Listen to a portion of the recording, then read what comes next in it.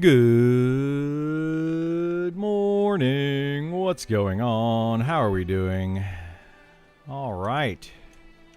It's another day. Another wonderful day.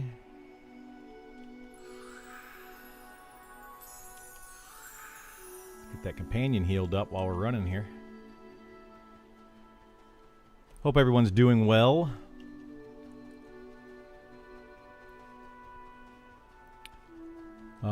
We're going to go over here and fight some more of these wisps.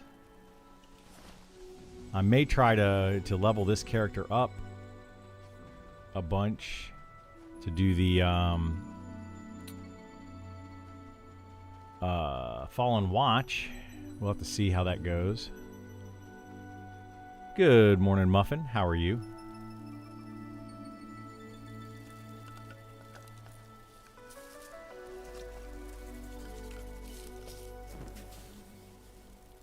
Okay, come here, pet. You stay right there. You go on passive. Let's do that. We'll give him a feral buff. Boom.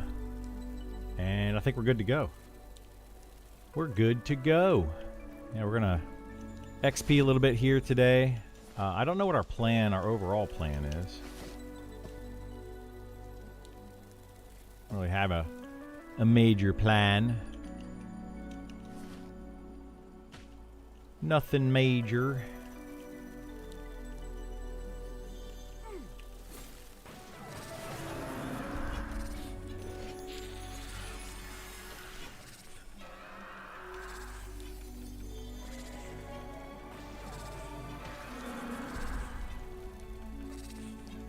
Do do do do do.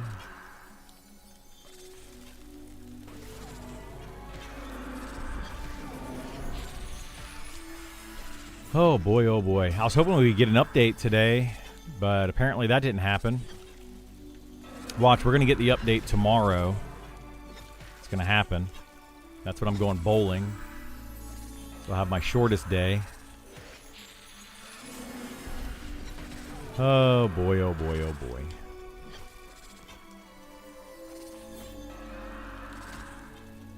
It's just how it works. It's how the cookie crumbles.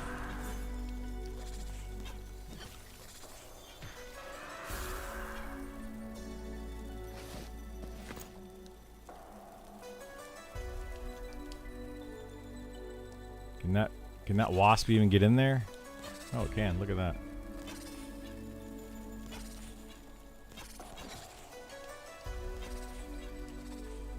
Look at that. The wasp just ran around in circles. Excuse me. Wow. Nomadic Wanderings. How you doing? Good morning. Welcome back. Welcome back. Oh, I forgot my vitamins already today. Gotta bang them on the desk to get them to come out. Oh, there we go. 2. Perfect. Take your vitamins, kids.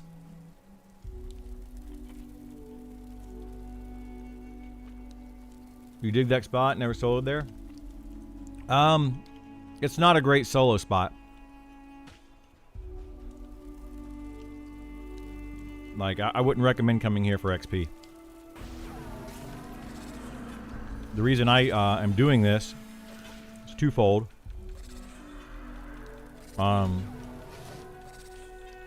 One, I get some XP out of it. Sorry, I was chewing my gummy for my vitamin gummy. You get XP out of it, but I get these wisp dust right here. And these are used for making invis potions. So that's mostly why I'm doing it, is for the wisp dust, but I just happen to also get XP for it. So it's just kind of bonus. This is not the PvP server, no.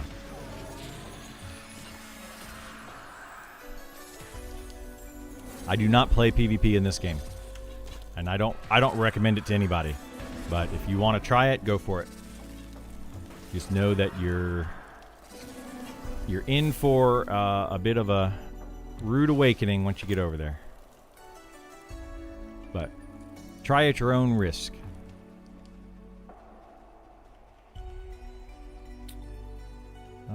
Let's see.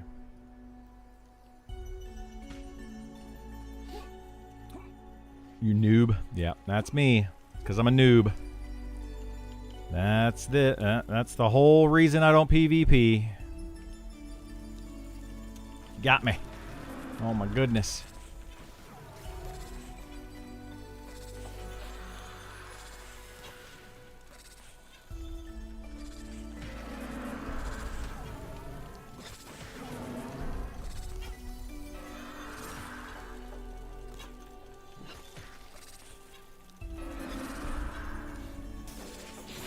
I doubt you're going to find many, if any, streamers that are going to be on the PvP server. That would be like you're just asking to die. You're asking for people to come grief you. You literally have a sign over your head that says, hey, come stream snipe me and kill me while I'm soloing. You know? Because I'm super smart and... yeah, that'd be really dumb.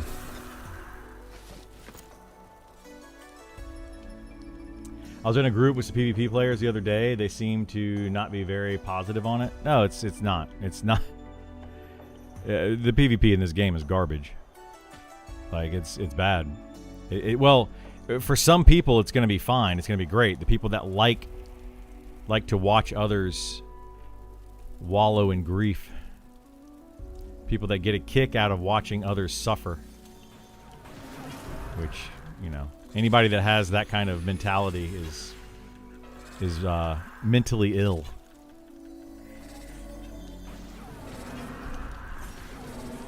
And they should probably seek help. That shows where you are. Yeah, it sounds like a bad time to stream PvP. Yeah, exactly. Exactly. Hey, guys, big red flag. I'm right here. I'm over here. Come kill me, please. That'd be like streaming PvP in this game.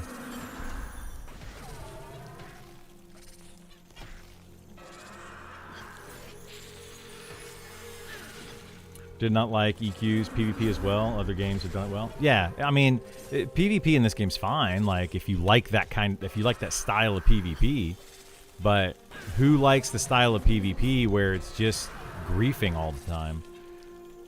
Oh, you got low on your health because you're fighting a monster, and I'm gonna snipe you while you're low health. Or, oh, you just fought like a really hard fight. You're out of mana. I can come kill you, and you can't do anything about it because you don't have any mana. Or, you know, you went AFK for 30 seconds to go grab a drink. I'm going to kill you. That's just what this game is. It's dumb. Some guilds help protect against the punks. Yeah, they won't last very long. They might. Maybe. Prove me wrong, please. Please, please, please prove me wrong on the PvP front.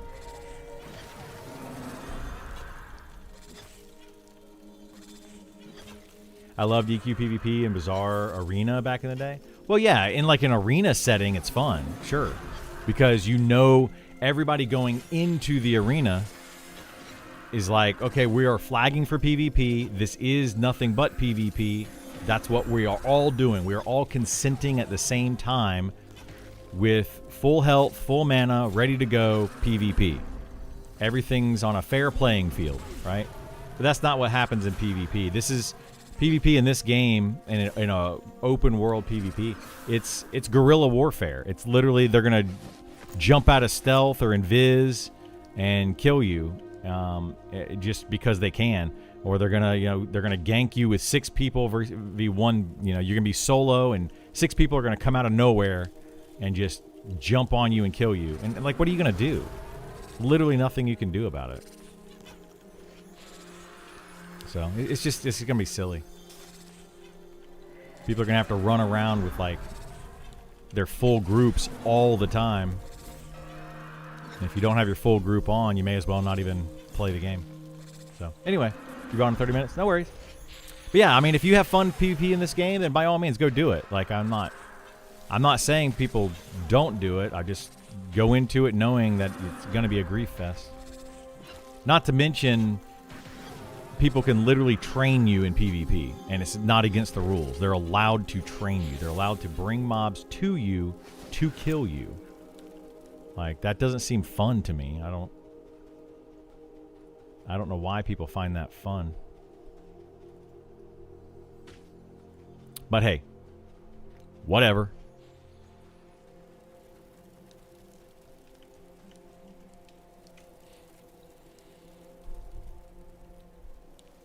To each their own.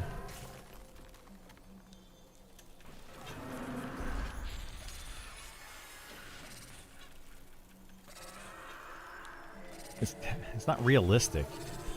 Nothing about this is realistic. It's a video game. That's what happened to me when I tried to play PvP and EQ. It just got flattened right out of the noob zone. Yep, really could not play. It's just stupid. Not a fan of that style. Yeah, exactly. Like I'm all for PvP if it's fair. You know, take your team versus my team, or 1v1, or you know, like make it fair. But it's not fair.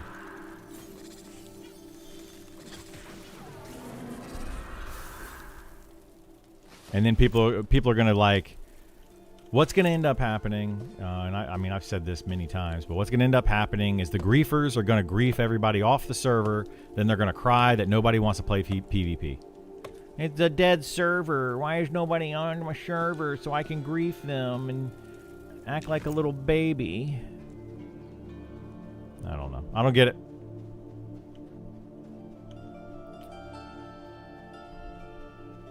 But whatever.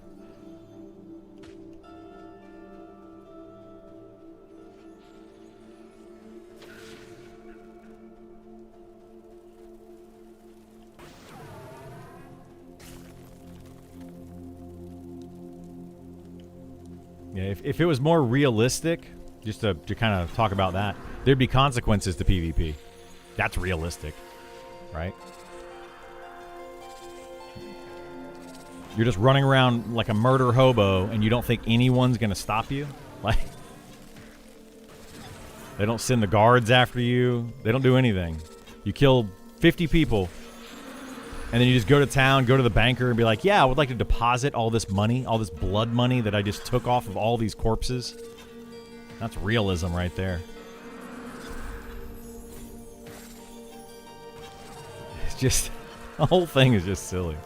Anyone that defends it, it's because they're the problem. Every single time, they are the problem. They're the ones that are causing the griefing.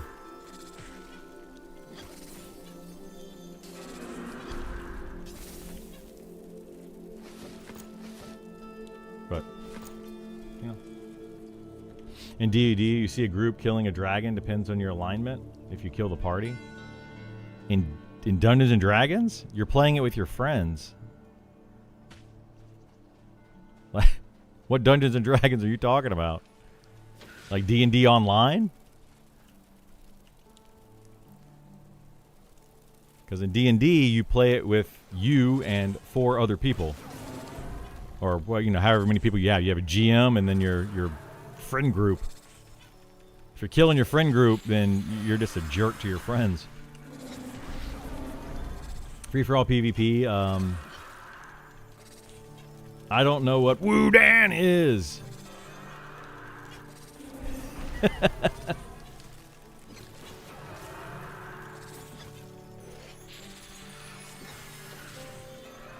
But clearly, whatever Woodan is, they're not policing the game very well because they're still. Oh shoot! The heck. Oh my god. Did I miss with my kick? Or did I kick early? What the heck happened there? That was weird. But no, I literally heard of people getting ganked just the other day in PvP, so Woodan's not doing a very good job of keeping it gank free. Just saying.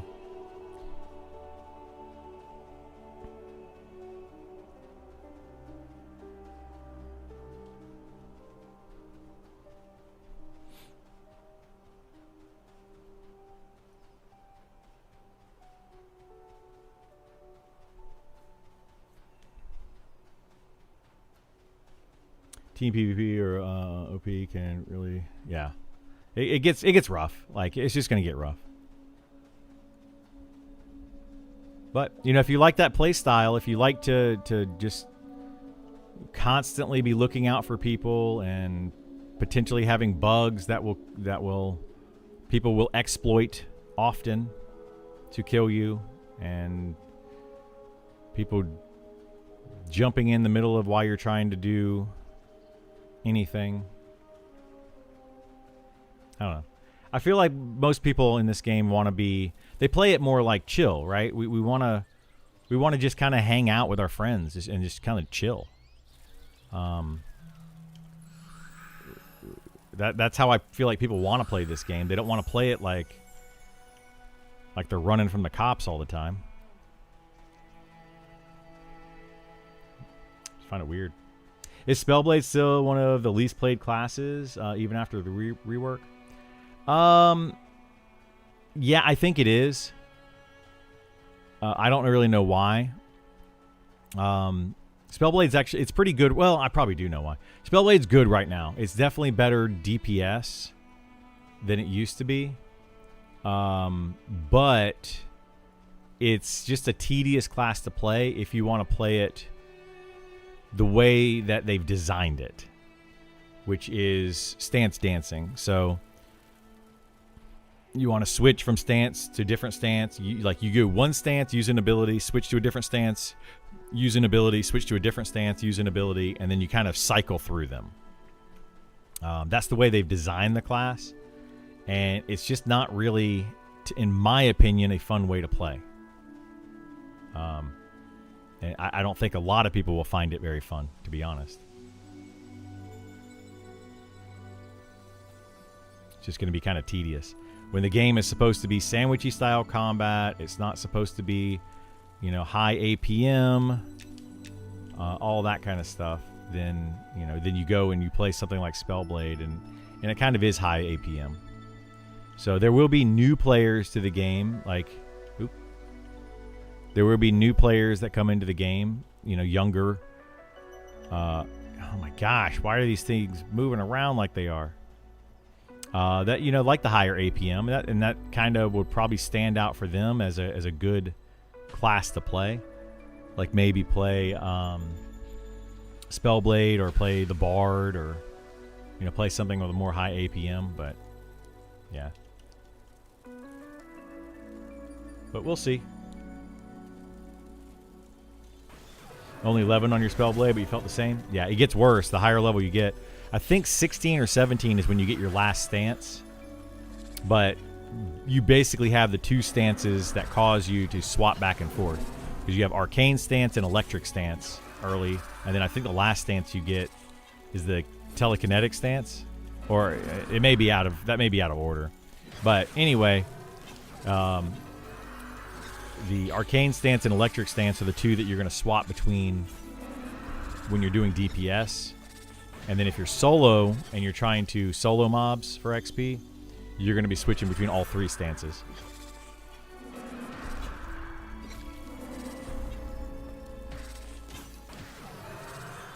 So, yeah. I don't know. The class feels bad to me. But you might like it. I say give it a try, level it up a little bit, see if you like it. And then decide.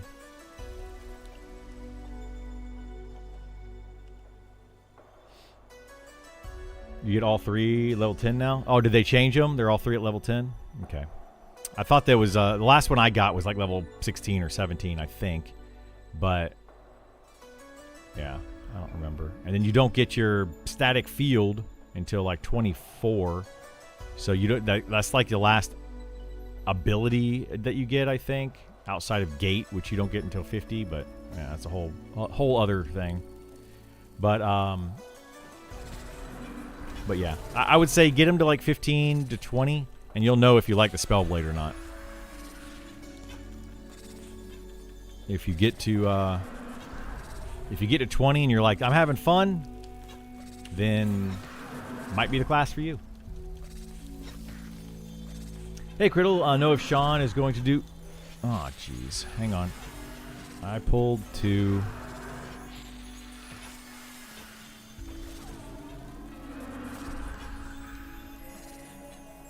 oh, my goodness gracious. Hang on one second, guys.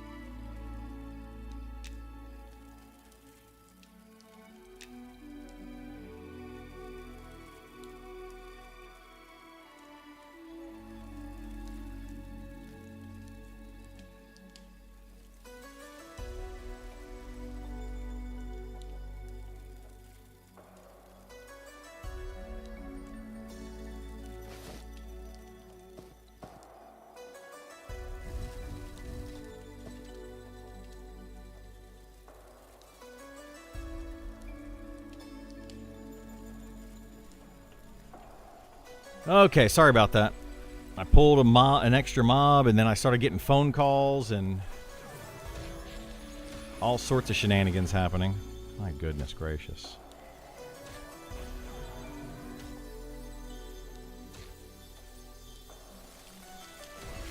You know how it goes. Sorry. I was reading, hey, Criddle, know if Sean is going to do anything for beta testers going into early access, like a title. To my knowledge, no, there's not going to be anything like that. It would be nice, you know, like give something to some beta testers, put in a certain amount of time, or if you got to a certain level, like maybe if you got a character to level 20, something like that would be kind of cool. But in all fairness, since people wanted to get into beta but couldn't get into beta, you know, that's not really fair to those people either. So, you know, I don't, to my knowledge, they aren't going to do anything, but you never know, right? You never know. Let's see if we can pull a mob while that guard is fighting mobs.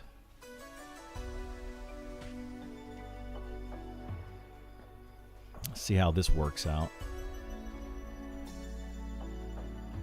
Good morning, Glyphix. How you doing, bud?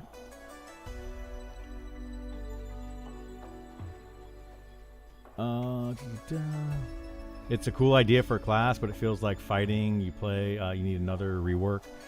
I think you know, several of the classes, unfortunately, feel like they need another rework. It's, yeah, I have not been a fan of these reworks, to be honest. You know, like in whole, like there have been a few good things here and there, but overall, not a big fan. But you know, do you know if there is an equal to Wolf Blood in Elf starting in Night Harbor? Wolf Blood sells for 80 copper, and you can get it from the Wolf Pups. As far as like selling, just to make some money. No, I don't know. I don't worry about that too much. It's not really, I don't know. It's not really a big deal, to be honest. Like trying to make money early on like that. I mean, it's nice for early coin, sure, but yeah, I don't look for stuff like that. So no, I don't know of a Wolf Blood equivalent.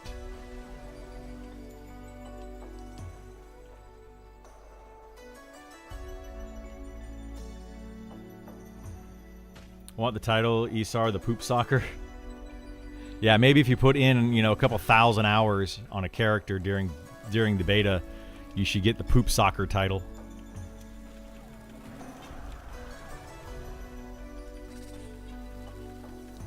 So yeah. What's good about it? What's it? What did I miss? What's good about the game, or like I don't know what it is.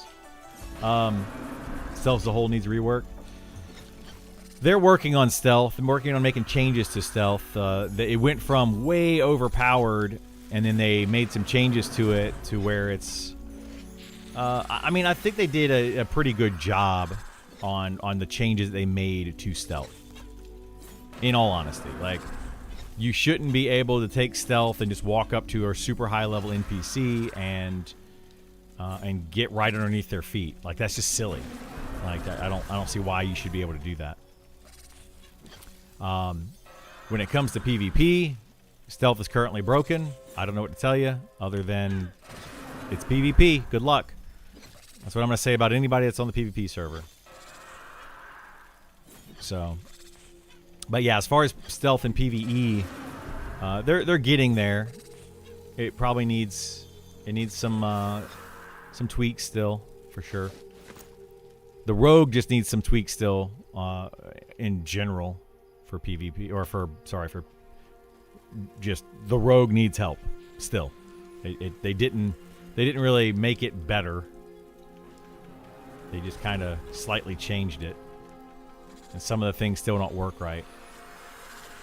Right now, pickpocket on rogue, for example, can cause, it seems to anyway, cause named monsters to not drop loot sometimes, which is kind of silly.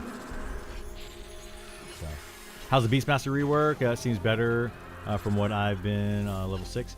Beastmaster, I like it. I like the rework. I like what they did with it, taking away the shaman spells, making it more of a martial class. I personally like that, and focusing on getting different pets for different things. Now, currently, the best pet in the game is the wasp pet here. It takes the least amount of damage, and it does the most amount of damage kind of at the same time, so it's just overall the best pet. So they need to tweak that a little bit more, balance the pets.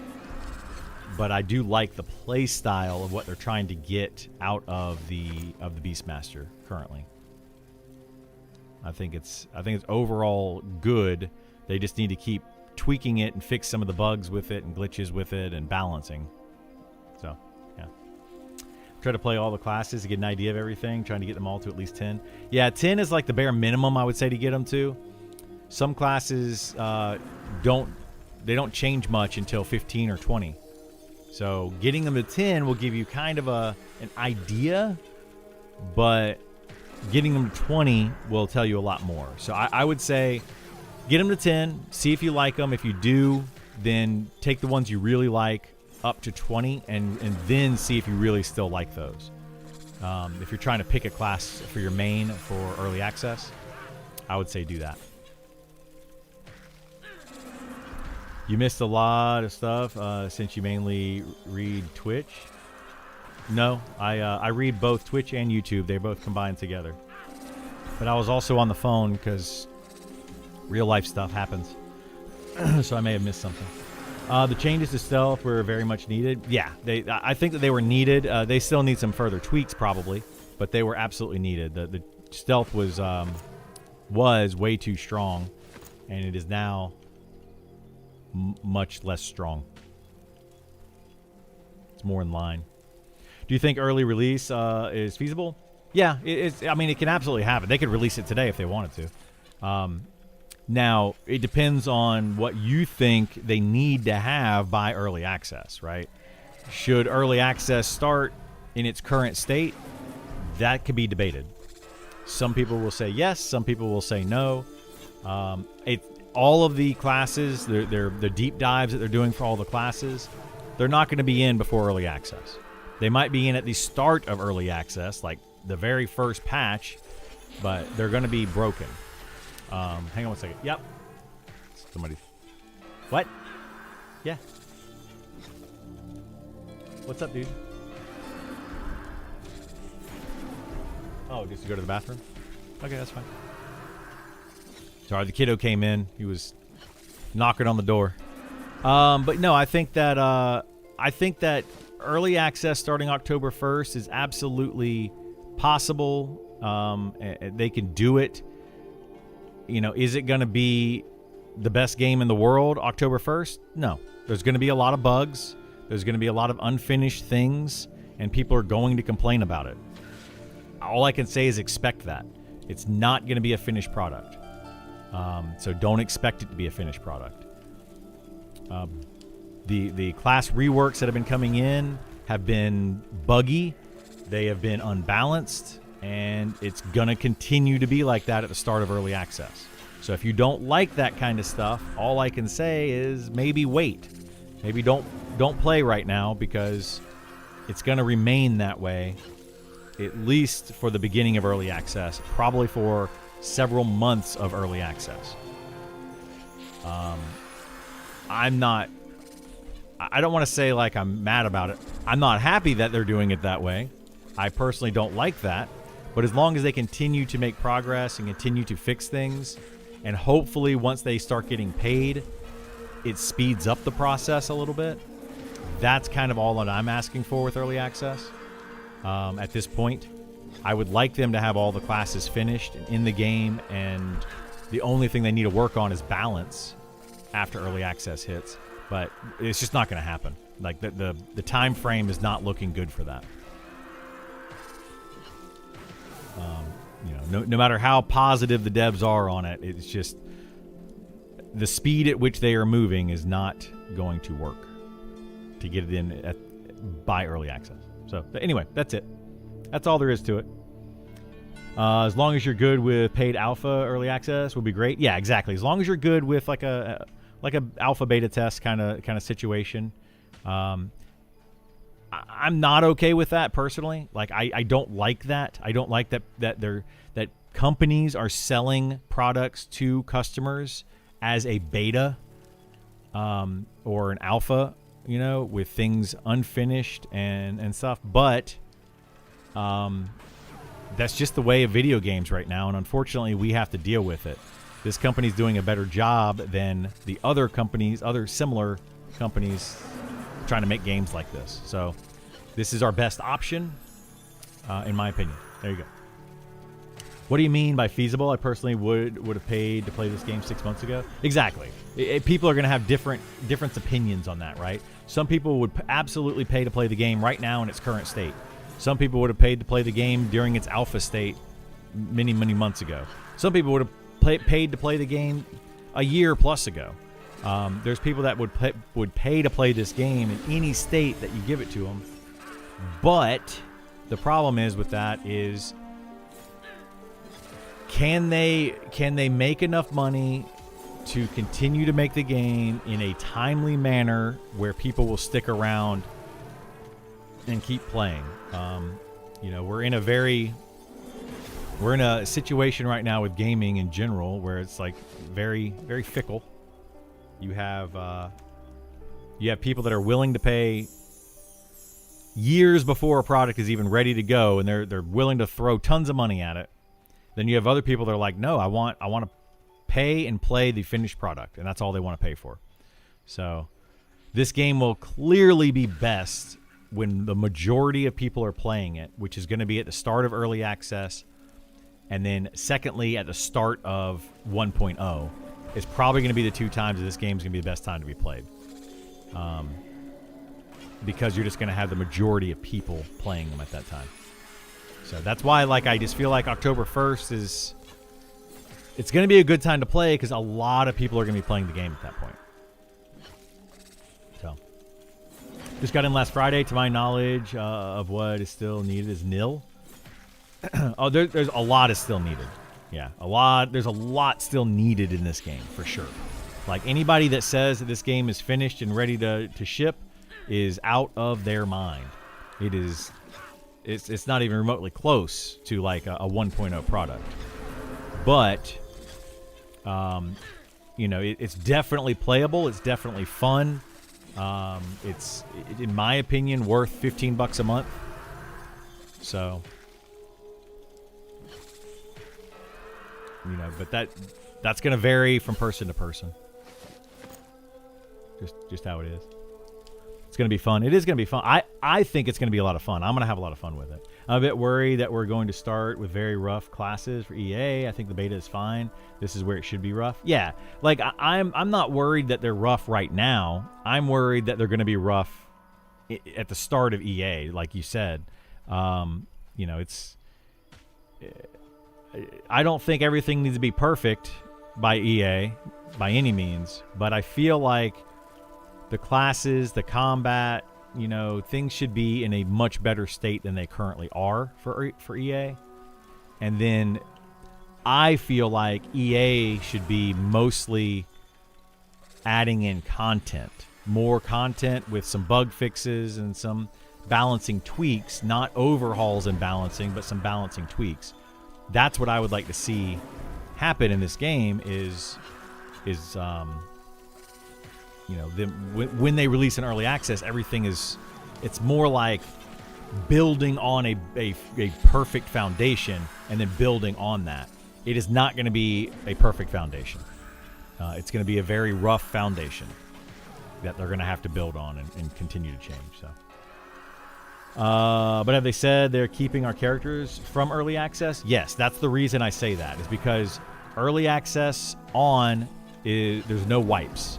So you're going to want to start for early access. It's an MMO. If you want to be ahead of the curve, which a lot of people do, not everyone cares to be ahead of the curve, but a lot of people want to be ahead of the curve.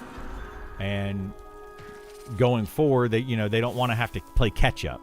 right? If you don't want to have to play catch up, then you're going to want to start at the beginning of early access. Fully understand what EA means. Yeah, I'm just letting you know, like, that's the thing is a lot of people have different definitions for early access. A lot of people do. Companies have one definition. Players have a different definition. It just depends. For years, early access was literally just a few days, like a week early access for pre-ordering the game. Now that is no longer the case. So it's very, very different. I'll stop playing when I find out we're losing characters. Yeah, right now you're losing your character for beta. Yes. So right now there's no reason to go hard into beta. I say play the beta, learn the class that you want, learn the town, learn good XP spots, just learn how the game functions. That's what I would say out of this game right now. You don't need to go hard in it and do everything. Help them test it, give them feedback so that they make a better game in the future. That is what we're here for right now. So, yeah. Have they said what EA will cost? $15 a month. Yeah, JT got you there. Sorry, I'm a little bit behind on chat here. I apologize. I'm gonna try to catch up. Another similar company that launched on Steam is Poop. So yeah, it's has Poop subs now because there's no content past like what, level 20? Yeah, it goes up to like 25 or so, and then it skips like 10 levels, and then there's content again, and then it skips a couple levels, and then there's content again. It's just silly. Yeah, he's talking about Pantheon. For those that don't know, Pantheon is just a weird game. That's what I don't want to see happen to this game. That's why, like, when I talk about it, I hope that they have a bit more of a foundation than Pantheon, because Pantheon came in, started charging people to play the game. They get in, and then they're like, okay, we're going to rework this. Now we're going to rework this. Now we're going to rework. Oh, now we're going to have a public test realm. Now it's just like, what are you doing? Like, you're just now starting beta, and it's just a paid beta. That's literally what they've done with Pantheon. And it's just in a terrible, terrible place.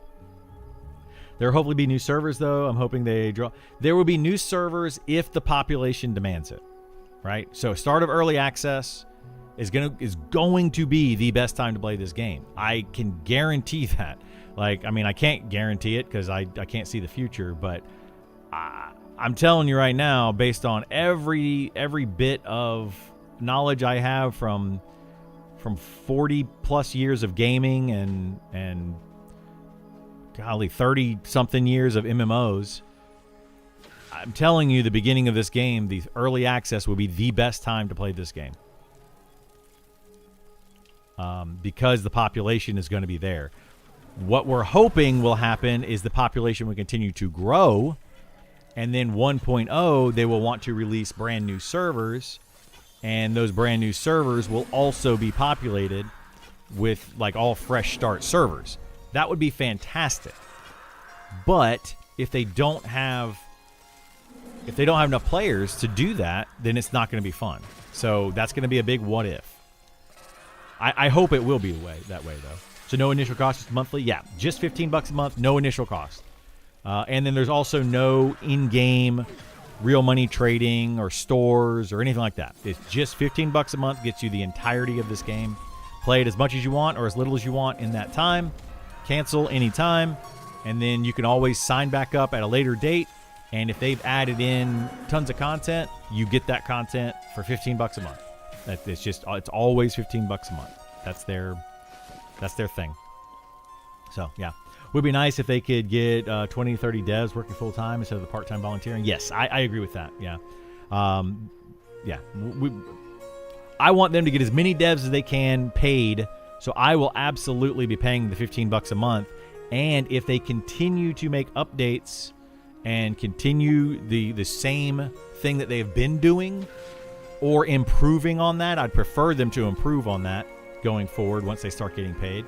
But as long as they continue to be as open and continue to work on it like they have been, then I will keep paying the $15 a month and keep playing the game. They aren't doing a Steam release for early access? No Steam release at this time. There's always an option to do Steam release in the future, but most likely, I wouldn't expect a Steam release anytime soon for this game. Maybe by 1.0, but even then, maybe not. Are you rolling a fighter as a main? I plan to be a fighter for my main on early access, yeah. It's hard, though, with all the work is done for free. EA brings funds and hopefully improves. Yeah, that's exactly how I feel about it. Hopefully the improvements come faster. Absolutely. That's all we can really do is right now we can support them and hope that they continue or improve. I think once people are paying, expectations will be much higher. Much higher. Absolutely, they're going to be higher, and that's going to be a problem, because then their expectations are warranted. Right now, your expectations aren't really warranted. We can say, oh, I want things to happen faster, but whatever. Not from the dev side. They're legit, yeah. Pantheon is so far from beta. Yeah, Pantheon is it's way behind. I'm trying to catch up. Just more cash infusion. Server launch is by far the best time to play. Yep, absolutely. This won't be an Ashes of Creations situation. No. This is nowhere near Ashes of Creations level of a blunder. Pantheon is close to an Ashes of Creations blunder. Close. It's not even the same, though. Ashes of Creation was very, very special. Pantheon lost me. Yeah, it lost me too. I agree. Trying to read quickly. Most of the high-level expectations players being super disappointed. Not all the drama stuff. Yeah. There's a bunch of drama with Pantheon on top of the other stuff. Like, it was just the entirety of what happened with Pantheon was very disappointing. What's going on, Seahawk? How you doing, bud? When the wipe came, I was like, I'm just going to put this down and come back when it's done. Monster Memories has much better. Yeah. The wipe was not surprising to me, but I did find it comical. I used to stream Pantheon like I do Monsters and Memories every single day. Played it a ton. Loved that game. Talked about it a lot. Very positive in the beginning anyway. And I thought it was going to be the next big MMO, right? And stuff happened, and there was scare that they might do a reset, a server reset. And one of their devs came in my channel and was like, as long as I have any say, there will not be a reset during early access. And then here we are. So, yeah. Did you try to get your chats from your different stream platforms linked? They are linked. Feel like I'm missing half the conversation? No, they should be linked. You guys should be seeing chat from both. Yeah. So Twitch and YouTube should both be seeing each other. It'll be Restream. It should say Restream Bot or Restream or whatever it's called. Copies from one and sends it to the other, back and forth. So you should see both. No pay to win is so refreshing. Absolutely is very refreshing. And I don't even like pay to advance faster. Like, some people are like, pay to win versus pay to advance faster versus pay for quality of life versus paid cosmetics. Those are all the different types of real money trading, or not real money trading, but microtransactions that you have in these games. And I don't really like any of them, but cosmetics is the only one that I would be like, I will play a game with paid cosmetics. But that's about it. Quality of life, if you make the entirety of the game free, no box price, no monthly fee, and then you have some quality of life things that you can buy, I will consider that game. But if you charge a box price or a monthly fee, I don't want to have any microtransactions whatsoever. None, like zero. I think a company that tries to get you to get you with all three of those is a terrible company. I'm looking at Daybreak. They're trying to stick it to you with all three of them. And I'm not even afraid to say it. On YouTube, I'm seeing Twitch. There you go. So people on Twitch are seeing, you guys are seeing each other, right? Good. You should be. That's how I have it set up now. If there's a better way to set it up, if anybody knows of a better way, let me know. That's the best and easiest way that I could find to set it up so that you guys could see each other's chat. Because people were saying that they couldn't see the other chat and they feel like there was a one-sided conversation often. So I was like, let's go ahead and blend the chats so that everybody can see everything as much as you can. And then you get to choose which platform you watch on. Some people like Twitch. Some people like YouTube. So, does Daybreak charge a box price? They certainly do. Daybreak for EverQuest Legends. Daybreak is charging you $20 to buy the game, and then $9.99 a month, and they have microtransactions. The $20 for the box price does give you the first month free. So you're basically paying $10 for the game, $10 for your first month, and every month after that, plus quality of life microtransactions.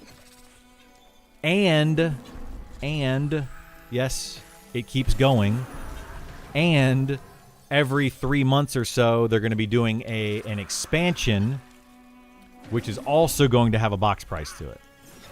So whenever they add new content to the game, which has already been created content because it's just previous expansions they're bringing into EverQuest Legends, they're going to also charge you for that. Daybreak is just trying to nickel and dime every single one of you that is playing the game, and I don't know what else to say other than it's your money, spend it how you want to, but I refuse. Not when there's a better option with what I think is a better option with Monsters and Memories.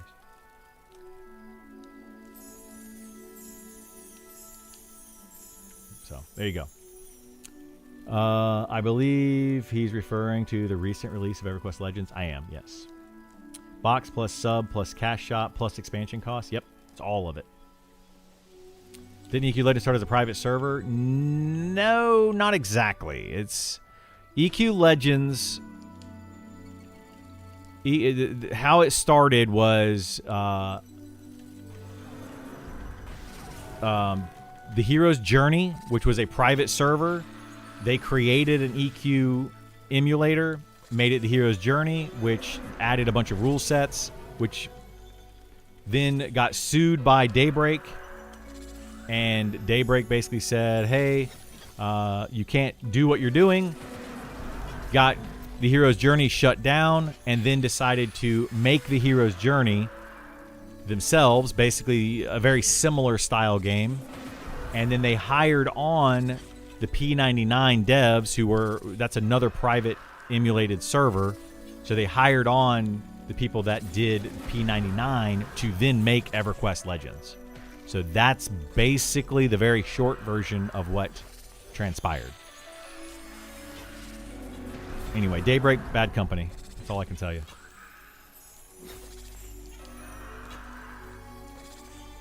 They're just going to nickel and dime you. They do not care about you. They just want your money. So, yeah. How your Uber armor looks is a huge aspect of what makes it cool. That's true, yeah. That's what I love about it. That's why I don't want cosmetics. Like, I don't want paid cosmetics in a game because I want people in the game to be able to earn a cool item and you look really cool, and then you go to town and people are like, oh, where did you get that? That's cool. And you don't just send them back and be like, oh, I bought it for $20. Like, that's just like, what? No, I don't. What? No. We don't want that. I don't think anybody wants that. I don't know. Maybe people do. I did buy EQ Legends for nostalgia, but I won't go past the first month. Yeah, most people won't. And it's fine. Like, I'm not trying to pick on people that bought EQ Legends. If you love EQ Legends, or if you love EverQuest, and you want to play EQ Legends, go for it. But it's just know what you're basically paying for corporate greed. For your nostalgia. Your nostalgia is corporate greed. Is really all it is. But if you like it, go for it. Play it. Have fun. Same thing I say about PvP. If you like it, go for it. You know? If they had told us about the plans of all the paid stuff during beta, I probably would not. Yeah, exactly. That's the thing that gets me the most. What Muffin is saying, they withheld a bunch of that information until people bought the game and started playing it. Then they're like, hey, by the way, we're also going to start charging you for all these other things. It was just so scummy. So scummy. After stealing the idea from somebody else. But I don't feel sorry for the hero's journey in the least, because they stole from Daybreak, like all of the game. They basically stole EverQuest from Daybreak in the first place. I don't feel sorry for anybody involved in that situation, to be honest with you. The only people I feel sorry for are people that actually develop the game and are just employees that are, you know, that just want to get a paycheck because they're employees, not because they own a business. Anyway, I sincerely hope Monsters and Memories does not have cosmetics. They don't have any plan whatsoever to have any type of paid cosmetics. If you want to look cool, go find the item in game and get it. So are all the major private servers EQ dead now? I think P99 is still active, and I think Project Quarm is still active as well. But I don't know. I don't know what's going to happen with those. The fan-made stuff was taking a lot of money. Yeah, they did. They did. They took a lot of money. That's why I don't feel bad for them. They stole EverQuest from a company and made a bunch of money on it. I don't feel bad for them that they got sued into the ground. At all. You know? Not in the least. They should not have been doing that.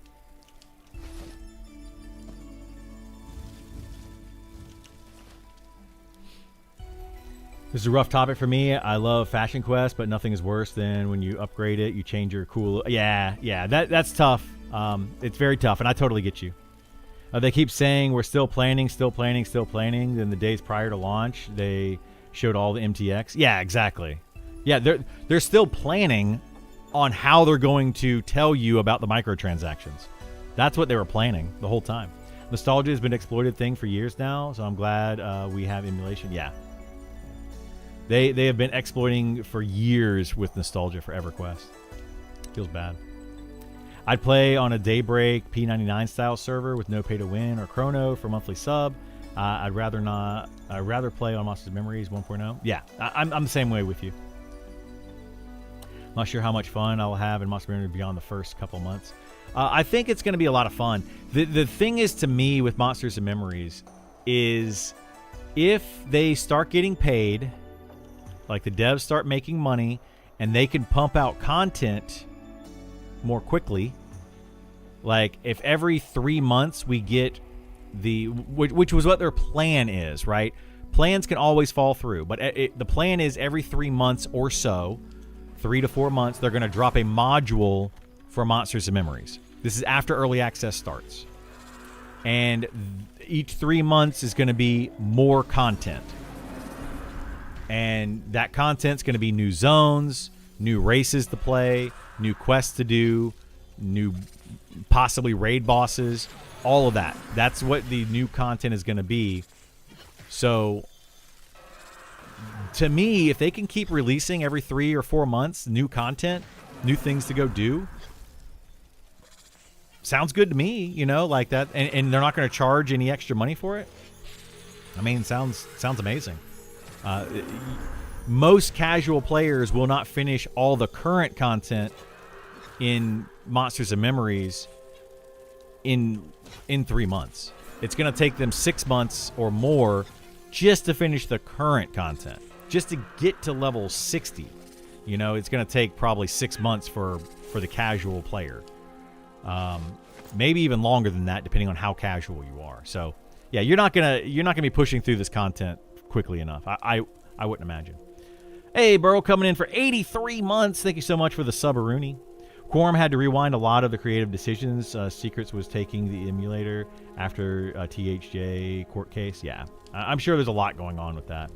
The thing I've really liked about EQ Legends is that you can move procs, clickies, etc. The effect from the item to the next. I never realized how much I hated losing certain items until I was given a different option. Yeah, I mean, I get that. There's some really cool concepts with EverQuest Legends. You know, I'll give them that. The gameplay, I'm sure, is fun. If you like the faster style gameplay, you want to be able to play solo, being able to do raids completely solo, like by yourself and killing these big dragons and all that.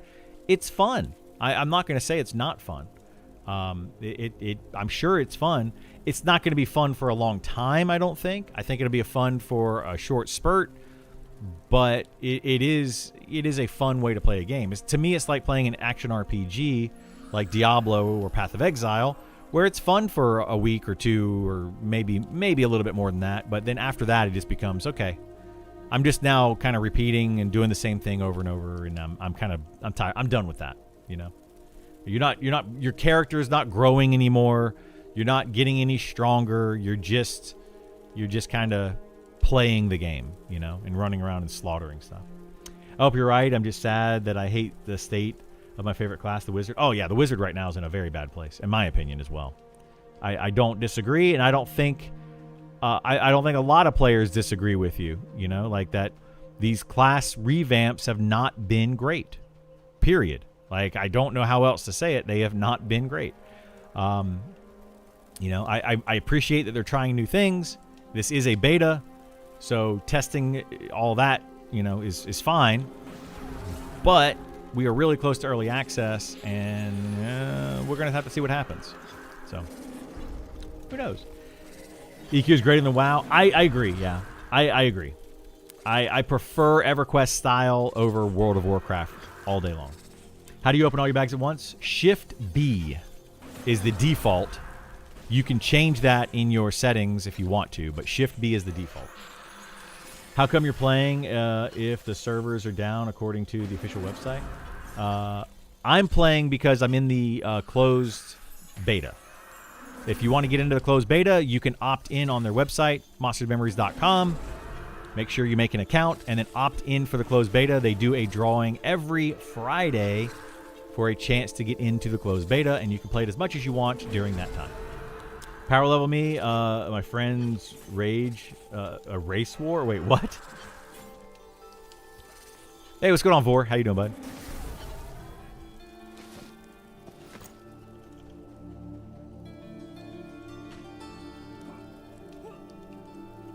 But yeah, I'm absolutely loving this game. I critique it often, right? And I hope that you all and the devs just know that I'm critiquing the game and I'm not trying to hate on it, because I do appreciate what the devs are doing, and like, I can't overstate that. But there are definite ways that they could make some improvements.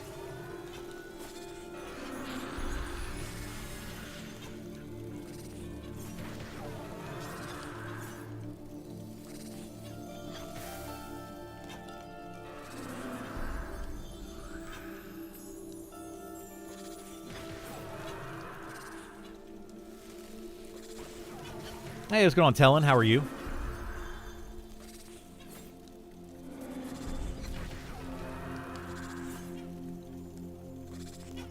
I can't log in on GIF. Won't let me server select. I would say go out, Esar. Try to go out to the launcher and change it to the whichever one, the little drop down menu. Change that. Whichever one of the other one is. It's done that to me before as well. It's kind of annoying. Or switch accounts and then go back. I did that before too, where I logged in a different account on that computer, and then I logged out and logged back in, and it worked. So, going back to what you were saying about armor skins, nothing turns me off faster in an MMO. Well, yeah, I don't want to see... You know, I actually like Final Fantasy XIV for a lot of reasons. One thing I don't like about Final Fantasy XIV are the in-store cosmetics that you can get. And you go into like a raid, you're fighting this big raid boss, and one of the characters is running around with a Moogle head and a bikini on. And it's like, that ruins immersion faster than anything else. And I'm not even here for the immersion. Like, the immersion thing is, you know, I'm here to play a video game and have fun. You know, as long as I'm having fun, I don't really care. But having somebody run around with a Moogle head and a bikini on, fighting, you know, a big bad raid boss is like, okay, this is a little too over the top. So it's whatever.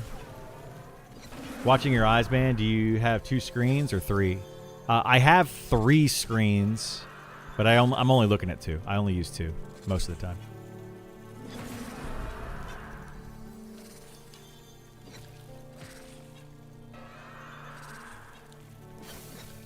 And my 3rd screen is way over there, so I gotta like turn my head completely to see that one. I have the chat on the 2nd screen over here. Well said. I don't know what I said that was well said, but thanks, Don. I appreciate it. Splitting hairs, but we have player housing and M&M. What about cosmetic for housing? What's your feelings on that?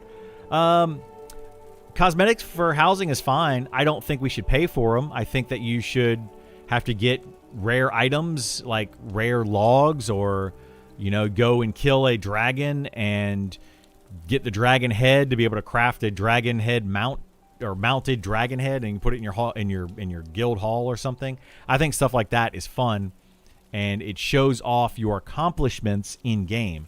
So yeah, that's my preferred way of playing is that, rather than people just going and being like, look, I spent $500 on in-game furniture and cool stuff to put in my house. Come over and look at it. And it's like, yeah, you just literally spent real life money on that. That would be like inviting me over to look at your couch, you know, in real life. Like, hey, come to my house and sit on my couch. No thanks. Like, I'm good. I have a couch of my own, you know. But if you were like, hey, look at all this really cool stuff that I've created, I went out in game and found, and these rare items that I, you know, killed these monsters for, and I worked really hard to build all this stuff. Like, that would be the equivalent of somebody saying, hey, I have a whole woodworking shop in my basement and I built all of my furniture by hand. Come over and look at that. Very different. I absolutely want to come over and look at your hand-built furniture that you put throughout your house. I'm sure that is super cool. But if you just went to a job and then went to like Rooms to Go and had them deliver a couch, I don't really care to see it. And that's the difference between paid cosmetics and then like in-game cosmetics to me. You earned it in game, then I'm like, cool, that's super freaking awesome.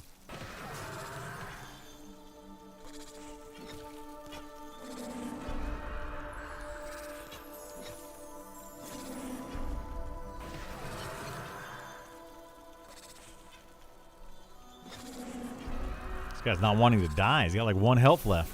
There it goes. I don't know why sometimes mobs get down to 1 health and they just won't die. Oh my goodness. Hang on 1 second. I gotta check these text messages.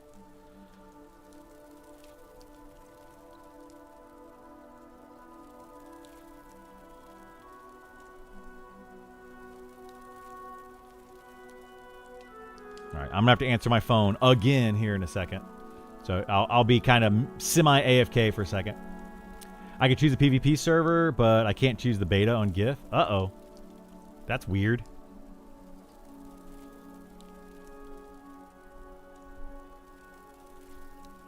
Yeah, I can try to log him in. Yeah, let me see if I have him on this other computer.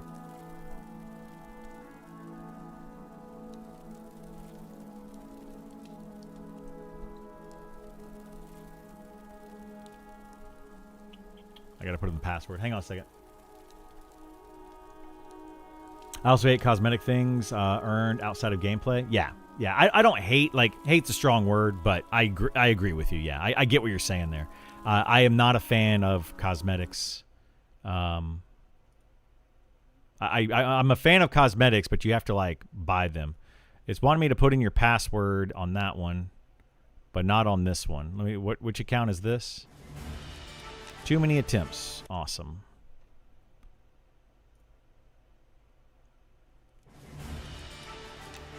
There you go. It's right here. So yeah, I logged it in, Isar. No problem. I chose this drop down, just the Monsters and Memories drop down. If you change this to the closed beta testing one, it breaks for me almost every time now. So I don't even choose that one anymore.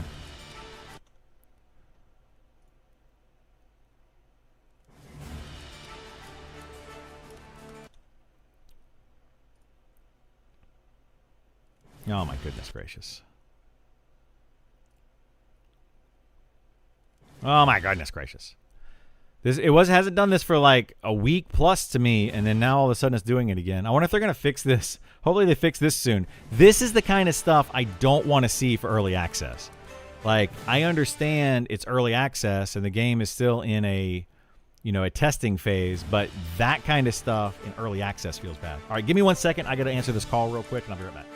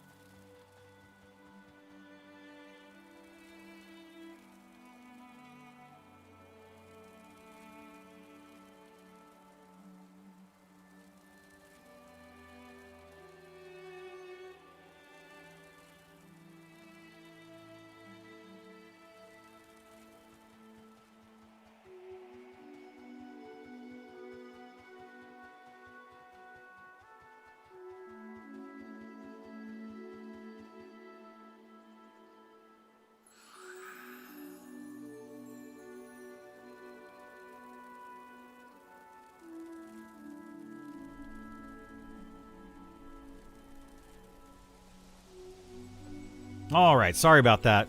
God bless.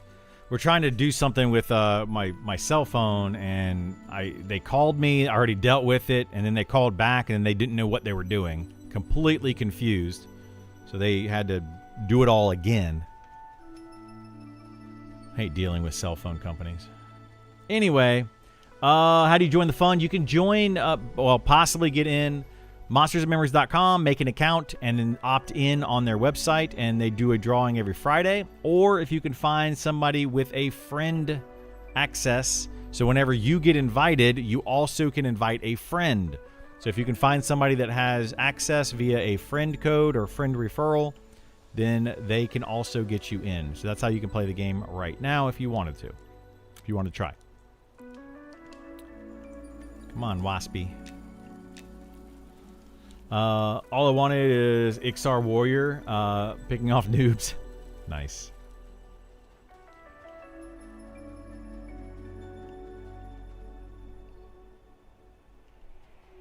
What class am I playing? This is the Beastmaster.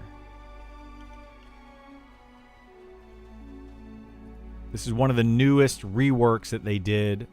So they're currently reworking all of the classes in the game. So there's 18 different classes, and they're currently going through and reworking all of them. This is one of the recent changes. Yeah, no worries, War. Yeah, sorry, I was on the phone, or I would have answered more quickly there. Hopefully they don't call again.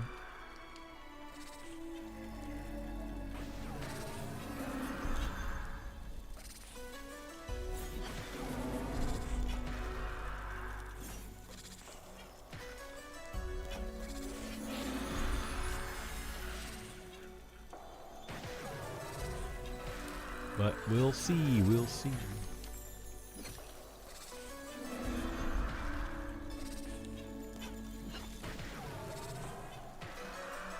Slime mobs turn light blue at 58 now? Yeah, that I heard that the other day. I guess they found out it was too good of XP for people to get up to level 60 or something. It was too easy. I don't know. I don't know what the reasoning for it was, but yeah, I heard that they turned light blue earlier. But that still, oh shoot, that still can get you to level 60, you know, killing light blues. So it's probably still the best way to get to 60.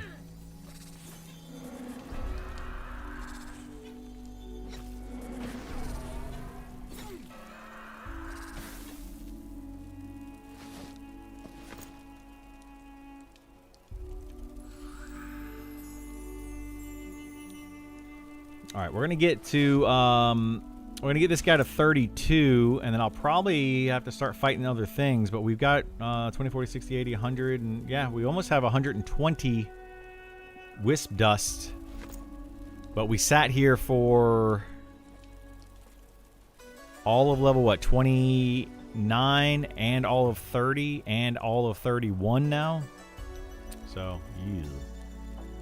4 levels worth. Just to get 100 of these dust. That's crazy.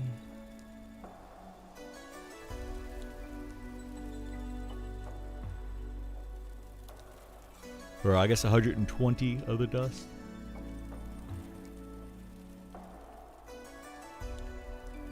Oh, Sight of the Beast. Nice. We get the Sight of the Beast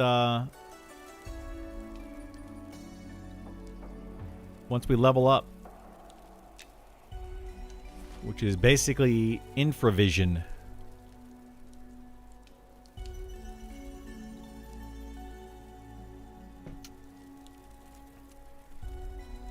I wonder if you can cast that on other people, or if it's just a self only.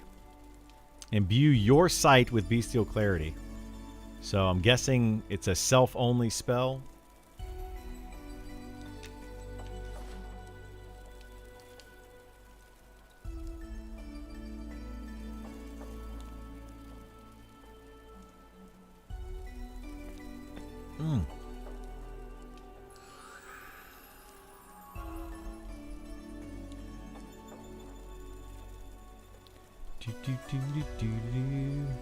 What's our plan today, by the way? Did you want to do stuff, Isar, or are we just kind of free-for-all in it?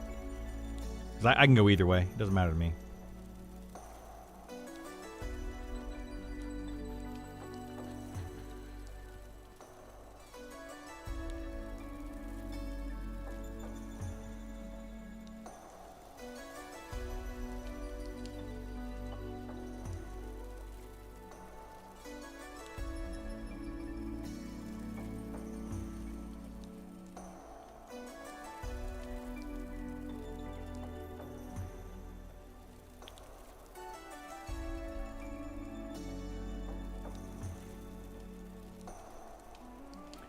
Log into Discord. If we find an enchanter, we can camp Lysandra. Alright. Do we not have an enchanter? Is our Vor and Dory not on?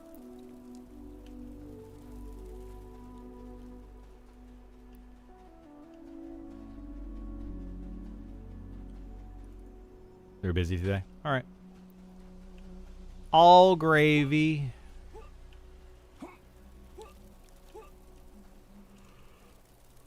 Well, I could level up the Beastmaster. Let's kind of do this for a bit.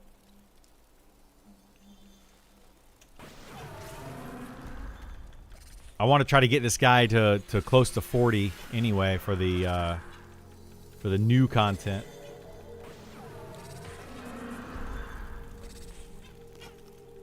All right, I'm good either way, Isar.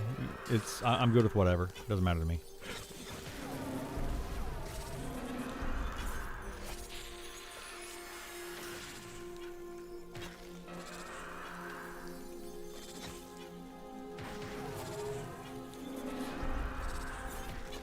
But I do kind of want to get this guy to 40 if they're going to level lock it. I wonder what they're going to level lock it to, though. Are we talking about level locking at level 40? Or are they going to be level locking it at level, like, 45? Like, I wonder what their decision is. I don't think they said, did they? Thanks for all the informative videos on YouTube. Have a great day. Thank you so much for dropping in and saying that. I appreciate it. I will try to keep them coming if I can. I'd like to make more, so.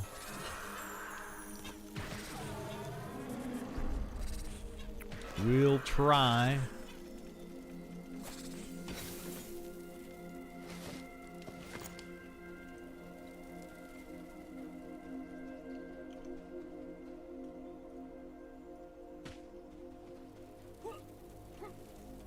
Ah!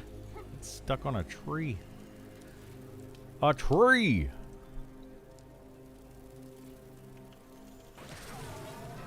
Make like a tree and leave.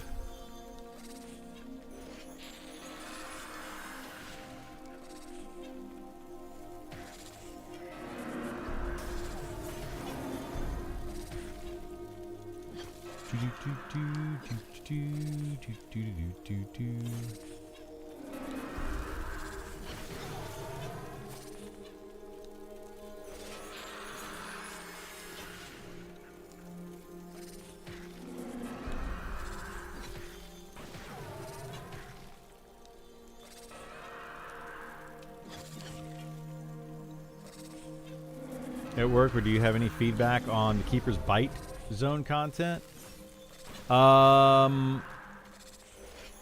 What content are you looking for in Keeper's Bite?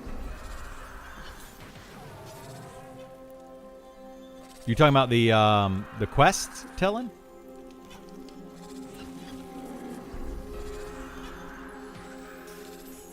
The Poacher's Quest? They are very, very good items for the effort taken to get them.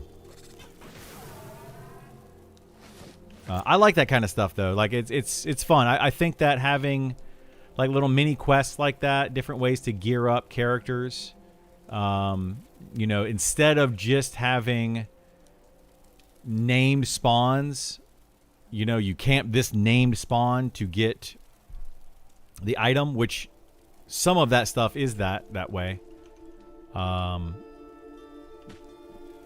You know, but like where you kill the poachers, you get the skinning knives, And then the skinning knives, you turn in 4 of those to get the bracers.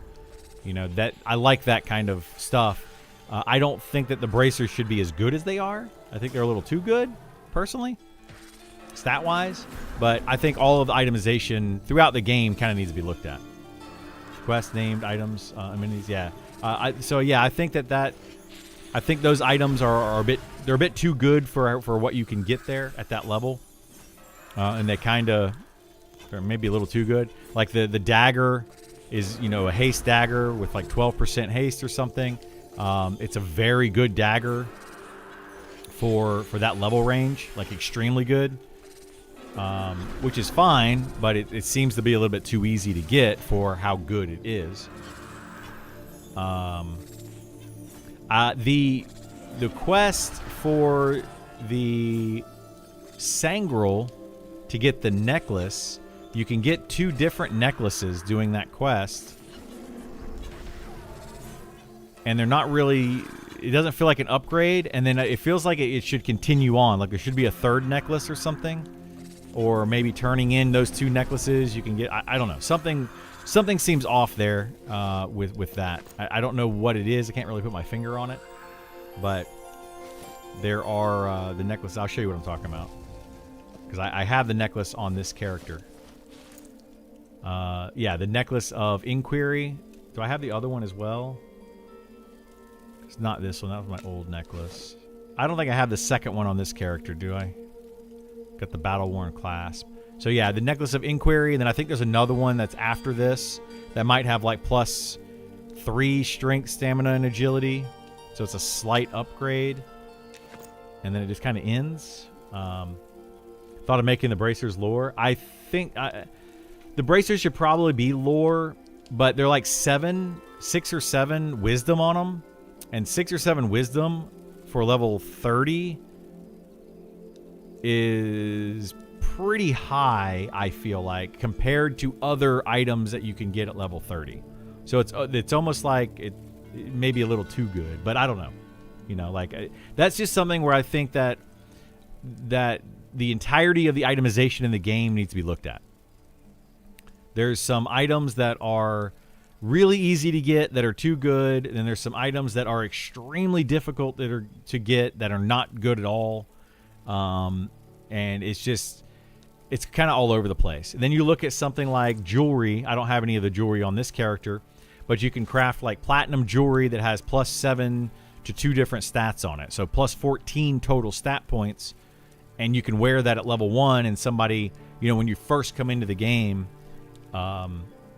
if somebody's willing to twink you out and give you some money, and it doesn't even cost that much for like a high level player, they can just slap on some jewelry that gives you +14 to your stats. And then, you know, the other stats for the other, it's just the itemization as a whole needs a lot of work. I have the 3rd quest written, but had to move on. But coming back, yeah. And that to me feels kind of weird, to be honest with you. So I've talked to, why am I drawing a blank on his name right now? But another quest dev, I've talked to them about it, and it's very awkward. And it's beta, so it's understandable, but it's very awkward when you go into an area. Clearly, there's a quest that can be done there, but then it just kind of ends abruptly, and we don't have a way to know if it's going to continue. Maybe it can continue, maybe it doesn't continue. Maybe it is supposed to continue, but it's broken. Maybe it continues, everything works fine, but we don't have enough hints to what to do next. All of that kind of stuff. That would be my only, for like questing, that's my biggest feedback I can give you is if it's in the game and functioning, assuming that, how do we know what the next step is? Is there enough information to give to the players to know that there is another step and what to do for the next step? Not, it doesn't need to hold our hand and be like, go and to this exact location and kill this exact mob to get this exact item. We don't need that, but to be like, you know, the NPC to say something like, this is very interesting. I wonder if it's tied to something over in some other area. like that necklace quest. This is very interesting. I wonder if these Sangrel are also associated with the Sangrel in Scarwood, for example. Maybe if you have time, you should check that out. And kind of hint that, hey, there's probably some more to do. Or at the end of the quest, it could say something like, thank you for helping us clear out the Sangrel. This is a huge help to our cause. And kind of wrap it up, make sure that the NPC says something along the lines that makes it feel like this is the end. Like this is a very distinctive end point. I have found many different situations throughout the game where quests feel like they continue, but I can't figure out what the next step is. A prime example of that, if you want to look one up, is the Druid quest. When you get to a certain point in the Druid class quest line, it takes you to Sungreet Strands and out where the Druid ring is, and there's that NPC that's standing there, and she's like, something corrupted. Hold this this token up, or whatever the heck it is that you get, in the corrupted area and scout around. No one can figure out what that quest is, and it seems like it just ends, and there is no additional quest, even though the NPC literally states to go looking for another quest. And that just feels kind of bad when it's like they're kind of sending you on a wild goose chase where there's nothing to do in the game. Maybe there's an intent to add a quest later, but for us players, we don't know that intent exists.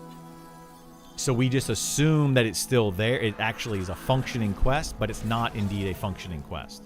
So it's just us like literally trying a bunch of random crap out and hoping that we figure something out. Anyway, I think you get what I'm saying. It's very frustrating on the player standpoint to have stuff like that. Soul Brand is another one. There's the Soul Brand item that you get off of, I think, Demeter down in Fallen Pass. All of the items on those two mobs, the two names that spawn there, were updated, but for some reason Soul Brand, which is a super rare drop, has no stats on it, has a lot of flavor text, but it doesn't seem to go anywhere as far as a quest is concerned. And it's like, what do we do? Is there a quest? Maybe, maybe not. And if there is, what's the next step? Kind of thing. Anyway, I think of it as a badge quest in EQ. They introduced the chain over a few patches. The script at the end from the investigator says investigation is over for now, but that'll change when next is added. Okay, so that's what I'm looking for, is like it ends, so that we know as a player, we know it's done. And then, later on, maybe you could say something even at the end of that, like, hey, this is all the information, like the NPC could say this, this is all the information I have for now. I really appreciate you helping me out. If there's more to come, I'll let you know, or come back and check with me later, and I'll see if I can find any more information about this. And that can kind of hint to the player, hey, maybe this NPC will have more information in the future, so you can go back to it in the future, hail them, and they recognize, oh, you're hailing them, you've already done the previous steps, and they're like, I'm glad you came back. That kind of dialogue that you get. That would be really cool if, I don't know if you guys can do that, but that'd be really cool if you can figure out a way to do that. So, you take the coin up near Bloody Nose Goblins where the water is, I'm pretty sure, then the coin starts burning and you bring it back, if I'm thinking of the same thing. That might be, and that might be what was added in, but for a long time, that quest had nothing. I haven't done the Druid quest since Alpha, so anything in beta for that Druid quest, I would not know if there's new stuff with it, because I gave up on it during Alpha, and it was really frustrating. That's basically what I'm saying as a hint. Not sure if other devs have done that for their quests, but it's a good practice. Yeah, something like that. I feel like there's a lot of quests in the game that they haven't done that. And so it's just kind of feedback for any type of quest creator, that would be kind of stuff that I would be looking for sure. And then balancing the items, but that's going to come down like once you guys get all of the class reworks done, then balance the classes, and then we need to balance the items with the classes and make sure that, you know, itemization works well. Like having a really good item, you know, like we'll use that as this is an example. So we can do this as a quest with the Sangrel, right? Hang on, let me kill this this thing real quick. All right, so that's done. So this is a quest sample from the Sangrel. This is an item sample, just a dropped item from the Sangrel, and that's about right, I would say. You know, 4 wisdom, 5 health, 5 mana as a dropped item, and it's not super uncommon, but it's common enough. And then if you do a quest which requires a little bit more effort, you can get +6 total stats, you know, so it's a little bit nicer. But when you compare both of these items to the crafted items are just far better, right? It just feels bad to me. The base crafted item is going to be +3 to 2 different stats, so that's a total of 6 stats on a ring right there, which is automatically going to be better than +4 wisdom. Like 3 wisdom, 3 stamina, or something like that is probably going to be better. And then that's just the base stats on a piece of crafted jewelry. Then it goes up to 7 wisdom, 7 stamina, and some AC, you know, at the platinum level. And it's like, that's so much easier to get than one of these items. And then that basically makes these things kind of obsolete. So I feel like the crafted jewelry probably should come down a little bit in stats, and the dropped or quested stuff should go maybe up a little bit in stats, but depending on what it is. That Sangrel, getting 4 Sangrel daggers, these daggers right here, Poacher's Skinners, getting 4 of those and turning in for a 6 or 7 wisdom bracer is like, holy moly, that's really good. So I don't know. I just think that the itemization overall throughout the entire game, with the balancing of the classes, all of that would be really nice if we can get that kind of in a good place. So, since we're not using a meta quest log system, having the NPC articulate what they're looking for more when they're done would be perfect. Yeah, just the NPC articulating a little bit more. I haven't done that quest, that necklace quest. I did it on this character, but I already knew how to do it, so I just kind of did it quickly. I didn't read the dialogue, so if you added new dialogue to it or whatever, I wouldn't have known about that. It's been a while since I actually read the dialogue on it. But new players will go in and hopefully read that in the MUD menu. So, anyway, that's kind of my feedback for it. I don't know who did the quest telling. So you're talking about Keeper's Bite specifically. So I don't have much more feedback for you on Keeper's Bite.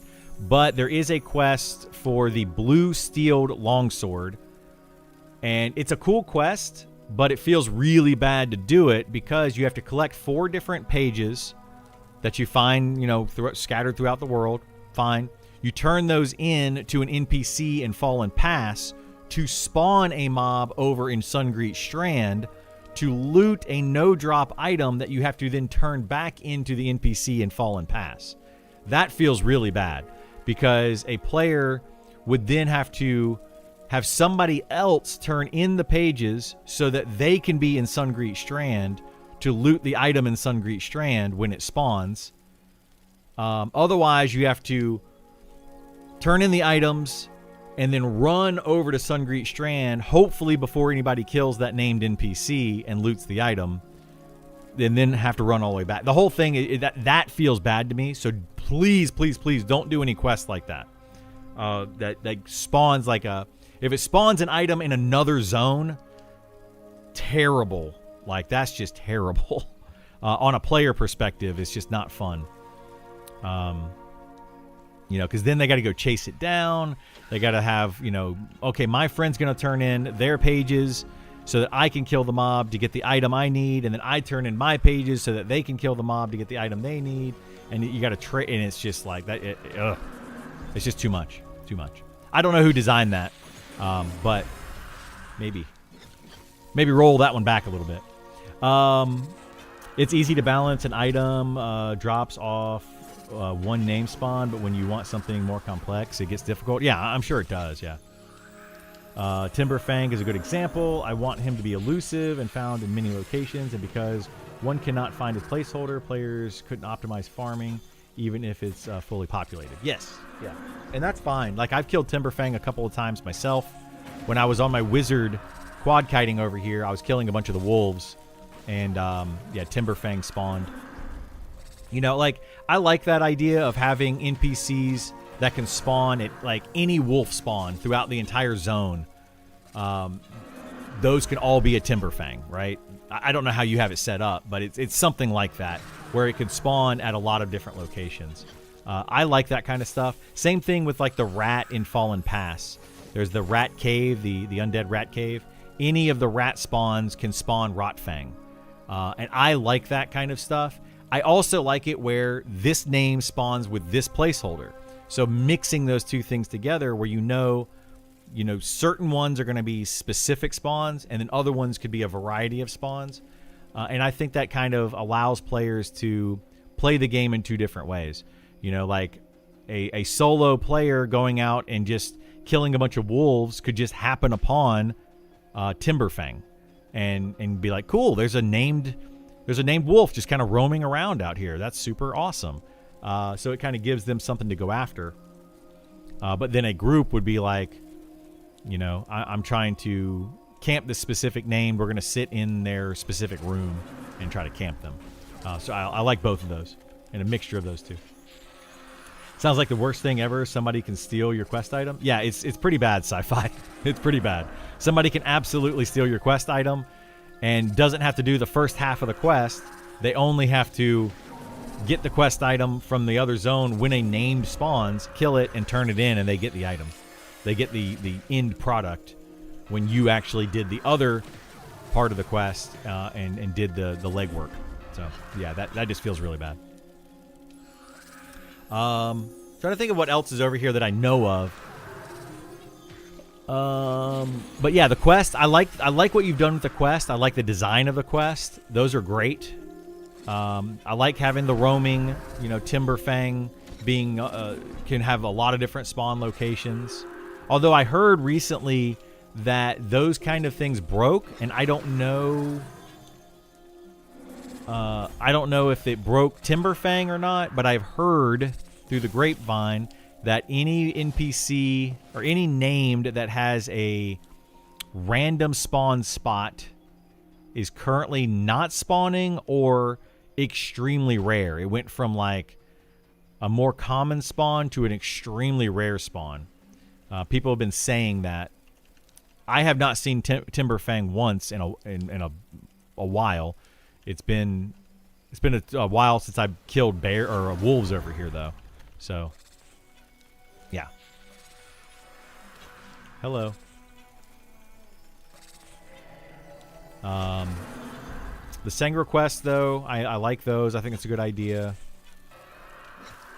The Poacher's quest, I think, is a good idea outside of the, just making sure the itemization is on par. The effort put in is equal to the item you get out.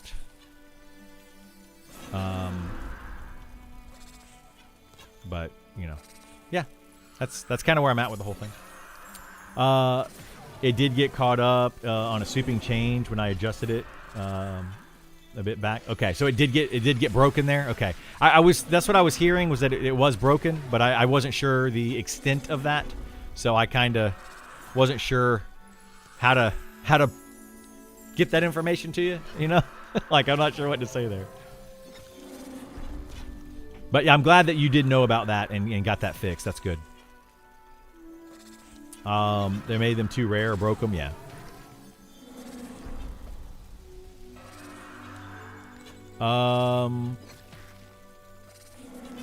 But yeah, I mean, other than that, I think,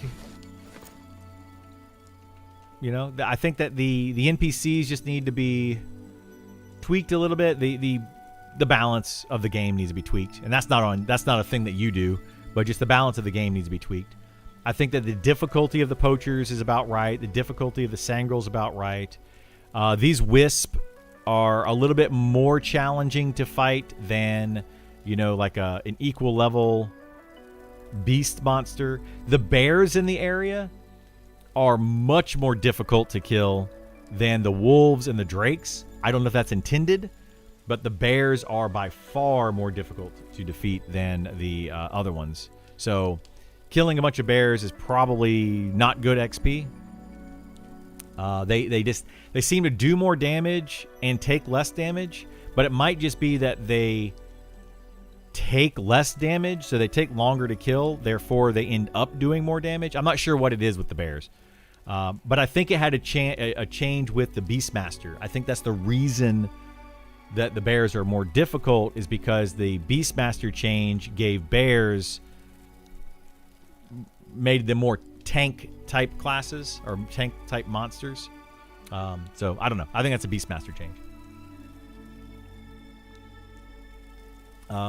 Working on adding unique abilities to animals too. Yeah, stuff like that. So the animals right now are easier to fight than the equal level like Wisp. I'm probably going to go... Actually, I hit level 32, so yeah, I was going to go over and kill poachers now. So let's go kill some poachers, and I can give you some feedback on that if you want that. I don't know how much time you have today, but I was going to go fight the poachers once I hit 32, because these wisp are now light blue. Well, they were light blue at 31, but I did get through 31. But I wanted to do the poachers and try to get more of these for this character. Complained of a druid poacher, but it was too boring before. Well, the druids throughout the entire game. I'll just say the complaint with those right now is that they cast thorns, so they have their damage shield, and that is really annoying because it's very difficult to remove. So, for example, if you have a druid poacher, the druid is going to cast thorns, stone skin, or whatever, steel skin, whatever one they have on there. Their armor class buff, speed of the wild, and then possibly regen. So you're going to have 4 different buffs. What ends up happening is, to strip that thorns, you usually have to strip the other 3 buffs first. And purge is a 12-second cast time. So you have to 12 seconds, 24 seconds, 32 seconds, or 36 seconds. Then finally 48 seconds later, you can get rid of the damage shield. That's the problem people have with damage shields. Otherwise, so 48 seconds into a fight, you finally don't take damage if you have a bunch of melee. So unless you're playing a paladin can clearly do it in one cast, but that's one class that can get rid of a damage shield. So I think that's the biggest issue with that is the having to get rid of the damage shield is a pain in the butt. It's just a real pain in the butt. But other than that, them casting snare and stuff, that just adds more, makes it a little bit more difficult, and it's, I think it's okay. I don't see any issue with that, personally.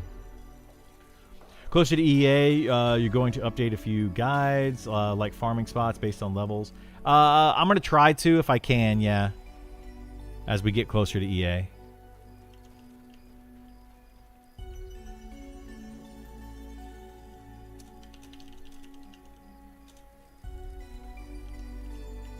All right, let's try to get this Pathfinder here. Send in pet.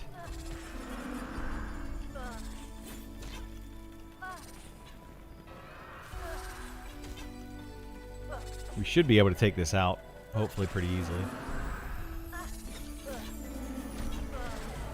But yeah, I like that you have druids and ranger. Oh, there's a, oh shoot, that's a yellow one. Okay, I gotta run. I like that you have both different types here, because oh, that's not good.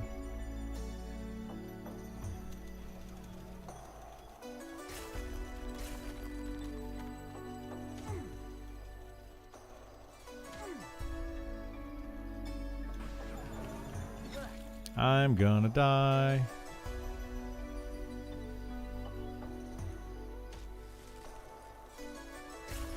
I'm definitely gonna. This snare is awful. So I got 2 of them here. There we go. It's probably gonna snare me again though.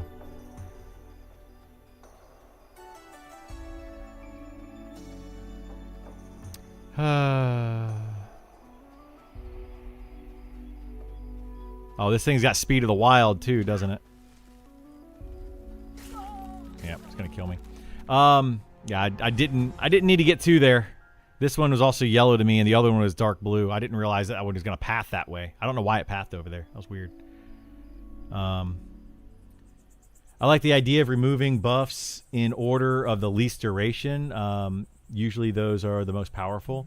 Yeah, well, I mean, yes. So that would be a good idea for this game, is it if you did it that way, because Thorns will always be first in that situation. But most buffs in the game are 1 hour long, so yeah. I mean, you guys do it however you want, but that's the frustration that people have currently with man, I can't think today. With Thorns, is that it's just a pain in the butt to remove. Huge pain in the butt to remove. More ways to remove Thorns would be really nice. I love XP Farm Spot videos. Tells me where not to go for launch because everyone will be there. Yeah. Yeah, if you can find the secret spots, there's some cool spots to go to for sure. Originally it was Faction War for in-game. Wait, what was Faction? What are we talking about? If you kennel your beast pet in Evershade Weld, you can retrieve it in Night Harbor. You should be able to, Bear. I cannot say 100%, but yeah, you should be able to. Does Thorns hit full damage a lot, or is it partially resisted? It's almost always full damage, as far as I know. Yeah, I don't know if you can resist. You probably can resist Thorns, but it's almost always full damage. Yeah, it's a huge pain. Thorns is a huge pain. Once you break a camp, as long as you pull the mobs as soon as they spawn, it's not really a big deal. But yeah, if you otherwise it's a huge deal with Thorns. Like up in Fallen Pass in the Upper Salmon area, if you get a Blight Call or a Blight Warden that just buffs every single mob up there with Speed of the Wild and Regen and Stone Skin and Thorns, it's just a pain in the butt to deal with. Unless you have a Paladin, specifically a Paladin. And you're only going to have one of those in a group if it's the tank, right? So like the chances that you're going to have specifically a Paladin to be able to deal with Thorns is very slim.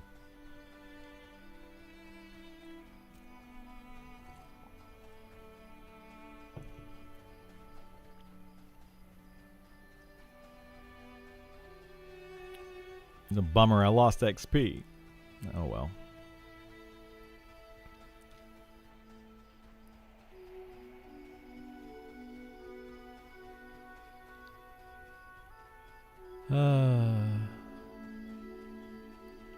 But no, I think that the zone's pretty good though. Like I don't have any real complaints.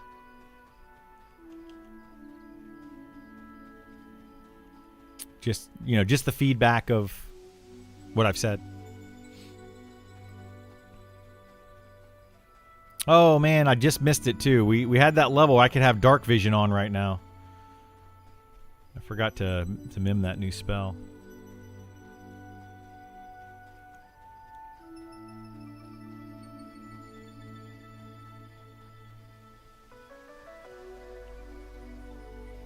But yeah, I feel like the difficulty of the monsters does need to go up. So adding in druids and other types of spellcasters in those poachers, I think is a good idea. Like otherwise, it was too easy. When everything over there is just a melee mob, it was it was very easy to do. And then you had, like I was saying, you had the reward, a very good reward for very easy content. And I feel like the reward should be based on on the difficulty of the content. More difficult content, higher reward. So, yeah. Is this a new game? It is a new game. It is coming out in early access October 1st.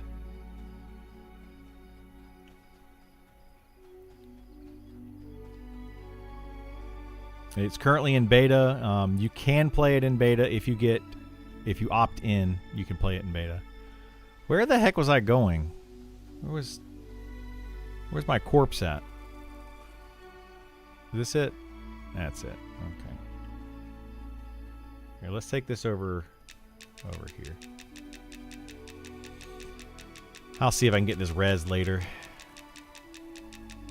What platform? It's going to be on PC only. But it is going to be Windows and Linux and maybe even Mac can play it. Definitely Windows and definitely Linux if you want to play it on those, whichever one. I mean, Windows is clearly going to be the most common.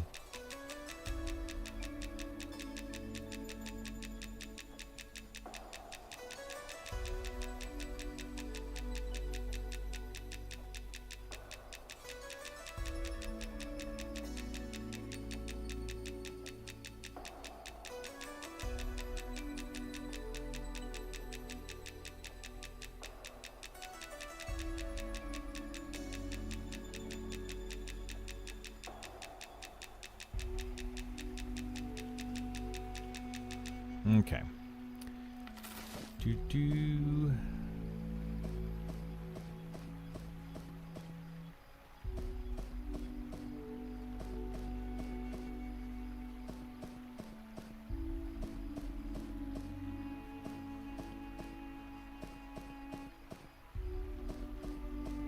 Alright, we'll leave that item on there so we can res him later.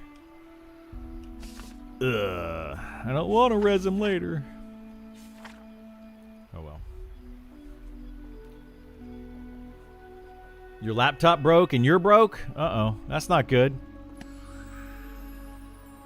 Just realized I got a beta invite a month ago. Time to start up. Any recommendations for a good soloish class? There's several good solo classes in the game. I would recommend figuring out which one that you want, but there's a necromancer. You can, if you want a charm, you can solo on the enchanter. The druid's good at solo. Beastmaster's good solo. The elementalist can solo.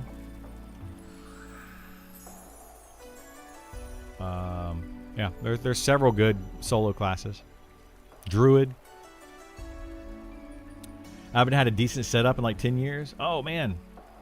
Been using a controller on your laptop on a coffee table. That sounds... yeah. That would not be how I would prefer to play games, for sure.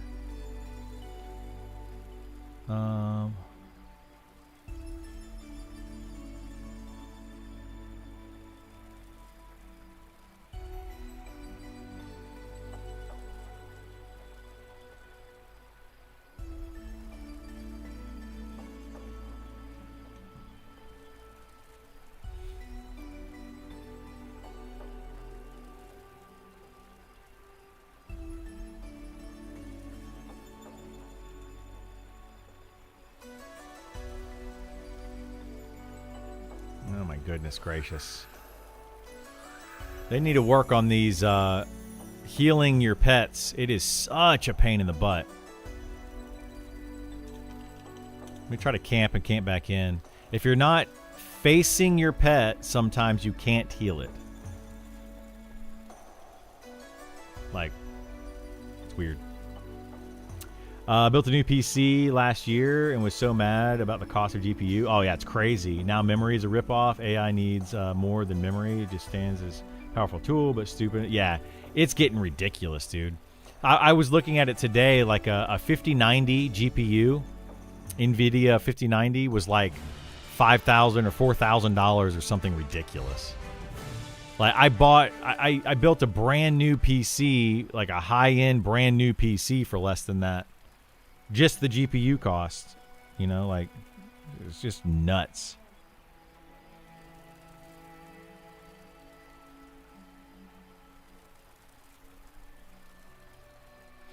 How big is my biggest monitor? Monitor is, I don't know, 28, 32. 32, I think, are my monitors. Yeah, I just have a 32-inch. I think.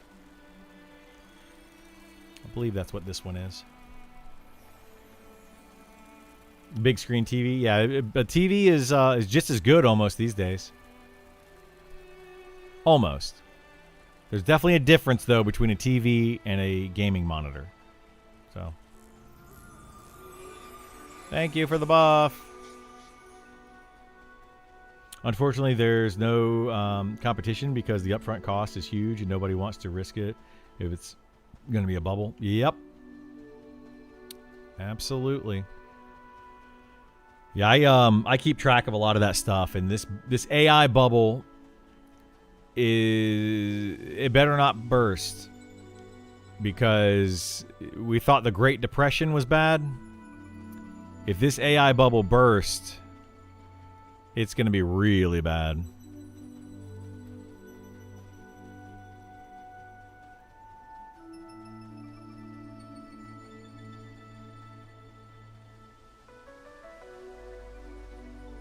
We will see. We will see.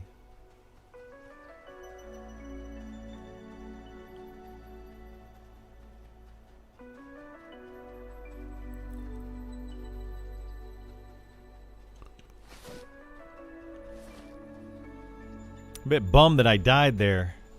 I wanted to go fight the poachers.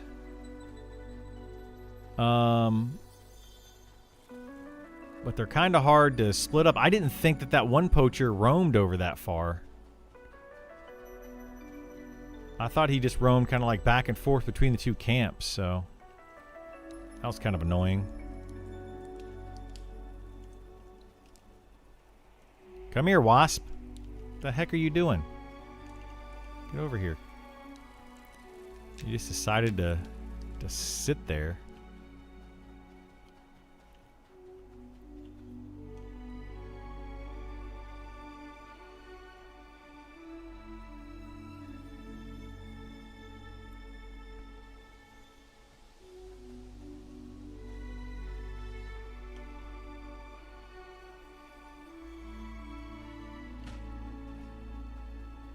But yeah, I like this side of the world for starting.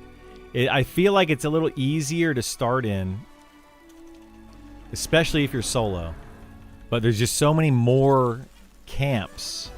There's a lot you can do from like level 1 to 10, and then there's, you know, a bunch you can do from 10 plus. Like, there's just way more options over here on this side of the world for XPing. If they actually develop quantum chips, it could. Yeah. It could. We'll see what happens with it. I don't know, man. The whole thing makes me nervous.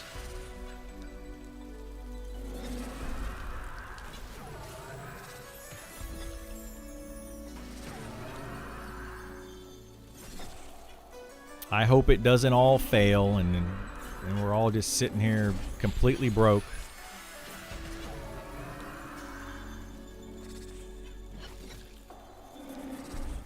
I mean, most of us are sitting here completely broke anyway, right?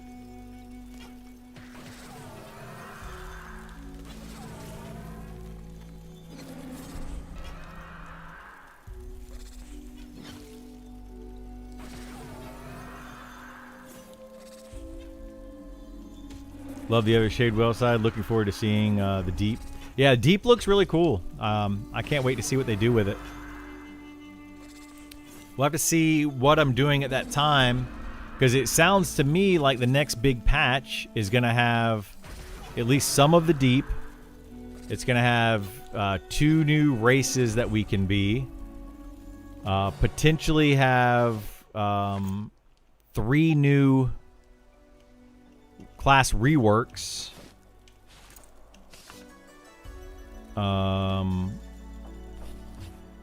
And Fallen Watch. All kind of at the same time. So it's going to be a lot. All right, we're going to get Side of the Beast. Let's see how this works. See how it changes our screen. You guys ready for this?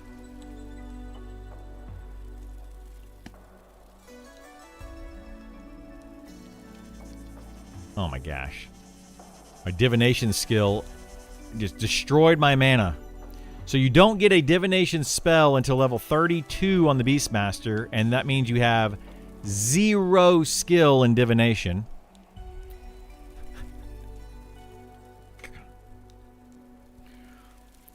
Oh boy.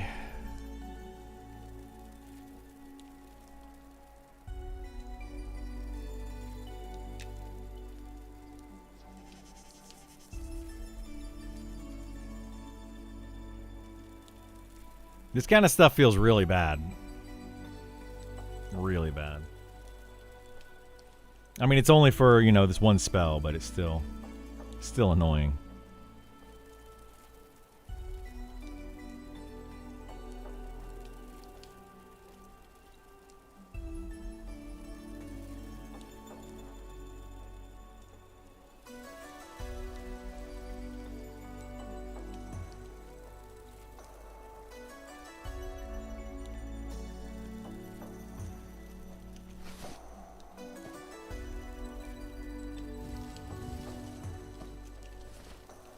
Alright, let's spam this a few more times. Hey, we got a cast off finally. And it doesn't look any different during the day. Really. Like, I don't feel there's much difference there. I do have my gamma settings all the way up, though. Let's put these where they're supposed to be. So that's where you're supposed to be with Sight of the Beast.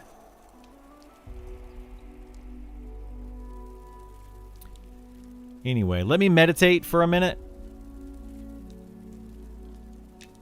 Give me a second. I'm going to meditate. I'm going to run downstairs. I'm going to grab a drink real quick, and I will be right back. So enjoy the couple of ads. Do that to keep the stream free. So thank you so much for watching those, and I'll be right back in just a minute.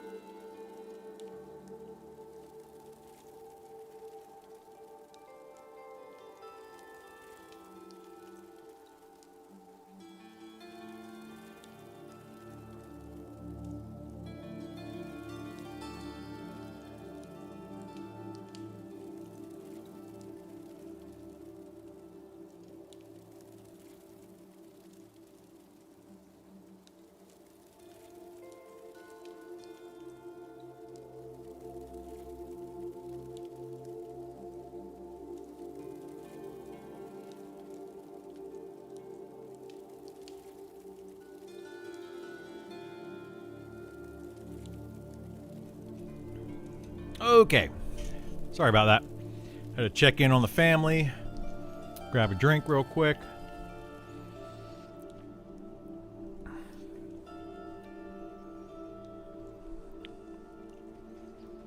You want an EQ so much? This is the closest thing you're going to get to an EQ game. Like, by far, it's the closest thing you're going to get.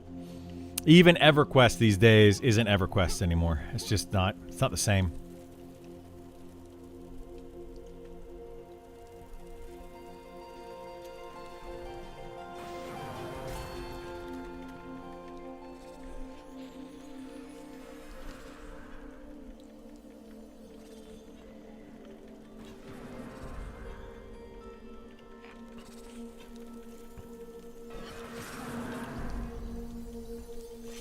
So yeah, I much prefer this. Good afternoon. What's going on, Helter Smelter? How you doing, bud? Welcome back, my friend. Welcome back. Maybe we'll just keep fighting these wisp for another level. One more level.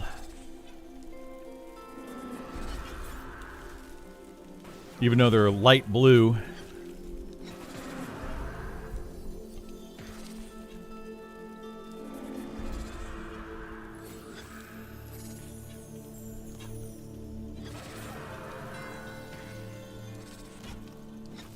Have you tried every class in the game? Which you enjoy the most and least? I've tried them all in different ways, but I haven't put a lot of time in all of them. I feel like you need to get a class to level 20 before you can really give any type of good, valid feedback on it. And I haven't leveled all of them to 20 or higher. But right now, I would say,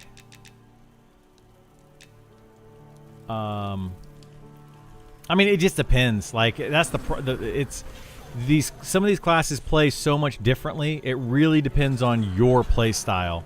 Like, somebody else isn't going to be able to tell you if you're going to like or not like a class. That said, I'm not a big fan of the Bard playstyle in this game. Yeah, I think it's too much. It's just too tedious to constantly try to weave songs and twist songs and all that. I personally don't like it. The Spellblade is another one that I just don't like having to do the stance dancing. So they are probably two of my least favorite classes just because I don't like the playstyle of them. I really enjoyed the quad kiting on the Wizard. It was way too strong, but it was fun. So, you know, that's one that I would stand out as that I had fun with. The Wizard could be a really good class if they would just give it a little bit more sustain. I like the play style of there's like a volley of bolts that you can do, and then you do a nuke, and then you do reclaim magic, and then another volley of bolts, and you kind of repeat that. I think it's a good play style. Enchanter is pretty fun, I think, in a group where you are pulling a lot of mobs and you need a lot of CC, and you're trying to mana drain and stun mobs for interrupts and all of that. That's, to me, is a lot of fun to play that way. It's a higher APM gameplay, so some people will like it, some people won't.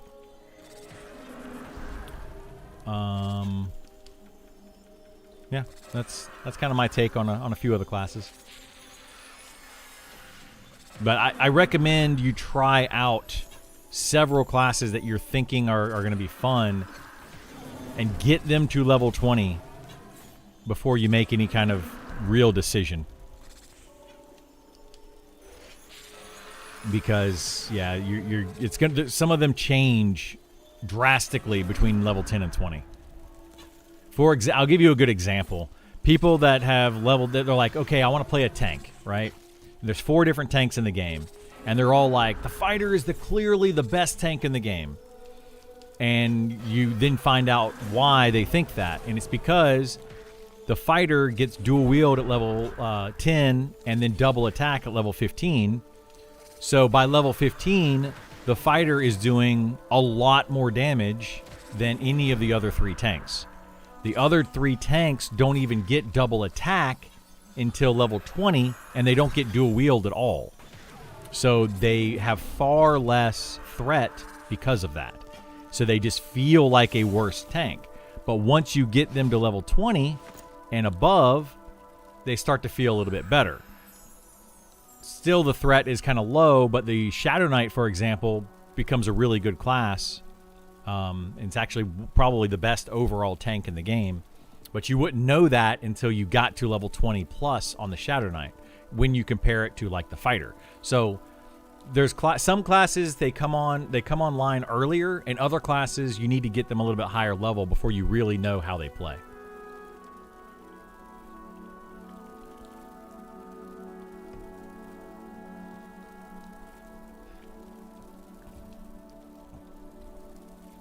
Good morning, how are you? Does that mean dark blue and yellow mobs are best XP value? It depends on what you're doing. If you're in a full group of 6 players, the more people you have in your party, the higher level mobs you want to be fighting, and then you want to try to fight as many as you can, as quickly as you can, but but higher level. Dark, like I would say, light blue is for the solo classes that aren't great at solo, but you want to try to solo. Kill light blue.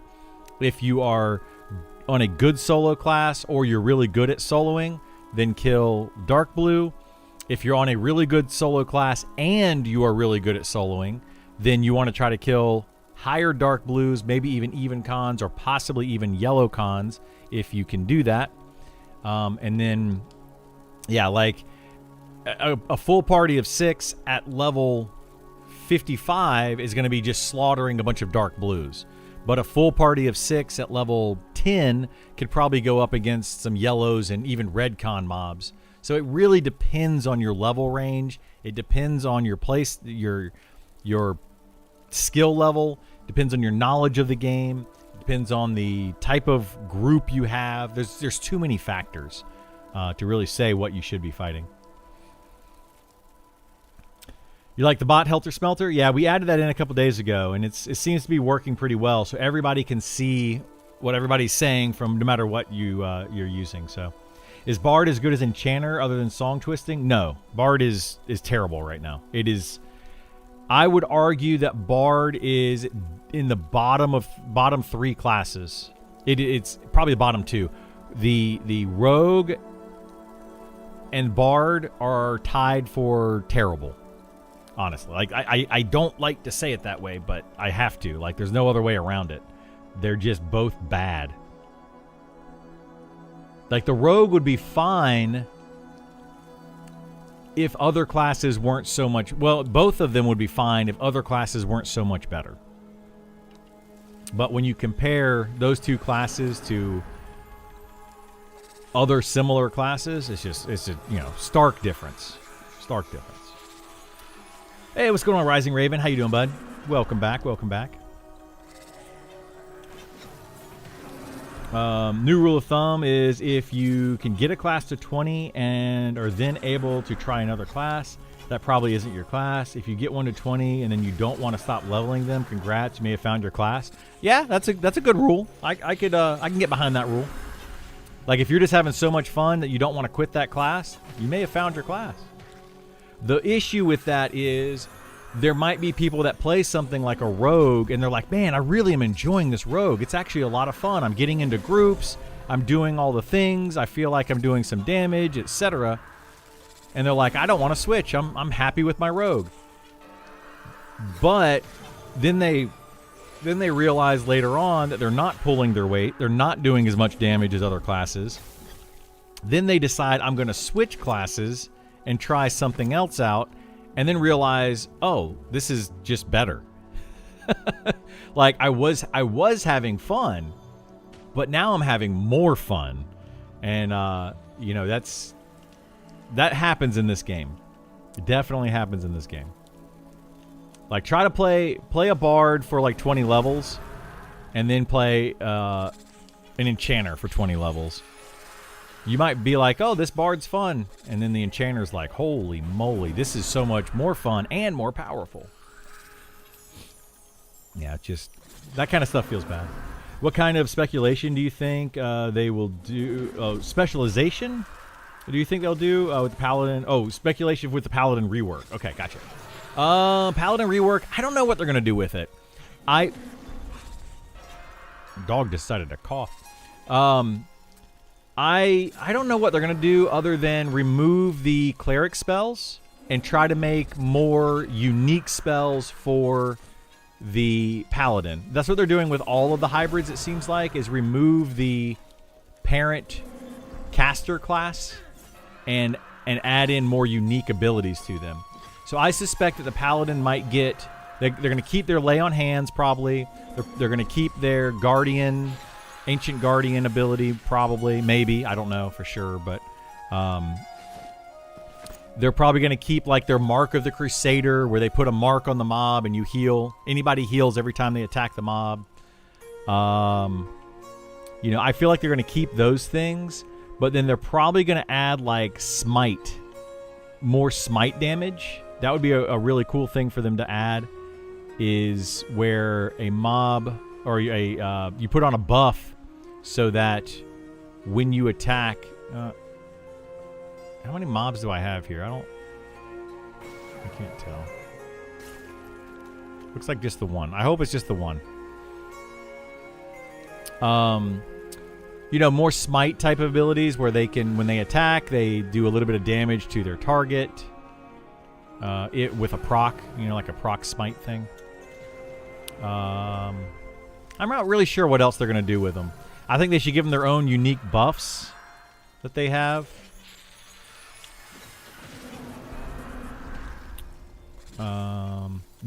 I would like to see faster cast heals, so higher mana cost. So basically, like a good heal on the Paladin, but it casts faster. But not very mana efficient. So it's not an efficient heal. You're not going to be maintaining a full group, you know, with your heals, but faster so that they can tank and heal themselves. You know, things like that would be really good on a Paladin. So, but we'll see what they do. I was having fun with Rogue, but Beastmaster eventually stole the spotlight. Yeah, Beastmaster is better than Rogue. Honestly. Only level 13 on my PvE Enchanter, and I'm liking it a lot, but I don't see myself playing it over Necro unless Deep Gnomes can be Necro. They might be able to. You can check the website for that. I don't remember what they're going to be, but Deep Gnomes might be able to be Necros. I would imagine they can. I don't see why they wouldn't. Feel like rune spells that absorb damage would be good on Pally. Yeah, that could be a good way to do it. Yeah, a rune spell so they absorb damage.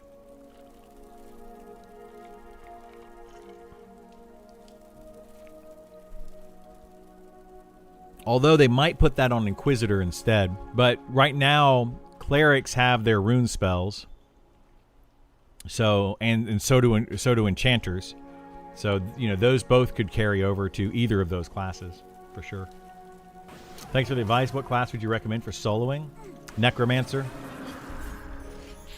I mean, if you want to just have the best solo class in the game, be able to solo a lot of stuff, Necromancer is the way to go. It's even with the deep dives coming, it's probably not going to get changed much. The issue is that they've only got 6 of the 18 classes deep dives in, so we can't really tell what's going to be the best in the future because they could drastically change them. So it's hard to know, but Necromancer is pretty much a safe bet for being able to solo. Beastmaster can solo really well. At least I have soloed this one all the way up to 32 without too much issue.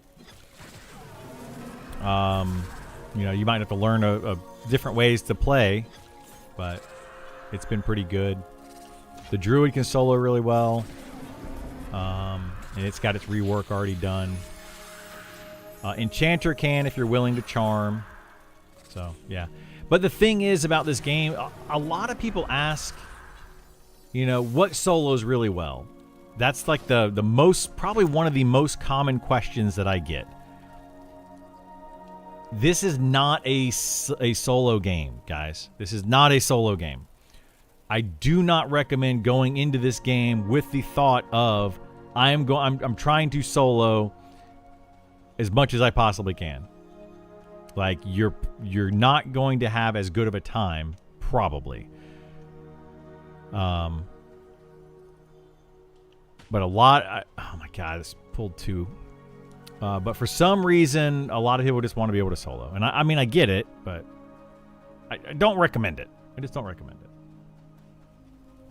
Elementalist is it is good at solo, but right now we don't have the deep dive for it, so we don't know what it's going to be like later on. But you can solo well with the Elementalist. Yes, absolutely. Just don't use Druid dots to solo. They're very weak right now. Yeah, the dots aren't as good.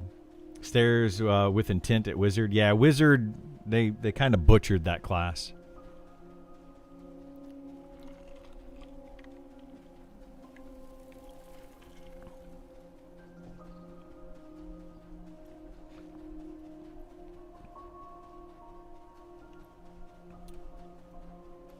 Yeah, they really butchered the Wizard. Sounds like it could be cool if they did this. If they did what? But yeah, you can solo in this game, and right now soloing is the best way. It's the most efficient way to level up if you play a good solo class, like the Necromancer or Enchanter or whatever. It's the best way to level up by far. Like it's not even remotely close. But the idea for this game is that you're not supposed to be soloing everything, right? It is not a solo game. It is 1000% a group game, and a game where you want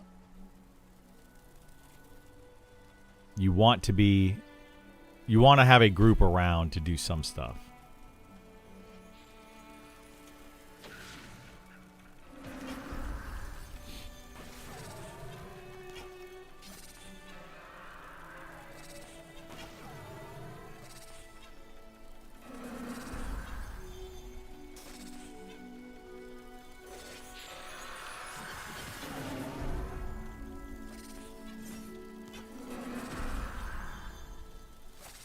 It's getting dark again. What time is it in game? 3 p.m. We're going to test out this night sight or night vision or whatever the heck. Sight of the beast.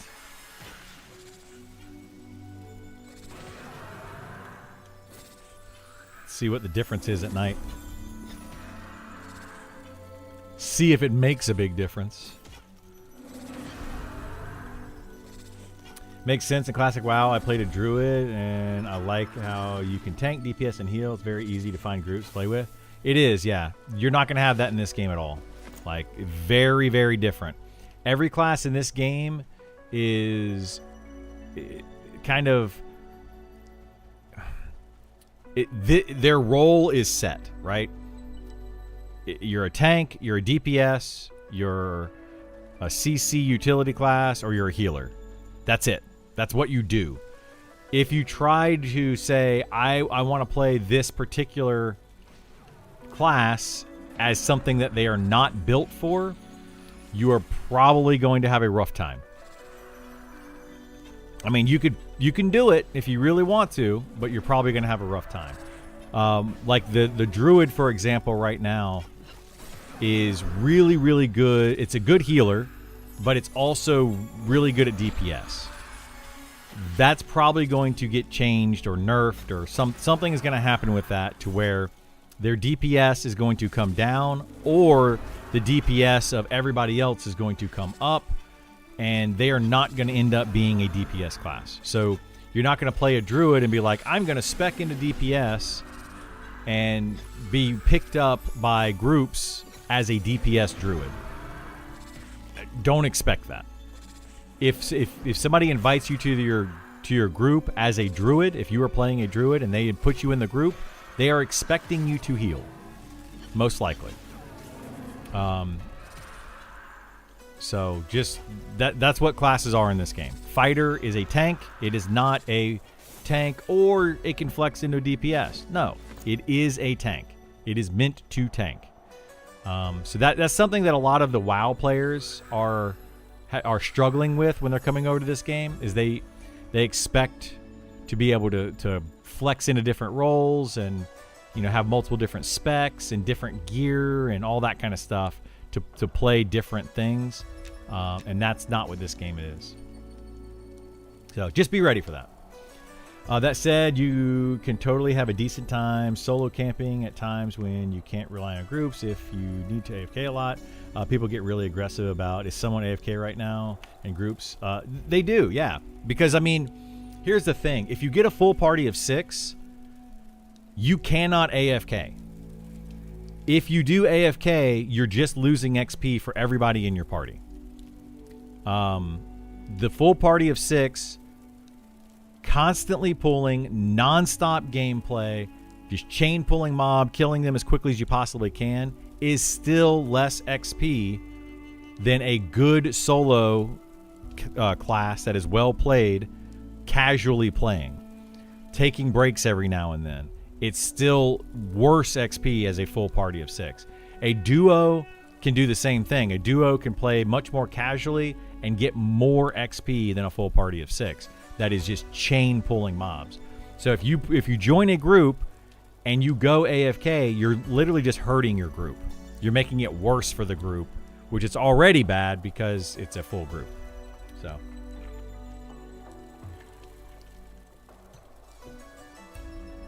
Solo Camp Occultist, Lantern, and Haste Cloak for days. It was fun. Something to do when I couldn't commit to a group. Yeah, and I think that that's what it should be. If you can't commit to a group, you fall back on soloing, or if you want to go camp a specific named mob to get a specific item, you could do that solo. Once you get higher level, you know, you can go back and do that kind of stuff. To me, that's what soloing should be. There's already going to be a lot of content that is going to be very solo friendly in this game because of the way itemization works.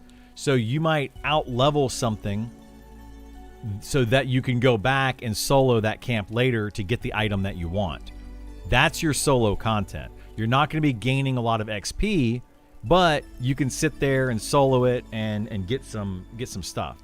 So the issue that I have with it is, well, amongst the other issues that I just named, is a solo class has the benefit of being able to do things without a group. So they shouldn't get the most XP, the most efficient XP. They shouldn't get those other benefits, right? Whereas a group-focused character like a rogue requires a group to do anything. Like, they're not going to do anything of substance by themselves, period. It's just not going to happen. Even if they try to go solo, like a lower-level mob, to get an item or something, they're still not going to be able to even do that very well. So they have a huge disadvantage where they always need a group. So, you know, that's just why I think that solo should not be nearly as good as it currently is.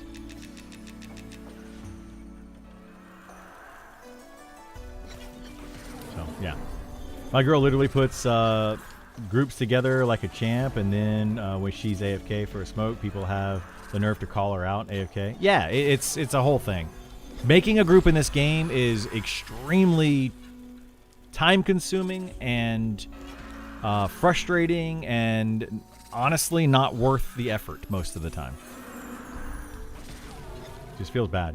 People tried telling her how to play her class too. Yeah, you're gonna get a lot of that. How do you feel about keys and attunements being account-wide?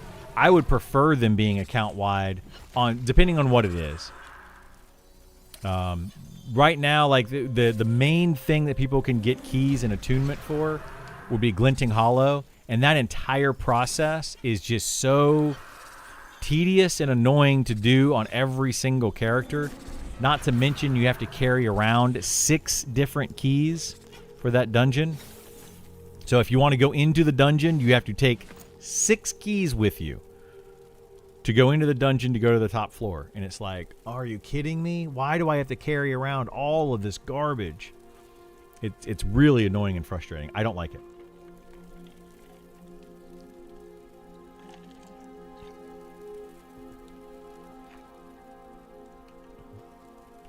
Yeah, this game is the focus of this game, and the idea, everything for this game is group play. Group play is the way that they have intended the game to be played. But as what always happens in a game like this is players find the path of least resistance, the easiest way to do stuff, the most efficient way to do stuff, and they tend to go that direction with it. That's 100% what's happened in this game. They meant for it to be a group-focused game, but people found out that making a character that can charm mobs and then you can solo, and it's just way faster and easier to do everything. You get 100% of the loot, you get 100% of the XP, you get everything. Like, why would you group up? So they now need to go back and fix that and modify the game, reduce the effectiveness of some of the classes, increase the challenge of some of the monsters. What the heck? That gate went off. Did you guys see that? That gate went off way early.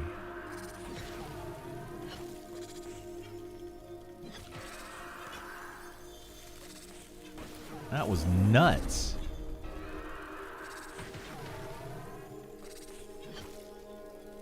It was like halfway through the spell, the cast on it.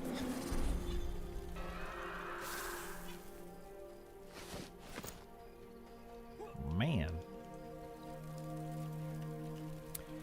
But they don't want you to be able to get to max level and best in the slot solo. Yeah. Yeah, you're not going to get best in slot gear solo. That's not going to happen for most people.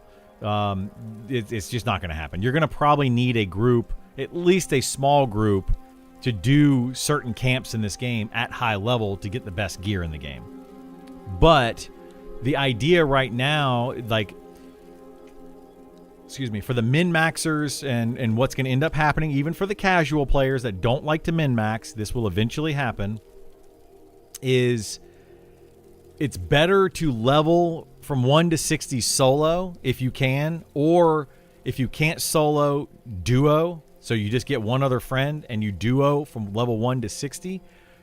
And you're going to do that so much faster than if you did it in a full group, that you just level up and then you go back and do the hard content to get your gear.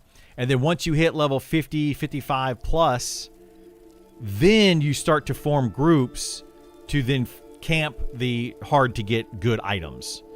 That's kind of the way the game is currently, the meta of the game, and what people are starting to do. Even the casual players are starting to recognize that, and they're like, oh no, we're just a group of, we're duoing or trioing, and we're having a good time. We don't want to add anybody new to our party. People just don't want to add more people to their group because it is a net negative. The more people you put in your party, the worse it becomes.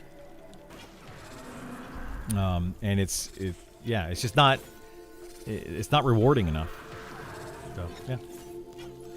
What are you killing the tree spirits for? What do they do to you? I'm trying to get the wisp dust. Do you say you had night vision spell, or did you already use it? I do have a night vision spell. I am currently using it. We'll check the difference here in a second. Let me kill this, and I'll take it off and put it back on, and we'll see the difference in it. Because I just got the night vision spell at level 32.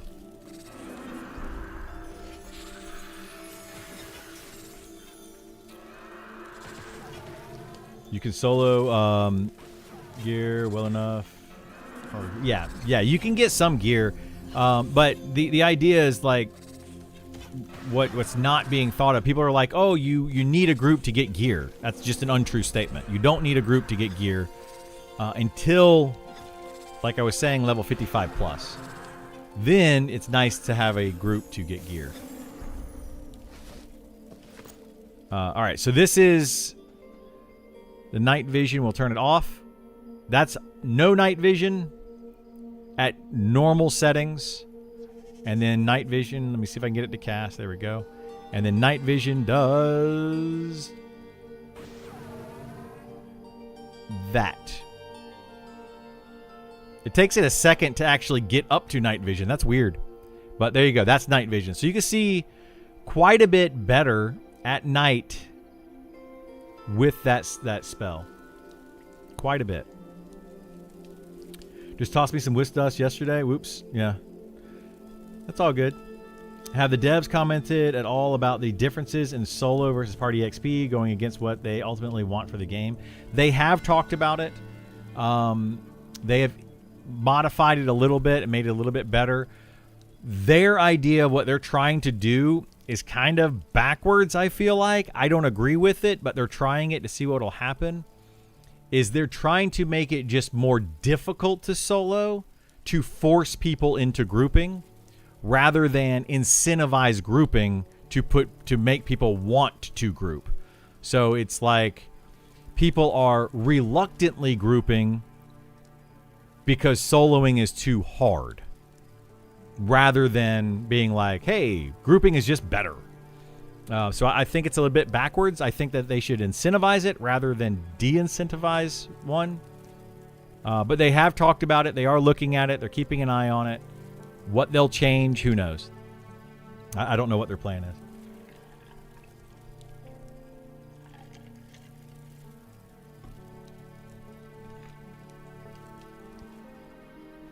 Yeah, still dark, but helpful. Exactly. Which is kind of probably how it should be.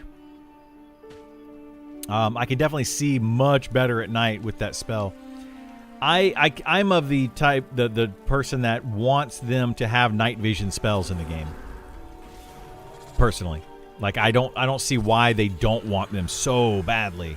Well, I do know why they don't want them, and it's for the art team. But I just don't understand, you know, like, they're very against them. The lighting in this game is one of those things that you either find fun or tedious, and I don't think there's any in between. I found it fun until I didn't. It was fun and interesting, you know, at the beginning when I first started playing the game, and I'm like, okay, this is cool. The campfire adds a little light. You know, it's very dark at night. It's hard to see. But then I realized very quickly that it's a pain in the butt to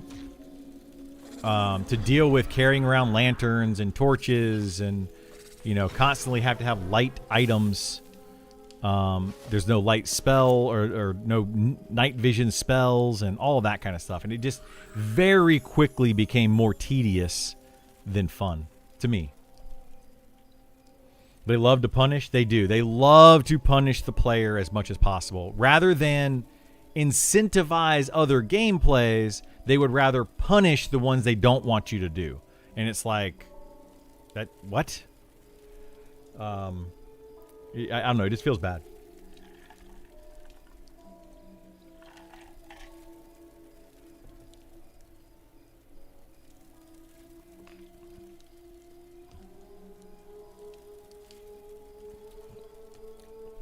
But you know that I'm more of the reward good behavior, punish bad behavior kind of person. But rewarding the good behavior should trump the punishing bad behavior.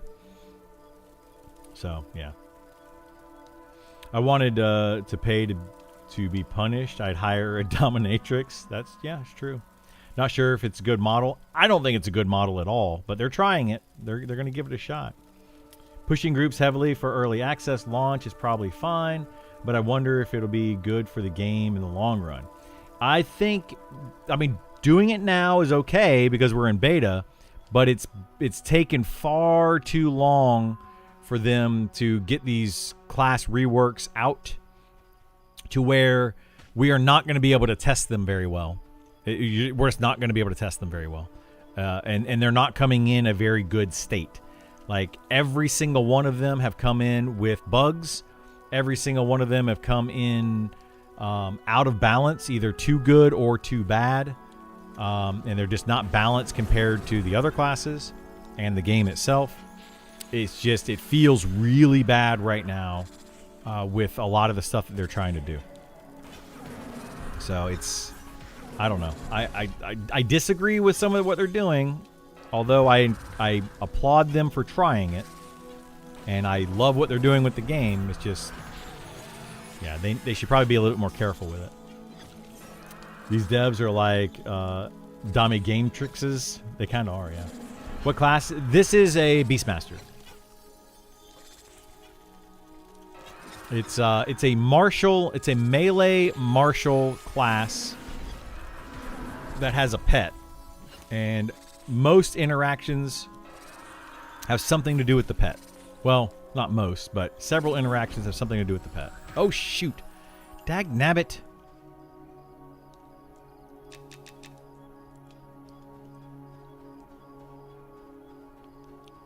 That's gonna pull 2 again. I am just not paying attention whatsoever to these gates.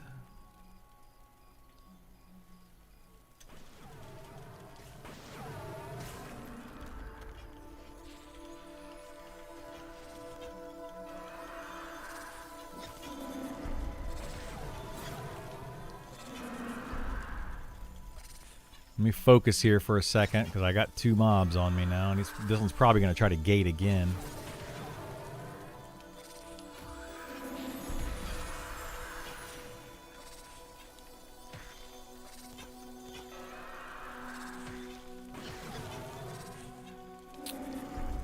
It did not. Shocking. Very shocking.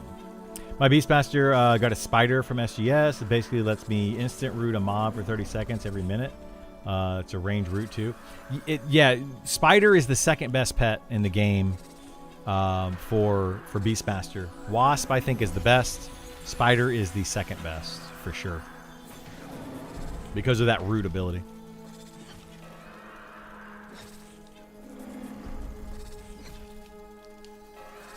Redesign of the Beastmaster? Yeah, this is a redesigned Beastmaster. Yep.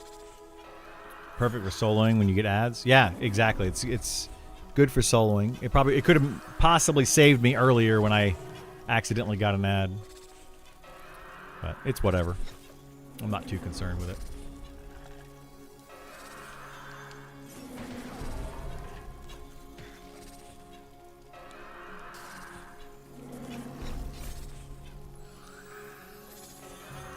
Let me look at the weather today. Oh, shoot. There goes that gate again. Silly game trying to get me.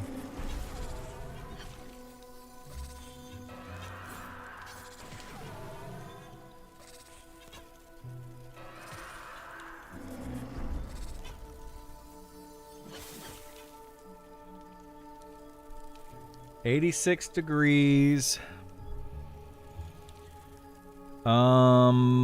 Thunderstorms at 2 p.m. Yeah, it's gonna be raining all day again. That's a bummer, man. This really sucks. The kids last week of school, or last week before school starts, and it's basically forecast to rain every day. It's a big bummer for them.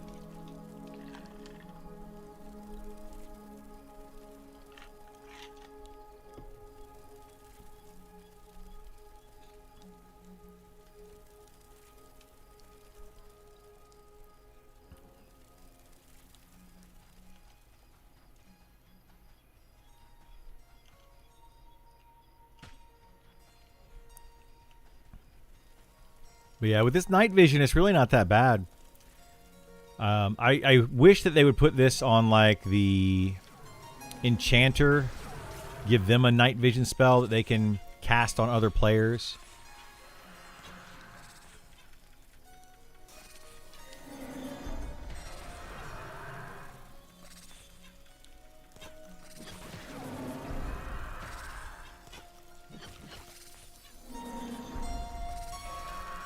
Sounds like a good spell for a clicky. Yeah, good clicky item. That would be really nice. It needs to be an all clicky item. As you get higher level, I think that should absolutely be a thing.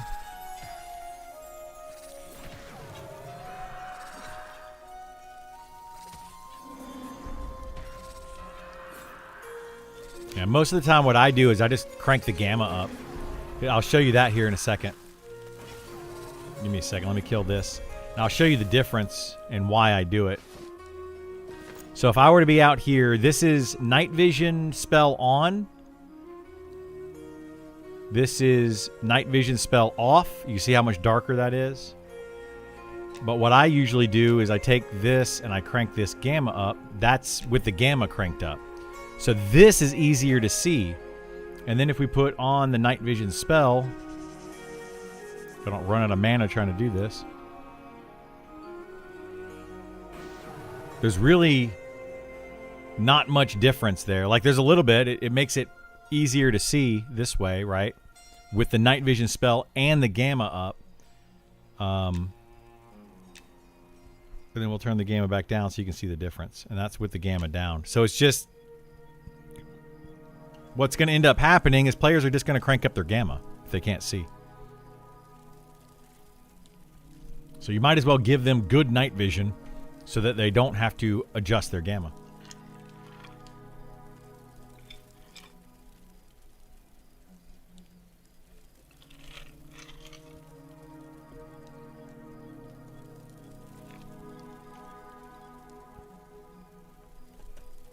But, you know, that's just my opinion on it. The devs are going to have their opinion on it, and we'll see what happens in the end.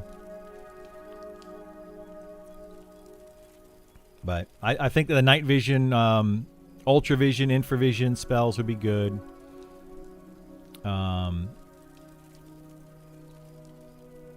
Lanterns having fuel. See, I don't know how I feel about the torches burning out and lanterns having fuel and all that kind of stuff. I just don't know how I feel about it. I like the idea that you could take a torch or a lantern and put it on your belt or whatever, and you can run around with a light. But why don't we just have light spells? You know, I just don't understand that. Let players cast a light spell on another player. And just remove the need to carry around a lantern or a torch. What they could do if they did it that way, think about this. The lantern and torch would be non-magical.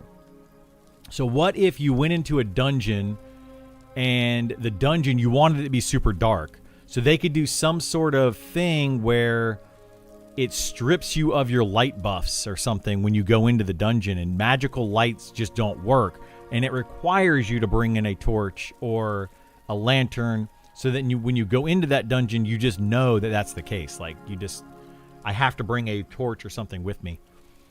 You know, that I just feel like that's better gameplay. Would be pretty cool at high levels when you get like flaming sword. Yeah, and that's another thing. If they added it to where like a fiery Avenger type sword, you know, had light that it gave off, and you could get different types of weapons or different items that may have light on them. I wish that they would do that with the itemization in this game. They haven't yet. They could very easily, but it would be really nice if they did that. But we'll see what they do in the future. Itemization just needs a full overhaul at the moment, in my opinion.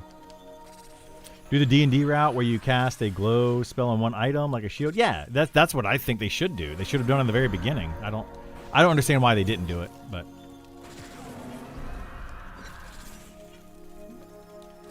whatever.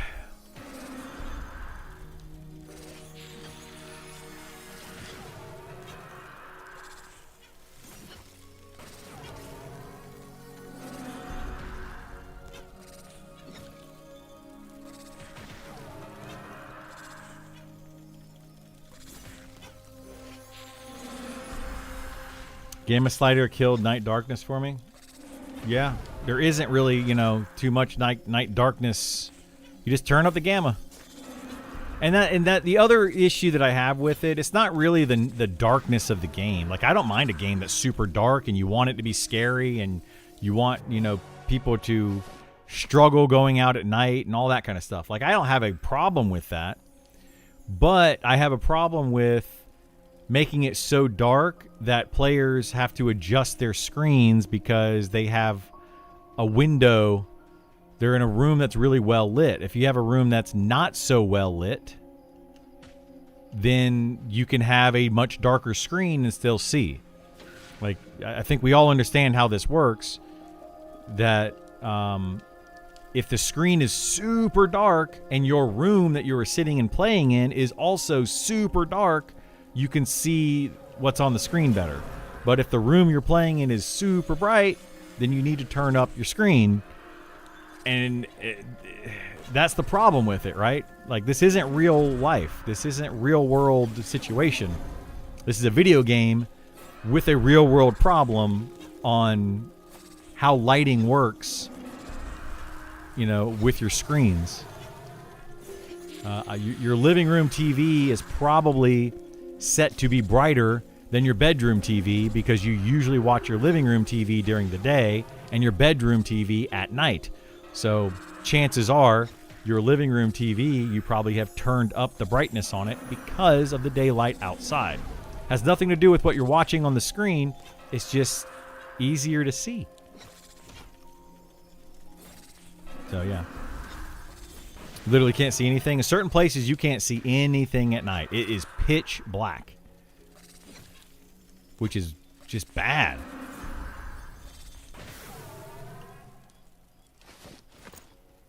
So, anyway. It wouldn't be bad if you could have a light source without having to remove your weapons. Yeah, Pantheon even changed that pretty quickly. Well, you can have a light source without removing your weapons in this game. You won't find that out probably until later on, but you can get a lantern.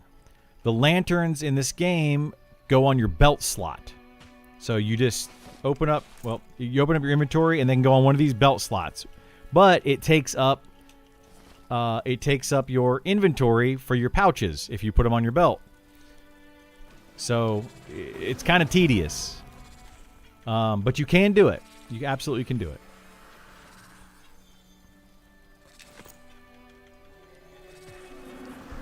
But then you have to carry around fuel for that lantern as well.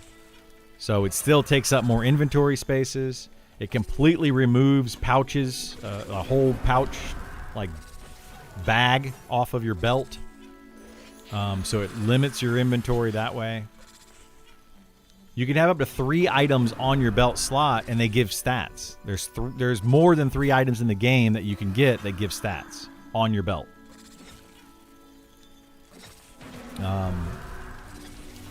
So, you know, you're trying to min-max, get the most amount of your stats, all that kind of stuff. You're already taking up your belt slots from that. Now you got to deal with lights as well. So there's just a lot to it. It's just, it's too much.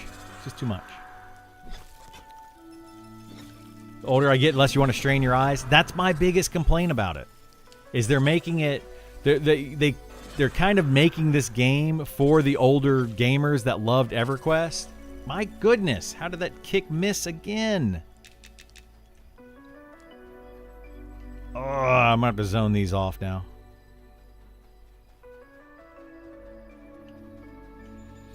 I think my kick just missed that time and didn't interrupt. I'm starting to have trouble driving at night. I don't want to. Yeah, dude. I have vision issues, and you know, I'm driving at night sometimes. I get those halos with the lights, and you know, we have trouble seeing at night in general. And now you want to throw it into the game, be like, hey guys, we know that you struggle in real life. We also want you to struggle in a video game. Because video games aren't supposed to be fun. They're supposed to mimic life. No, they're supposed to be fun. Like, make it fun. Give us utility spells like a freaking light spell. Like, what's the big deal? Why are we trying to make us all go blind? No, we're talking about playing video games and having fun. And ripping the fun out of it for absolutely no reason. Yeah, I get it. People, you know, like the people that are saying stuff like, oh, it's immersive. Yes, it is immersive. Or they say something like, you know, it adds a little bit of danger. Sure, it adds some danger. I get that. But ultimately, it's still a video game, and we're supposed to be feeling more powerful as we get higher level. And then you get to level 60, you're this like powerful being, but you can't see in the dark. Like, what? It makes no sense. Like, why can I not see in the dark? I can cast fireballs, like giant fireballs, and throw them at dragons, but I can't see? Like, what? It's mind-boggling. It's when you have your thoughts all in a bottle. You remember, what was that from? Blades of Glory, I think. And he goes, it's mind-boggling. You mean boggling? No, bottling. Like when all your thoughts are just like trapped in a bottle. Was that who that was? The other skier? Yeah. God, that was so dumb. It's funny, but it was dumb. Anyway. Most EQ gamers are all 40 plus by now. A lot of them are, yes. It's like, why are horror game movies popular? They're popular for the scariness of them, you know. Make a Resident Evil or a Silent Hill or one of those kind of games. Make those dark and scary and add flashlights to them. I love that in the movie Outlast.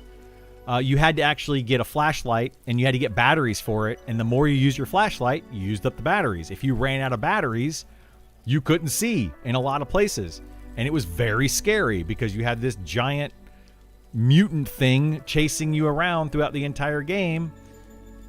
Super scary and very awesome and very atmospheric. And I loved that. And I didn't crank up the brightness on my screen to make it easier to play because that was the gameplay, right? That literally is the gameplay, is trying to sneak around in this super dark, scary hospital, I believe is what Outlast was. And you can't see anything and you need to find the flashlights. I was totally fine with that. Then I play a game like this and I'm like, that's not the gameplay.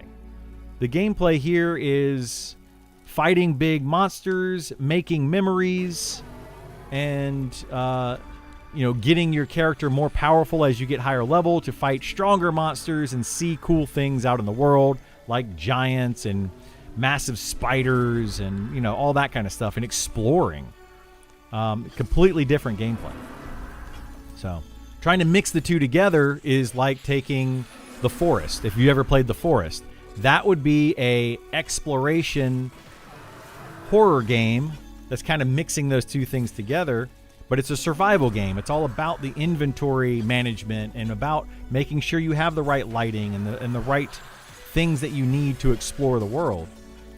But yeah, in a game like this, inventory management is also an issue. And then they're like, lighting on top of inventory management, and it's just like compounding tediousness.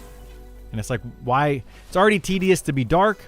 It's also tedious to have inventory issues. And now to deal with the darkness, you have to add items to my inventory. So it makes both of those just more tedious. It's like, what? What are we doing?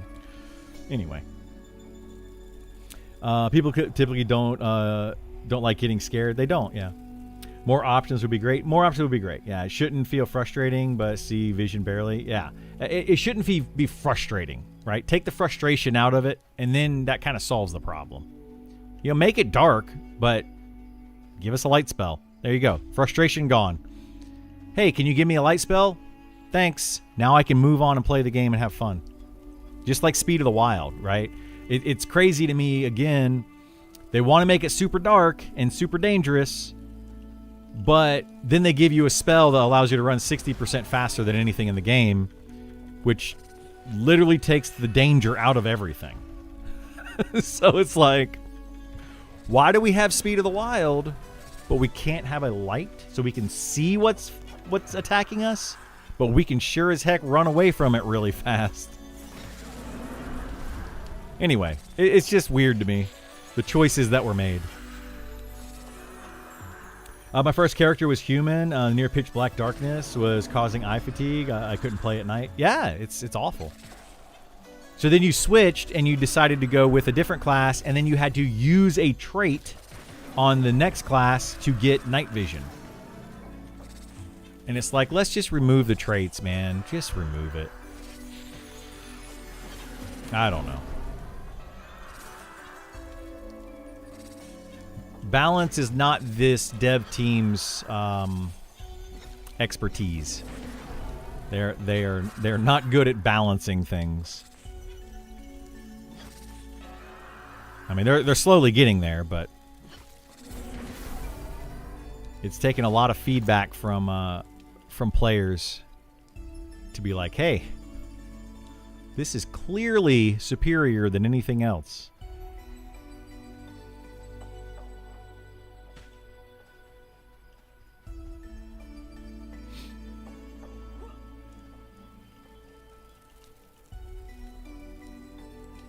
Why are you up here? Yeah.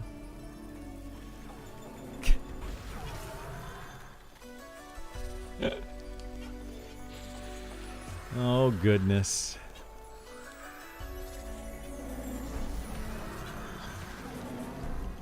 I feel that way sometimes.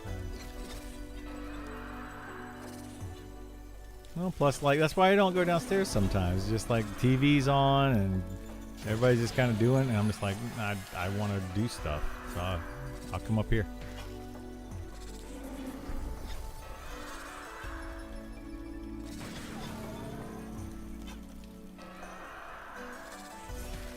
To be fair, balance comes after all the class redesign. Oh no, absolutely, yeah. I'm not saying that everything need to be perfectly balanced today, but it's been an issue for a long time. Like, they need to get all the class redesign, which is taking very long time. Then they need to balance the classes. Then they need to actually get the itemization working and balance that. There's so much that needs to be done. It's like, y'all better hurry up. You know, like, this is like, I can be fair. There definitely is an order of progression there, or a process of operations. I'm extremely fair on it, but how much time do they think this, this is going to take a long time at the rate that they're currently going? And there's a lot to be done.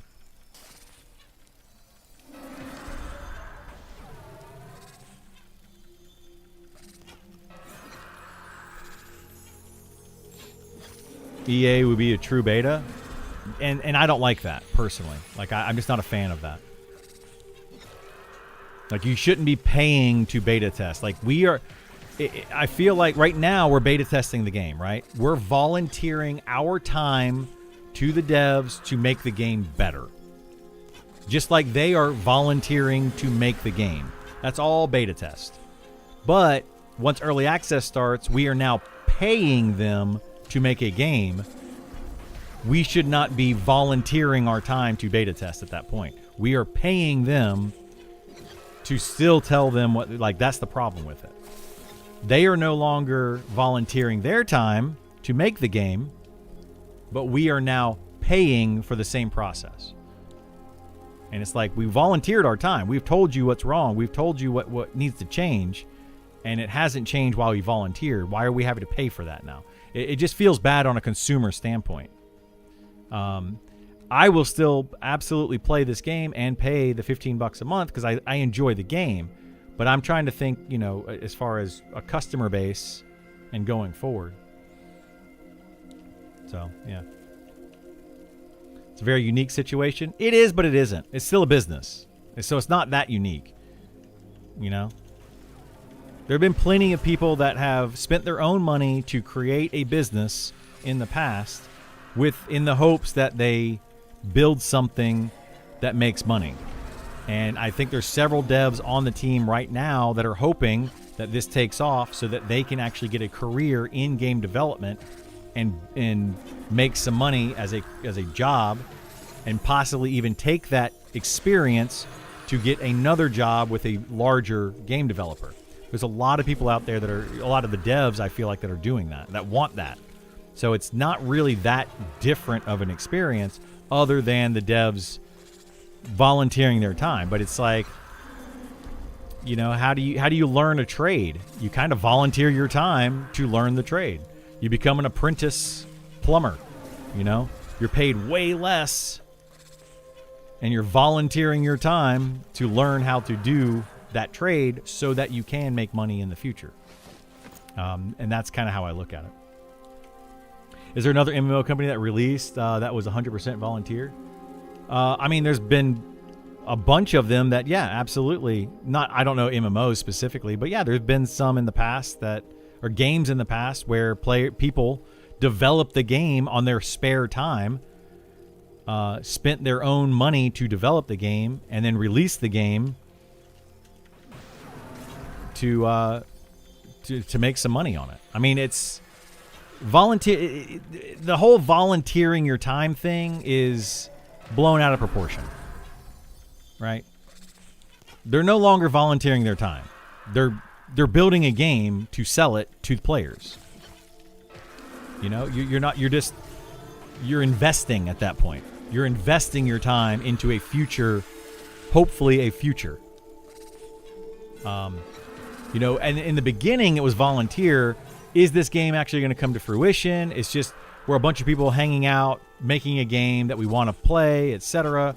That kind of thing. That's volunteering your time with no like possible end in sight. You know, oh, we have no intentions of ever making any money on this game. We're just volunteering our time to make it. And if it turns into something great, if it doesn't turn into something, then whatever. But now they have it. It's coming out in early access. They're selling us something. It's no longer volunteer. It's investing in your future.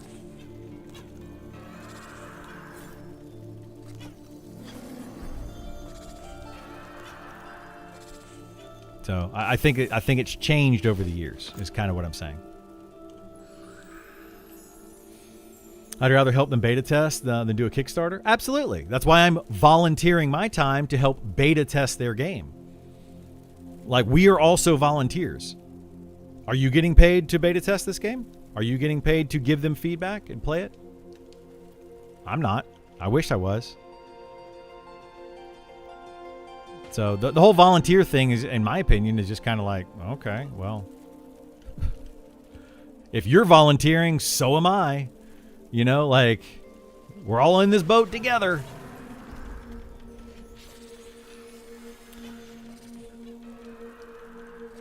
You have to pay them to help beta test, then do a Kickstarter?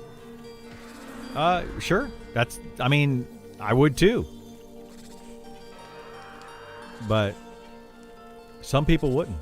It just depends. Like, you know, we're all different. We all have different ways of dealing with it. But we've been burned how many times on beta test? Look at Pantheon. Look at Ashes of Creation. You know, people put in a lot of money into those to beta test a game, and then the game, they just decide, okay, we're just going to scrap it because because they, whatever reasons. I'm not going to, I don't even know. Like, I don't know. The whole thing just feels, it can be bad. Like, you just got to, it depends on the perspective that you're looking at it. Totally depends on this perspective.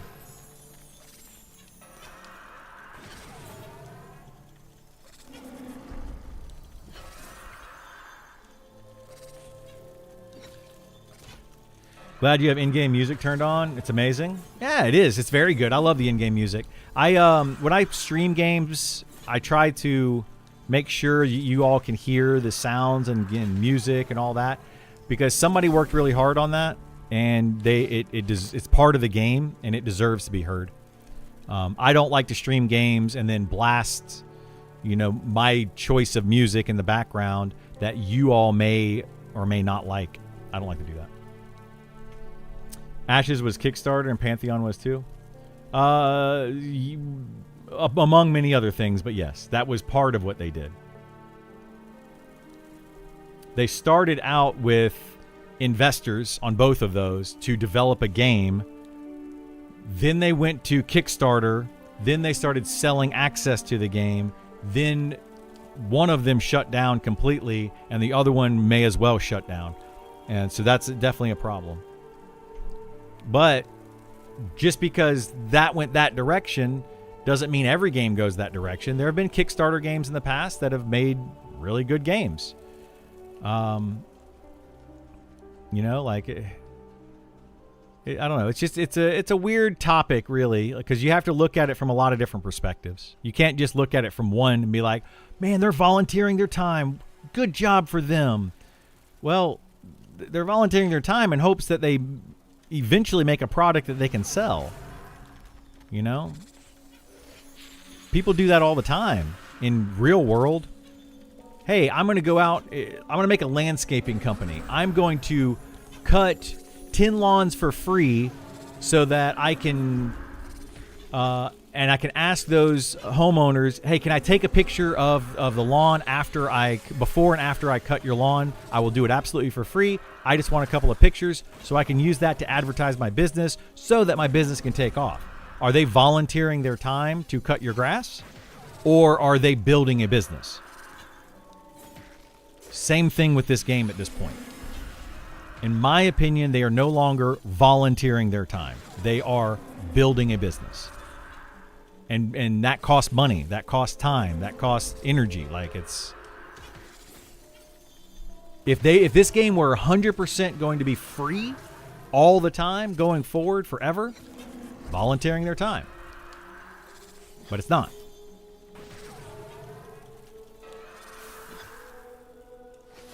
So, I don't know. I think MMO Kickstarters have a 100% fail rate. They might. I would agree with you if it's October, but we're not there yet. Yeah, but they're building up to that, right? They're building up to that. So going back to the landscaping analogy. So until I actually cut my first lawn and charge somebody for it, it's all volunteer. Prior to that, you're saying that all of that's just 100% volunteer. And then now I'm charging, now I can say it's no longer volunteer. That doesn't work. It works until you decide to say, hey, we're going to be taking money for this game. Now we are building a product. It cost us money to develop a product that we plan to sell for a profit in the future. That's a business. It's not volunteer. Every business costs money up front. All of them. 100% of all businesses cost money up front in the hopes that you make profit in the future.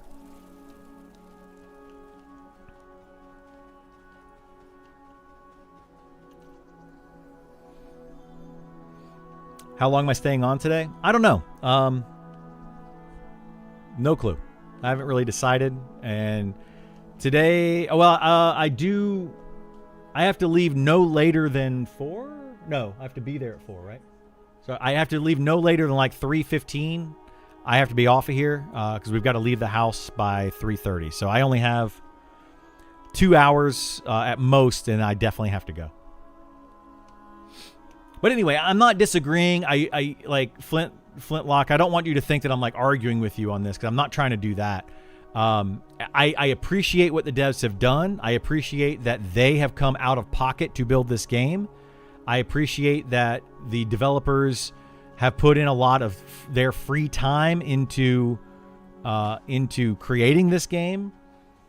All of that stuff. Absolutely appreciate it. And I hope that the devs appreciate our time that we have put into the game to test things, play their game, make sure that it plays well, it feels good, things work properly, the feedback that we give, all of that. I hope that they also appreciate us for volunteering our time in the beta.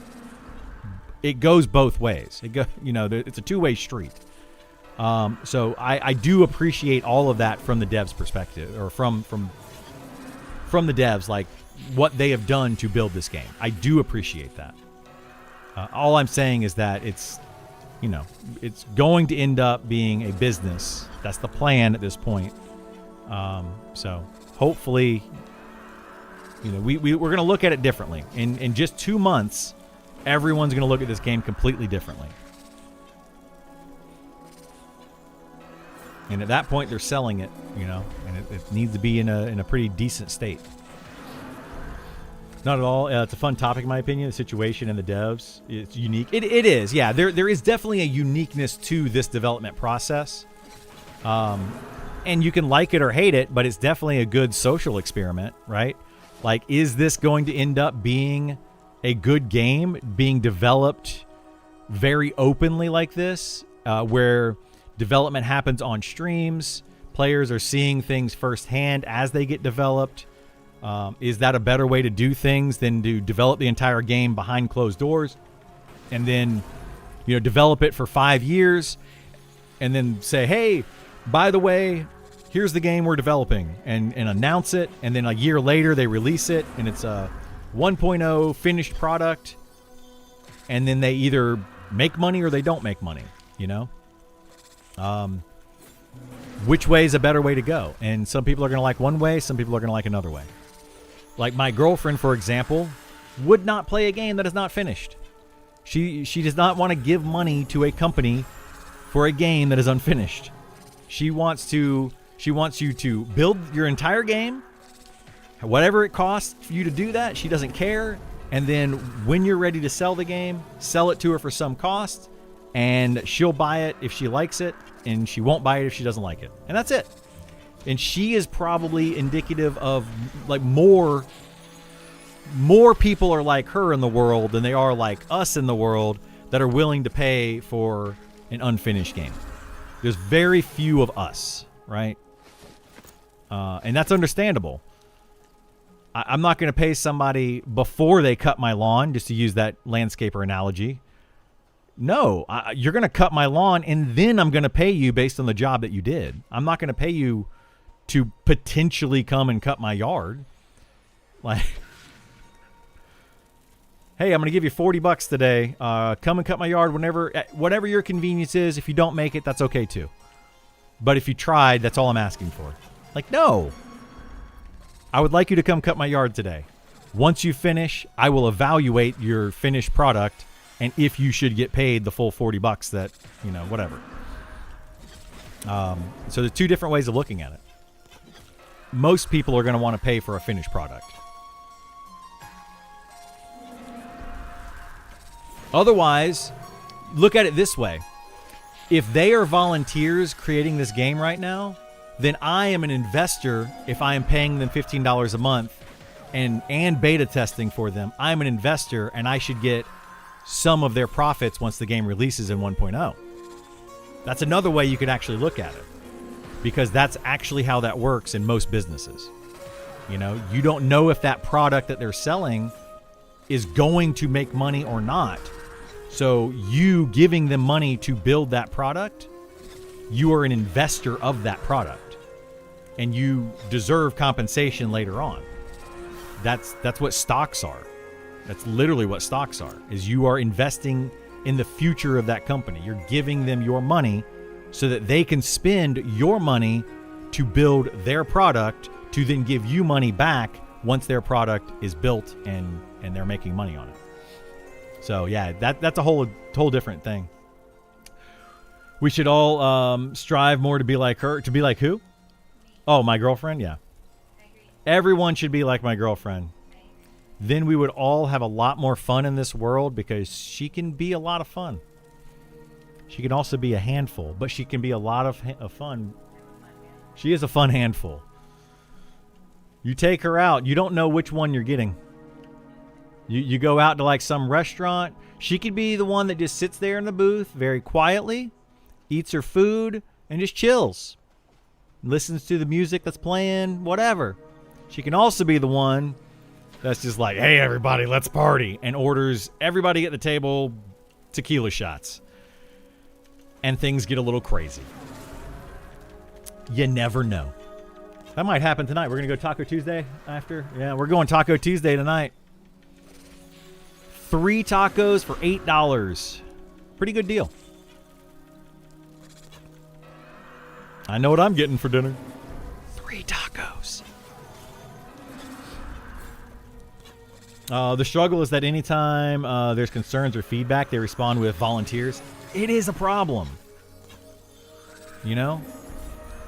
Like, I get it. I get it. They're volunteering their time. I am too.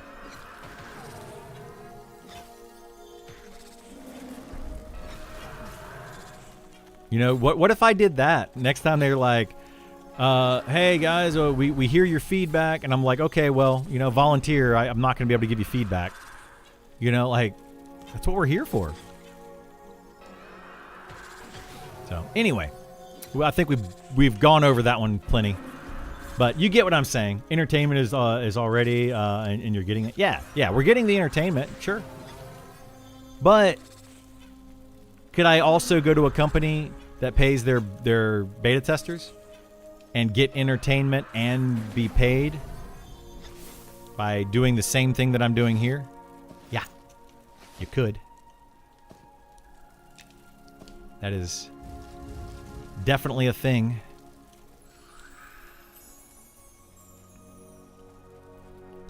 But we're also noticing a lot of these testers, they're having fun for a little while and they quit. You know? And also these devs are probably also I think it's entertaining to build games. You know, when I've built like D&D campaigns, and I've messed around with Unity and Unreal 5 and building games before. It's a lot of fun to do that. So if you want to put it that way, you could say that it's entertainment to them. You know? It also adds to their portfolios, and they can go take that to another company and say, hey, this is what I built in this other game, you know, to get a better job. Like, it just depends on how you spin it. It really depends on how you spin it. I would have so much fun helping to develop this game. Like, if they were to give me the volunteer access to itemization, I could probably do that. I could build encounters for this game. I could do the math to help balance out the different classes. I would probably be decent at that. There's a lot of things that I could do in this game where I think it would be fun to do, and I would volunteer to do it. So, I don't know.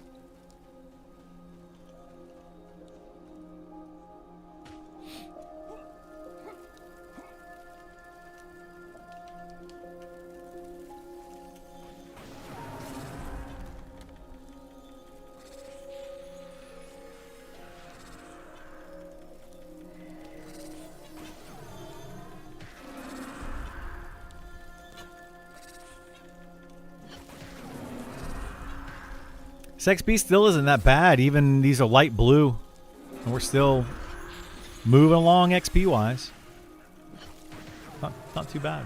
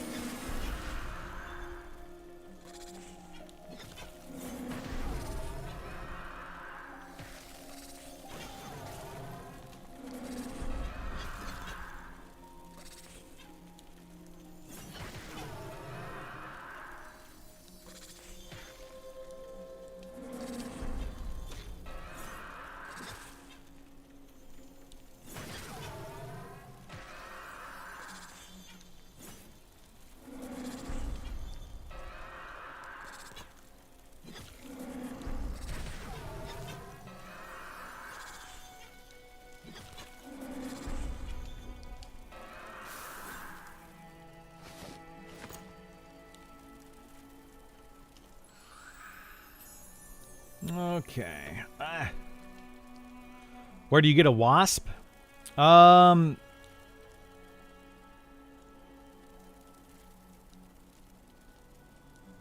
weird. I just got a text message from a phone number that I have never seen. Are you free tomorrow? I should be like, for you, anytime. Yeah, I showed you the one where they sent me that, and I sent them like all sorts of weird messages back, and then I sent them that Scuba Steve. They're like, come over with your bathing suit or whatever, and I'm like, oh, I got a new scuba tank. Do it, go down the rabbit hole. I did last time. It was hilarious. I'm gonna say, sure am. Exclamation point. I haven't found any yet in or around Night Harbor. Yeah, there's no wasp in Night Harbor area. You have to come all the way over here to the Phalandraw side of the world, or to Evershade Weld and Keeper's Bite. You can find lots of wasp in both of those locations, but you can't find them over on Night Harbor. They don't exist anywhere that I can think of. I'm trying to... There might be like some higher level. No, I don't think there is. They're all over here on this side of the world. Maybe, maybe try to get to like level 10 or 12 or something, and then try to come over here. You could take the boat directly from Night Harbor all the way over to Keeper's Bite, come up the elevator, and then you're at Pinshaw. And then from Pinshaw, you go out of Pinshaw, and there's going to be wasp everywhere over there. Those are like in the teens, like 13 or something, 12 maybe. I don't know. I've heard they're the better DPS pet. They're the best pet, period. They're a DPS pet, so they do high damage, and they have this lethargic ability, lethargic sting, which slows the attack speed, which makes them the best tank, and it increases their threat. So best DPS, best threat, best tank, all in one monster. They're the overpowered pet. Currently the meta pet, which is funny to me because there's a bunch of people that are going to be like, I don't do meta, but they're going to go and get a wasp once they find out the wasp is the best pet. But they're like, that's not meta. Yes, it is. It's a definition of meta. What's the lowest level a wasp can be? The ones over in Evershade Weld are like 5 maybe? I don't know exactly what level they are, but they're like maybe 3 to 5. They're pretty low. I'm picking a snake to be anti-meta. There you go. Yeah, get a snake.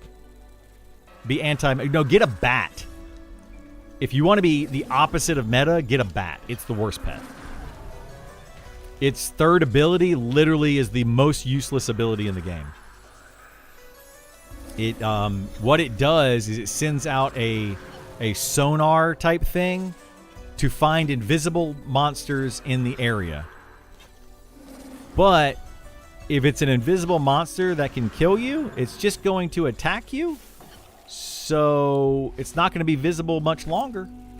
It's just going to come out and attack you. You're going to know it's there. Like, yeah, the whole point of the bat pet is just like, okay, cool idea. Didn't think through exactly how that would be used in game. Yeah, it was a very interesting choice. It does nothing for your character. Absolutely nothing. I have to start my Beastmaster on the confusing Elf City then? You don't have to. You can absolutely start in Night Harbor and then get on the boat and come over here if you want to. But it is a pain. What you laughing about?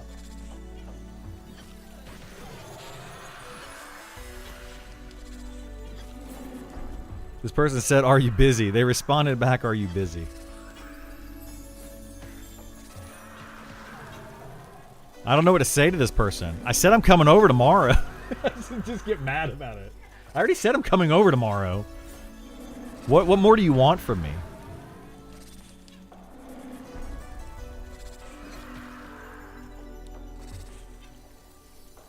Kind of think I do the opposite. Start in Phalandraw and then go to Night Harbor at 15-ish. Oh, shoot.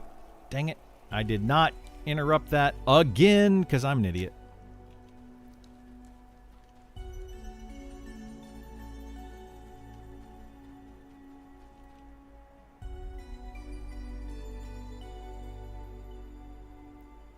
Is it coming back with friends? I can't tell.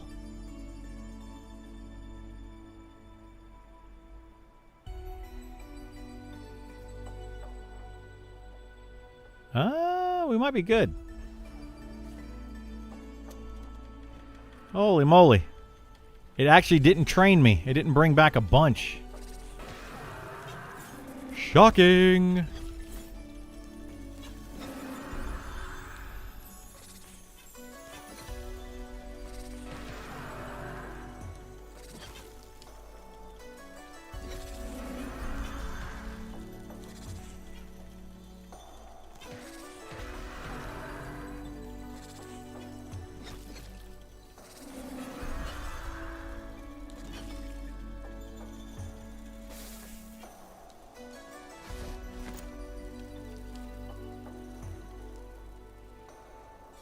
I would like to see how you level Enchanter. How I would level an Enchanter would be through Charm.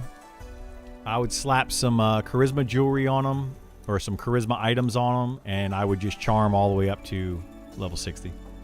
All right, I don't think I'm going to answer this person anymore. I just don't want to deal with it. I just said sure am, and they're like, are you busy? I want to be too busy to respond to that one. See what happens. Maybe later tonight I'll send a message back. Oh, sorry, I was busy.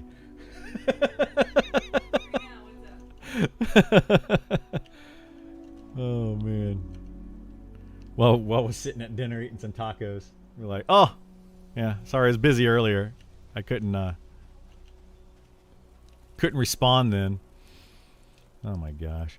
How would you do it without Charm? How would I level without Charm on the Enchanter?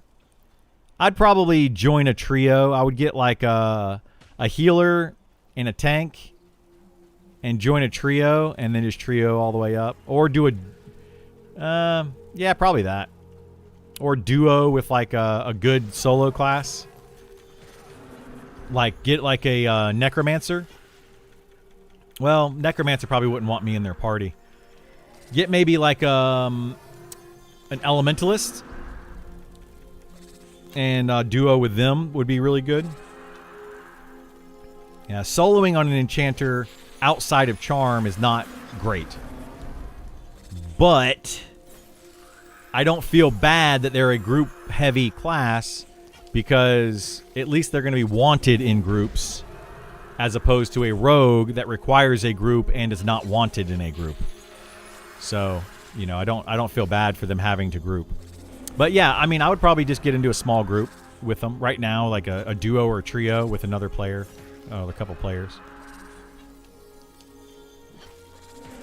That would be best way to level them.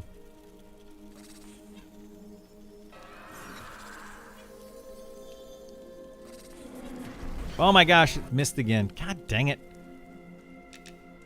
My kick missed again. That one's gonna... I think that one's going to pull a bunch. My kick is missing way too much. Ah! Oh, there it is.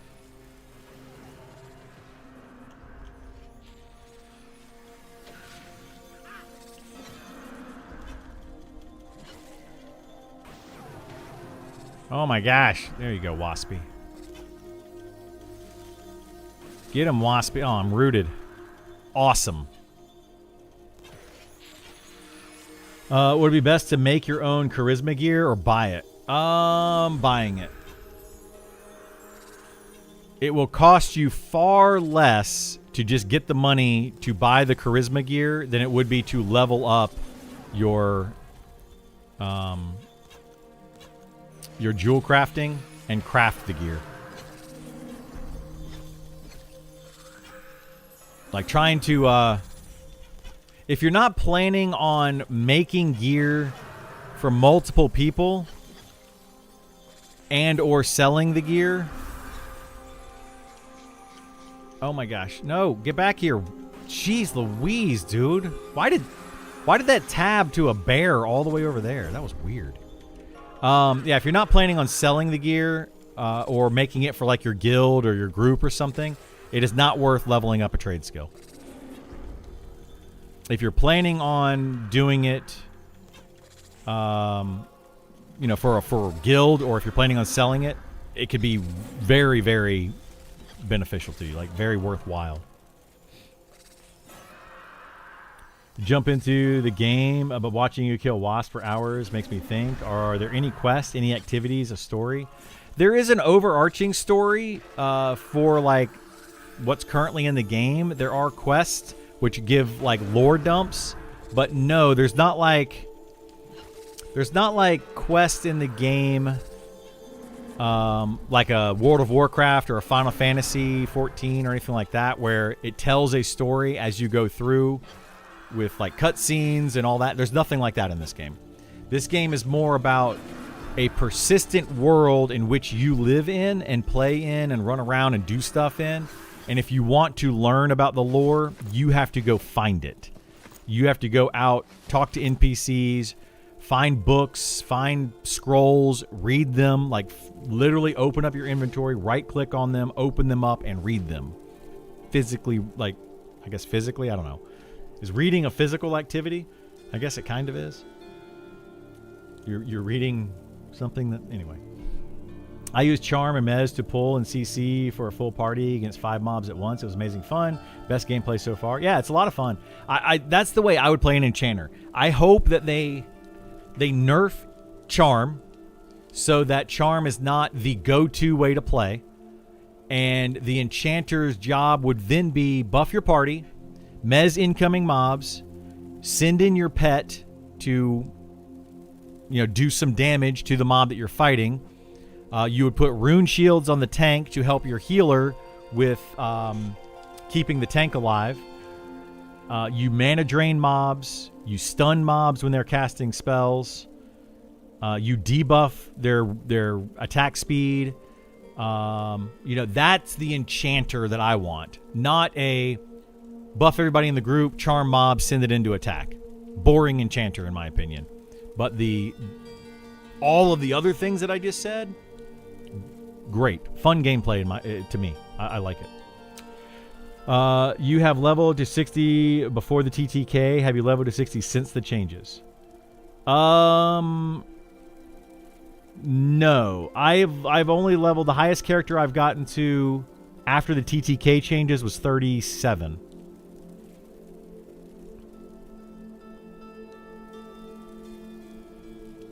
But TTK didn't change that much. Really. Didn't change that much. Like, it changed some, but not that much. Why is T-Mobile calling me again? I'm not even answering. God bless. I'm tired of dealing with him today. I wonder if archaeology NPCs were meant to be part of that system that lets players discover the lore for themselves.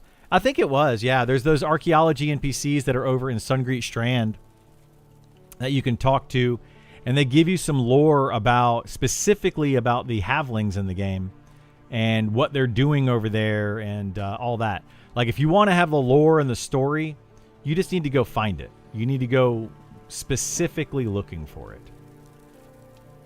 But it's definitely out there.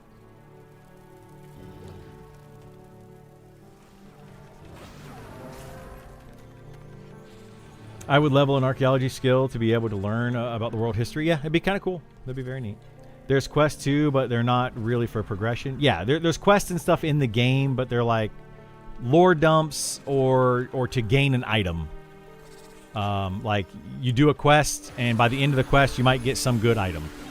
Some of the best items in the game are actually from quests. Like, literal best in slot items for various classes are literally from quest. Best earring, caster earring in the game. Best caster ring, best melee ring.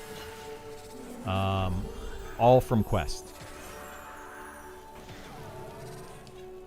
I'm not going to spoil those right now, though, so.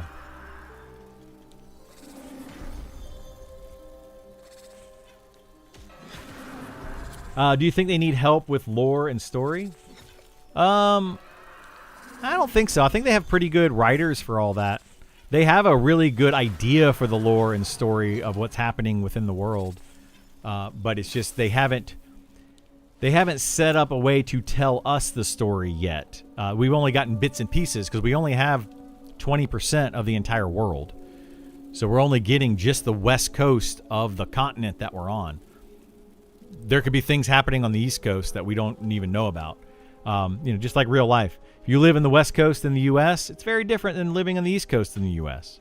They're vastly different places. even though they're both still part of the United States.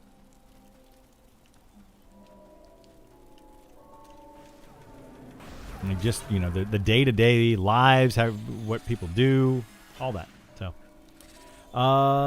then they need a better way, a way better pet and direct damage. What are you talking about? Like, who needs that? Oh, you talking about the enchanter? Nah, they don't need a way better pet and direct damage if they have mez and haste and slow and stuns and mana drains. You see, the list goes on and on and on. Are you gonna? Do you want your let's say elementalist? Are we going to give them a bunch of mez spells and a mana regen and a haste spell and a bunch of debuffs and stuns? Do you want the elementalist to have all of those? If your answer is yes, you want the elementalist to have all of those, then sure, we can give the enchanter a better pet. But if you're like, no, the elementalist doesn't need all of those, then enchanter doesn't need a better pet.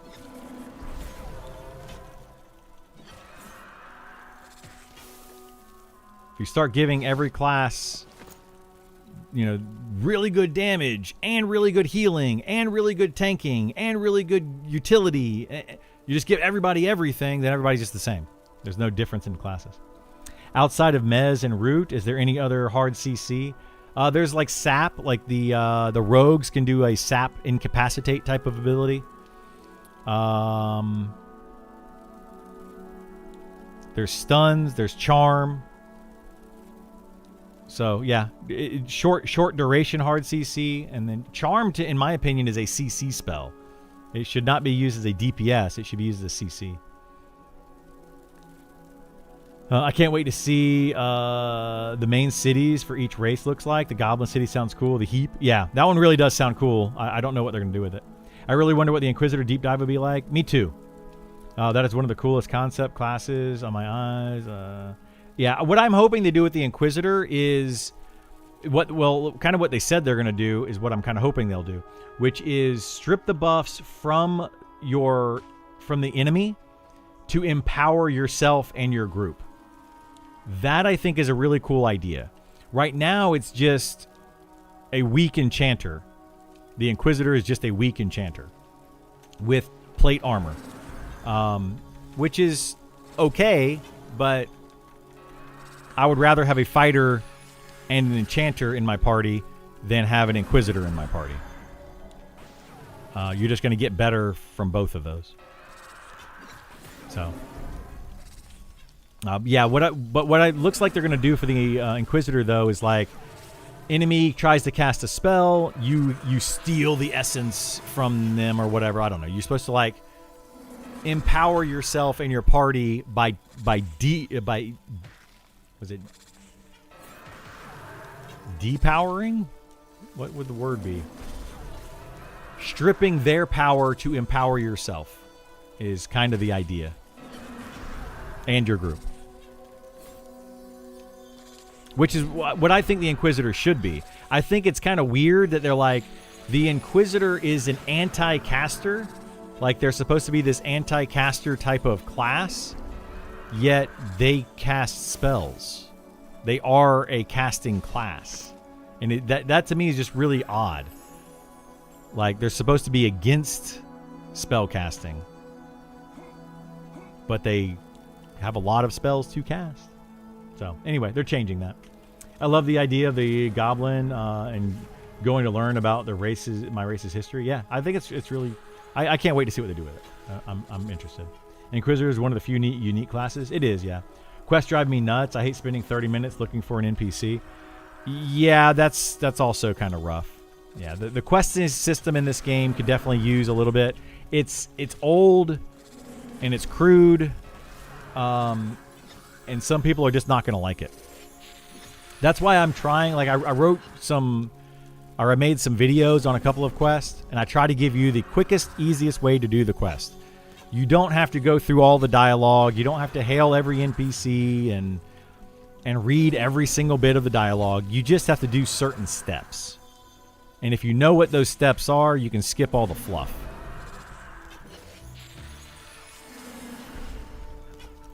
Like the Glinting Hollow quest is a good example. You don't even have to talk to the scout that's outside of Glinting Hollow to get access to Glinting Hollow. You never even have to talk to it once. But people think you have to go talk to that NPC to start the quest. Nope. No need. None whatsoever. At least right now, there's none whatsoever. They might change that. I don't love the quest initiation system of having to guess the words to trigger. Yeah. Sean was talking about that in his last stream, saying that they want to give a better way of doing that. So it's more intuitive rather than guesswork, which I think is a really good idea. Yeah, it is a lot of guesswork for sure.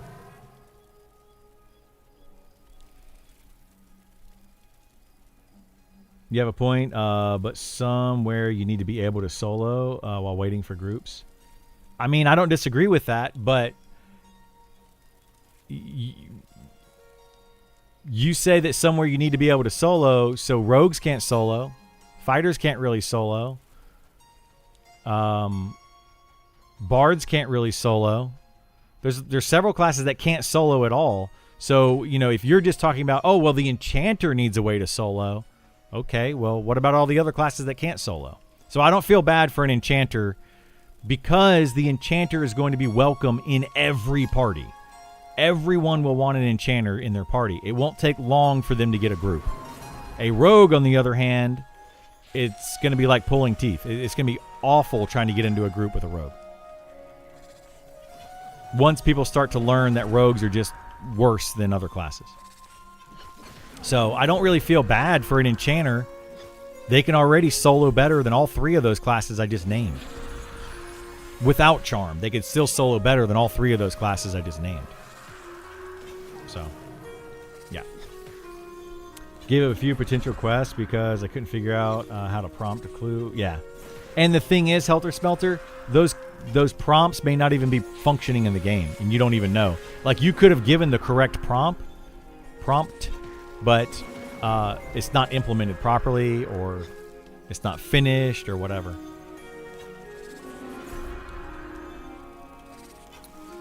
Guys, hang on a second. I got to answer this call from T-Mobile again. They won't stop calling me.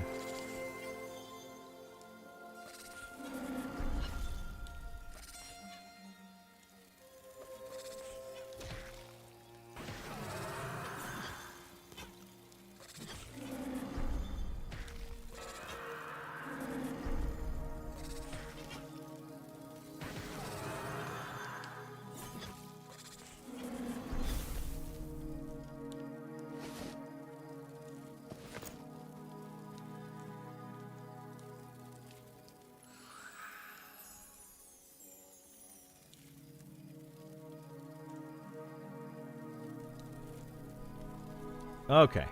Sorry about that. I'm tired of T-Mobile calling me. Hopefully they don't keep calling anymore. I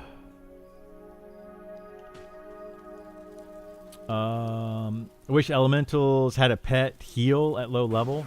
Yeah, I don't know what level they get their heal, but they do get one, but I don't think it's very mana efficient. My pet always dies fighting fire beetles at level 3. Insane how many times my pet dies at low level. I could be doing it wrong, though. Yeah, the Elementalist at low level is actually a pretty strong class. And then later on, it becomes much, much weaker and more difficult to solo. But at certain level ranges, you can charm Elementals and XP extremely quickly. So it just depends. It really just depends. That, again, comes down to the balance. There's just so much that needs to happen with the balance in this game. It's all over the place.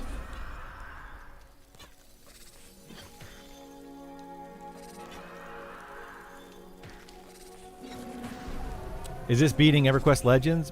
Beating EverQuest Legends is different than EverQuest Legends. I'm not going to say whether one is beating the other one. It depends on what you define as beating. As far as like player count and such, this game hasn't released yet, so EverQuest Legends has released and has far more players currently because you can just buy the game and play it right now.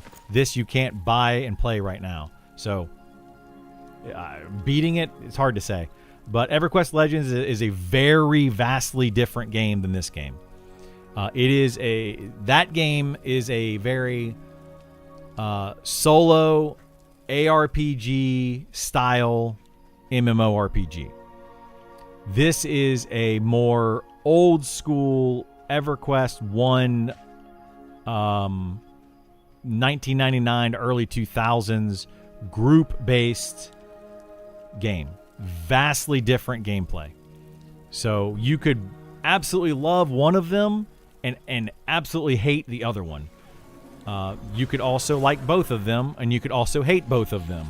But they are not necessarily... I wouldn't even put them in the same category at this point. They're vastly different games. But no, I don't think EQ Legends is going to beat out this game.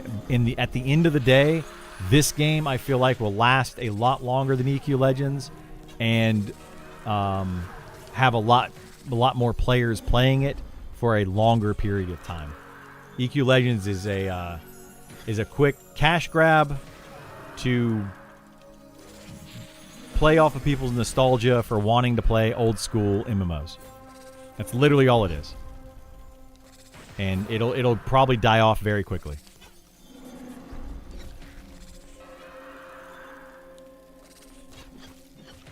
I don't think EQ Legends is going to last. By the end of August, yeah, beginning of September, there will be very few people playing that game. Figure that's the intent. Very clever. Let's see. Is it solo or group? This is a very group-focused game. You can solo really well. As you see right now, I have been soloing on this character. So some classes can solo exceptionally well, and it's more efficient and better to solo. But it is meant to be a group-focused game, and they are currently working on making it more group-focused as they change things, patch things, fix things, rework things, etc. So yeah, having a bigger range of words would help. Yeah, bigger for the triggers. Yeah, I agree. I'm worried that the first thing you have to do in the game is a quest that will frustrate people to force them out of the game. Yeah, I don't recommend that's the first thing you do in the game is to do that quest. I recommend the first thing that you do is go out in the little newbie yard and start killing monsters. And start making some money. There's no reason to go to your class trainer person. I mean, you can do the first quest if you want to, and it'll give you, depending on your class, it could give you up to like 50% of your first level. But yeah, it's not really necessary. If you know how to do the first quest, then absolutely go do it. You know, that it doesn't take very long, but it will be very frustrating to new players that don't know how to do it. And trying to, you know, I got to find my trainer. I've got to figure out what prompts to say. I got to figure out how questing works. You know, dropping items on them and trading with them and all that kind of stuff. Like, there's no, it's not intuitive necessarily. Rogues not being able to solo has always been funny to me. The phrase "gone rogue" literally means to go alone, independent. Yeah, it is kind of funny. I agree. But they are the worst solo class in the game. They are terrible at it. They could solo if they could like 3-tap mobs. Yeah, if they could do like a sneak up behind it, big backstab on a mob, and do a ton of damage to it. And then they have like a long stun cooldown where they could tank the mob for a few seconds while they wait for the backstab to come back up, stun the mob, spin around behind it, backstab it again, wait a couple seconds, stun the mob, spin around behind it, backstab it again, and it's dead by the third backstab. That would be a good way to play a rogue that could potentially solo. So they could still solo a stunnable mob. They would be able to solo that. But they need to have more stuns and bigger backstabs as you get higher level. So yeah, they could definitely do it. They just haven't done it. Playing EQ Legends for 2 months before M&M opens.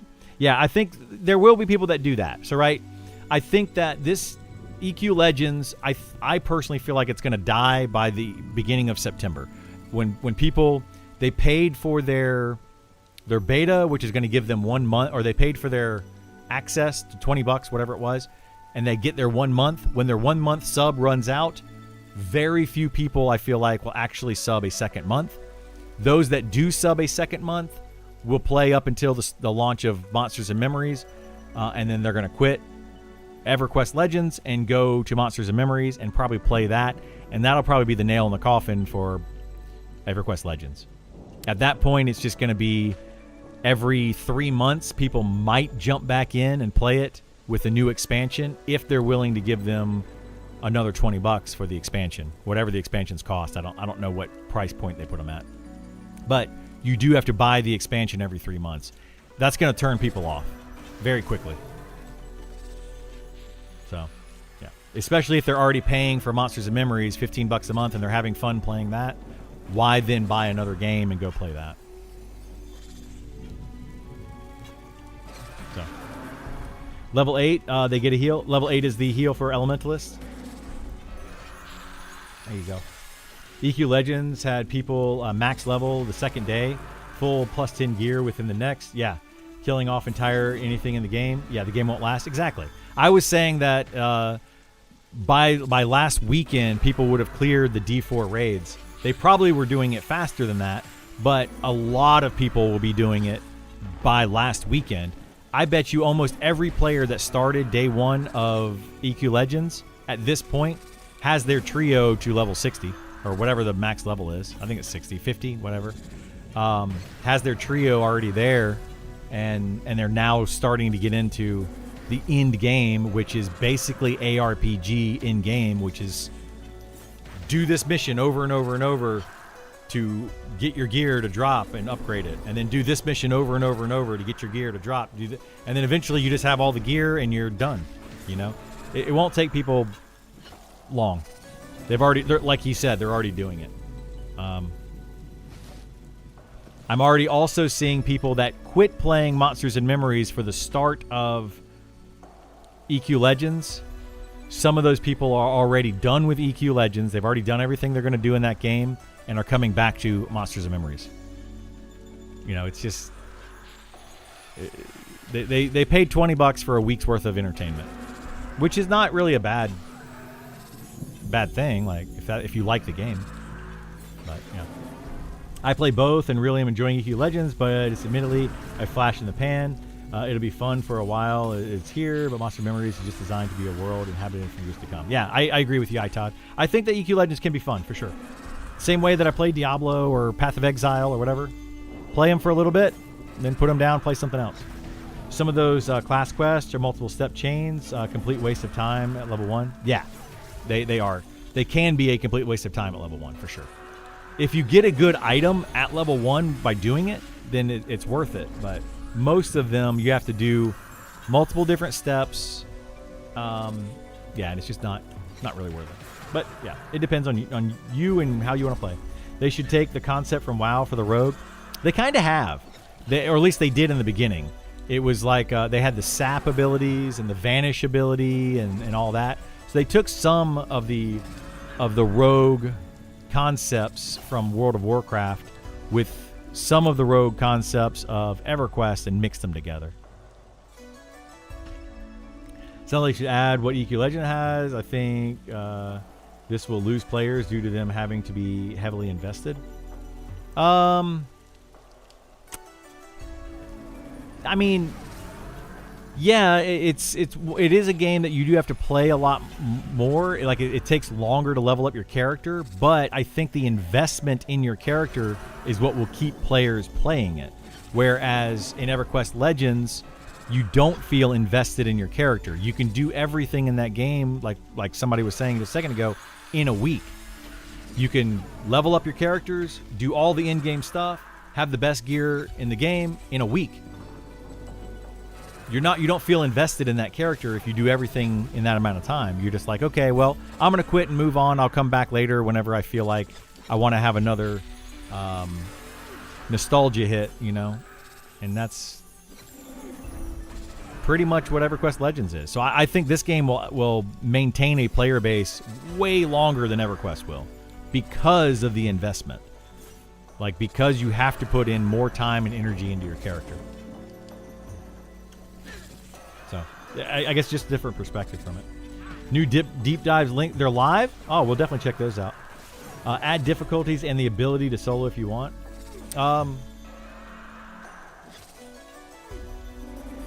Well, you mean in this game? Add more the solo ability? I mean, solo ability is already a thing. It's already a thing. Let me see. What time is it? 2 o'clock? We might actually camp out here and just go over the deep dives. Are all the deep dives out?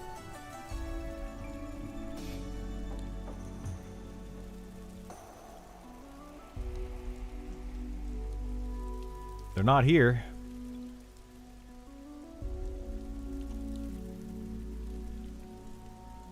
Monsters and memories. Updates. Beastmaster Rogue Deep Dive.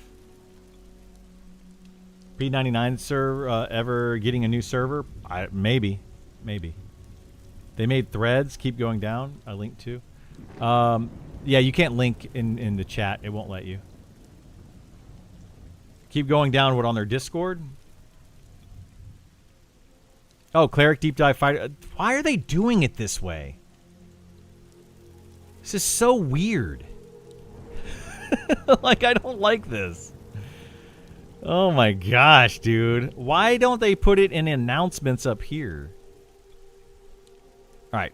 We're going to read over these. I'm just going to go ahead and close down the game because I'm not going to have time to read over all of these. Give me a second. I'm going to use the restroom real quick. Yeah. Let me use the restroom real quick, and we're going to go through and read all through the deep dives and comment on it and all that kind of stuff.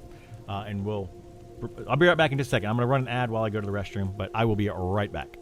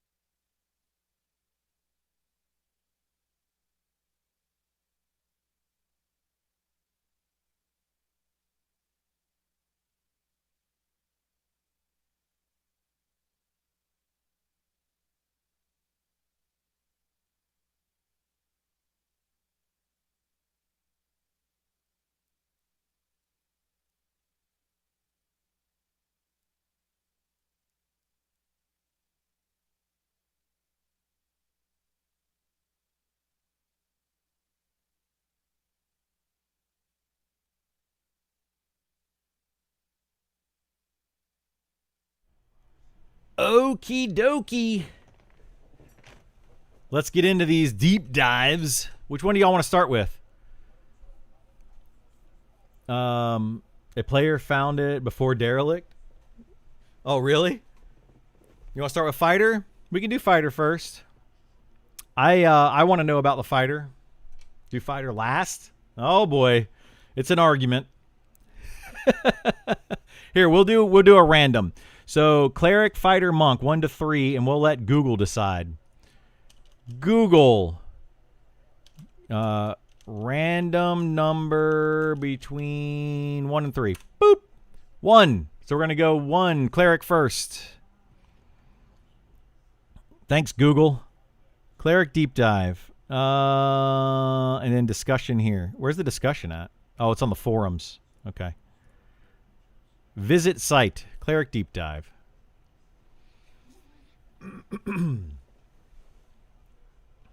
Settle in the middle then.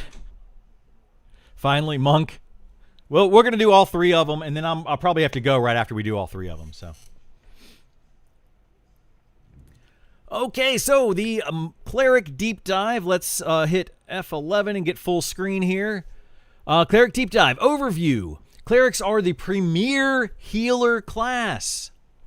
They're going to be the best healers. That's always been the intent, which is something that I love. So something I want to see out of the clerics is being a good healing class, but we need to make the game more difficult so that that healer is needed. Right now, the cleric feels like they are just a over healer. So they just do more than 100% of your health, which is kind of worthless. So you tend to want to take a shaman or a druid because they have additional things they can do. Additional buffs, debuffs, spells like nukes, damaging abilities. They have all these other things over the cleric while still maintaining the health of the party just as easily as a cleric. So hopefully we get something that allows the cleric to be, in fact, the best healer. So a versatile faith-powered support class built to keep their group alive while still bringing holy damage and utility to the table. I wonder how much holy damage and utility that's going to be because currently they don't have a lot of that.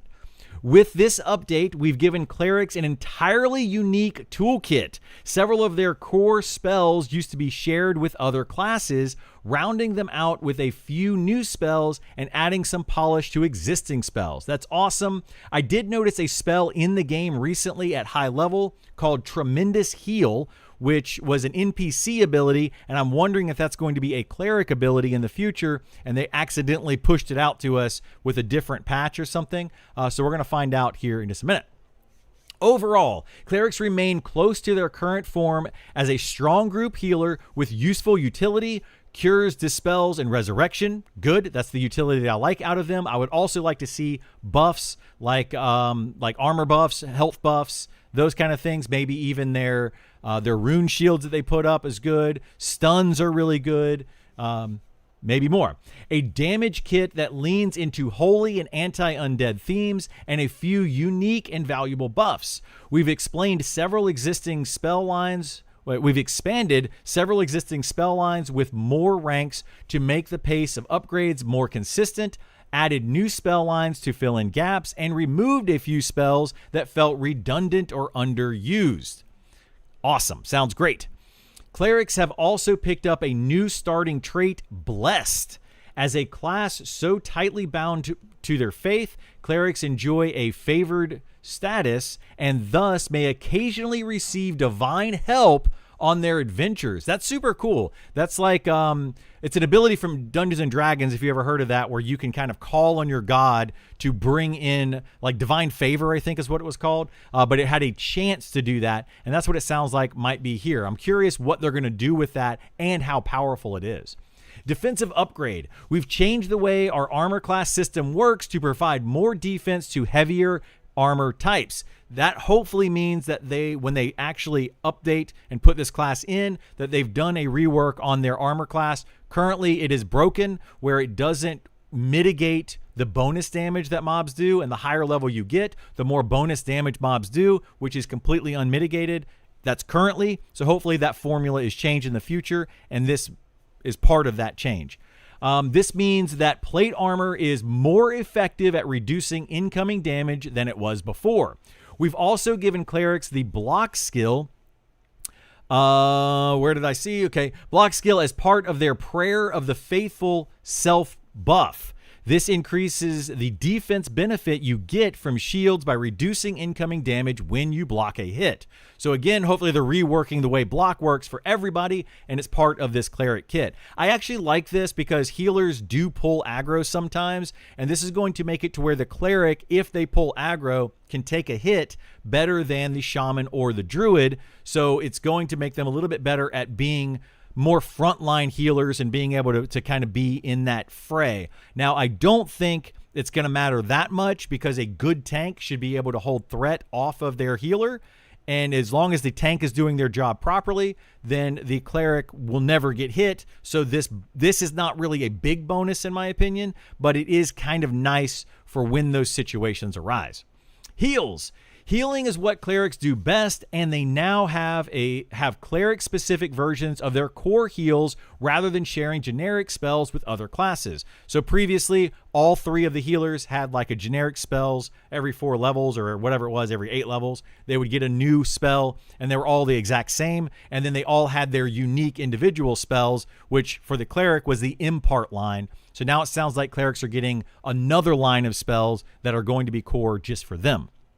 So heal your target, restoring health. This is your bread and butter single target heal with moderate cast time and heal amount.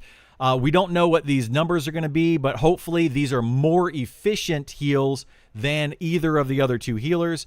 That is my hope, and they're not crazy big heals either to where they over heal all the time. They should be very efficient heals rather than just like this complete heal type of situation where it's just a massive heal that goes from, you want to wait till the tank is at like 5% health and then heal them all the way up, which can get a little bit scary and it makes it difficult to play the cleric.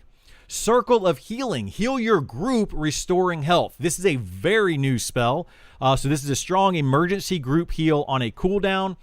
This one's really cool, and it says Circle of Healing. I'm wondering if that's going to be just like the Shaman spell. They have one now that is a group heal. It's a heal over time, but they hit it, and everybody that's close to them gets that heal. Will this work like that, where it's centered on the caster, or is it going to be a targetable like reticle that you put on the ground? Anybody standing inside of that gets the heal. Could go either way. Most likely it's just going to be you heal and anybody that's close to the cleric also gets healed, which is fine. That's an okay way of doing it. But a big group heal is very nice to see, to have something like that in this game. Hopefully they start adding more NPC abilities that do damage to the entire group that then requires you to have a cleric to be able to heal that up consistently. Would be really nice. Right now, there's not a lot of area effect damage that players take outside of like damage shields. But there are a few instances of it. Healing Light. Shine a healing light on targets in a frontal cone, restoring health. I think they already had this spell in the game or something very similar to it. That was their AoE healing. So that's 2 different AoE heals that they have. This is a great way to top off a group when multiple people are hurt. It now has a cast time, so it's deliberate choice rather than a free upgrade over your single target heal. So very cool. They're going to be adding in new heal line plus a group, 2 different group heals. Looking pretty good.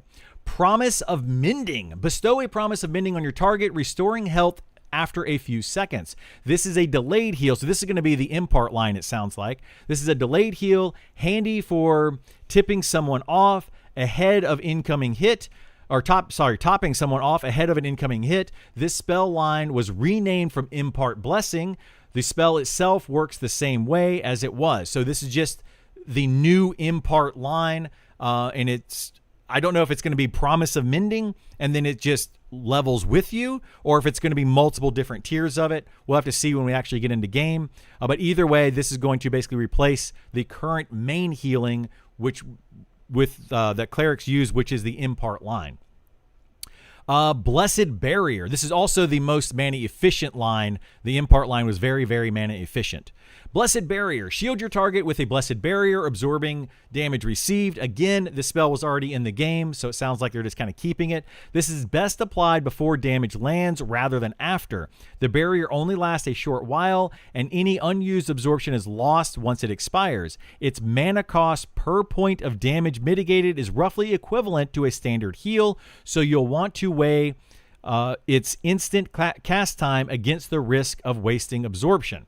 So what's good about this type of spell is the tank takes a bunch of damage, and because it's instant, as soon as they hit a threshold, let's say 25% on their health bar, you can hit an instant barrier, which prevents them from taking any more damage or absorbs that damage, and then you put on your your promise mending, and then it allows them to heal the tank back up, and then you kind of rinse and repeat that process. If you really want to stay the most mana efficient, you're going to try to time this promise of mending so that you don't have to use the Blessed Barrier, but the Blessed Barrier is there as a, oh poop, we accidentally pulled too many mobs, the tank is taking too much damage. It's a save the tank from dying, then heal them back up kind of ability is what it sounds like. Damage. Clerics aren't a DPS class. Thank you for very much clarifying that. We need more clarification on some of these classes that just explains they are not this other class. Fighters are not DPS, they're tanks. Clerics are not DPS, they're healers. So that kind of stuff. But their holy magic gives them real teeth, especially against undead. That's great to hear. I do not mind having, the damage of a cleric against an undead should be close to that of the damage of a wizard, but maybe a little bit less efficient than a wizard, and it's exclusive to undead. That's where I think that that the damage should land. So we'll have to see again in game when we see that kind of stuff. Rebuke. Strike your target with divine energy, dealing holy damage. This is your standard nuke that works on all targets, formerly the shock line. So wait, they're getting rid of shock? I guess that was different than stun, wasn't it? So that's the shock line. I guess that goes into retribution and all those. So it does do decent damage. That line always did pretty decent damage, but it wasn't crazy damage because it is a healer, so it makes sense. Smite the dead.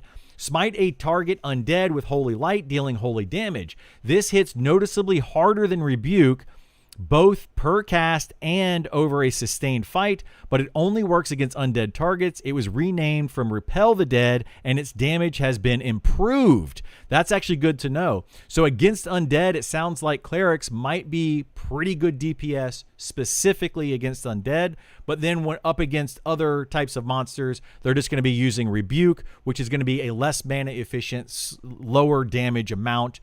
So that sounds good to me. I don't mind that at all. I just hope that they don't end up making the Smite Undead too good, because they are not a DPS class. And I would hate for people to go into like an undead area and be like, we're just going to invite a bunch of clerics because they're the best DPS in the game against undead. So as long as they balance that right, I think it'll be in a good place.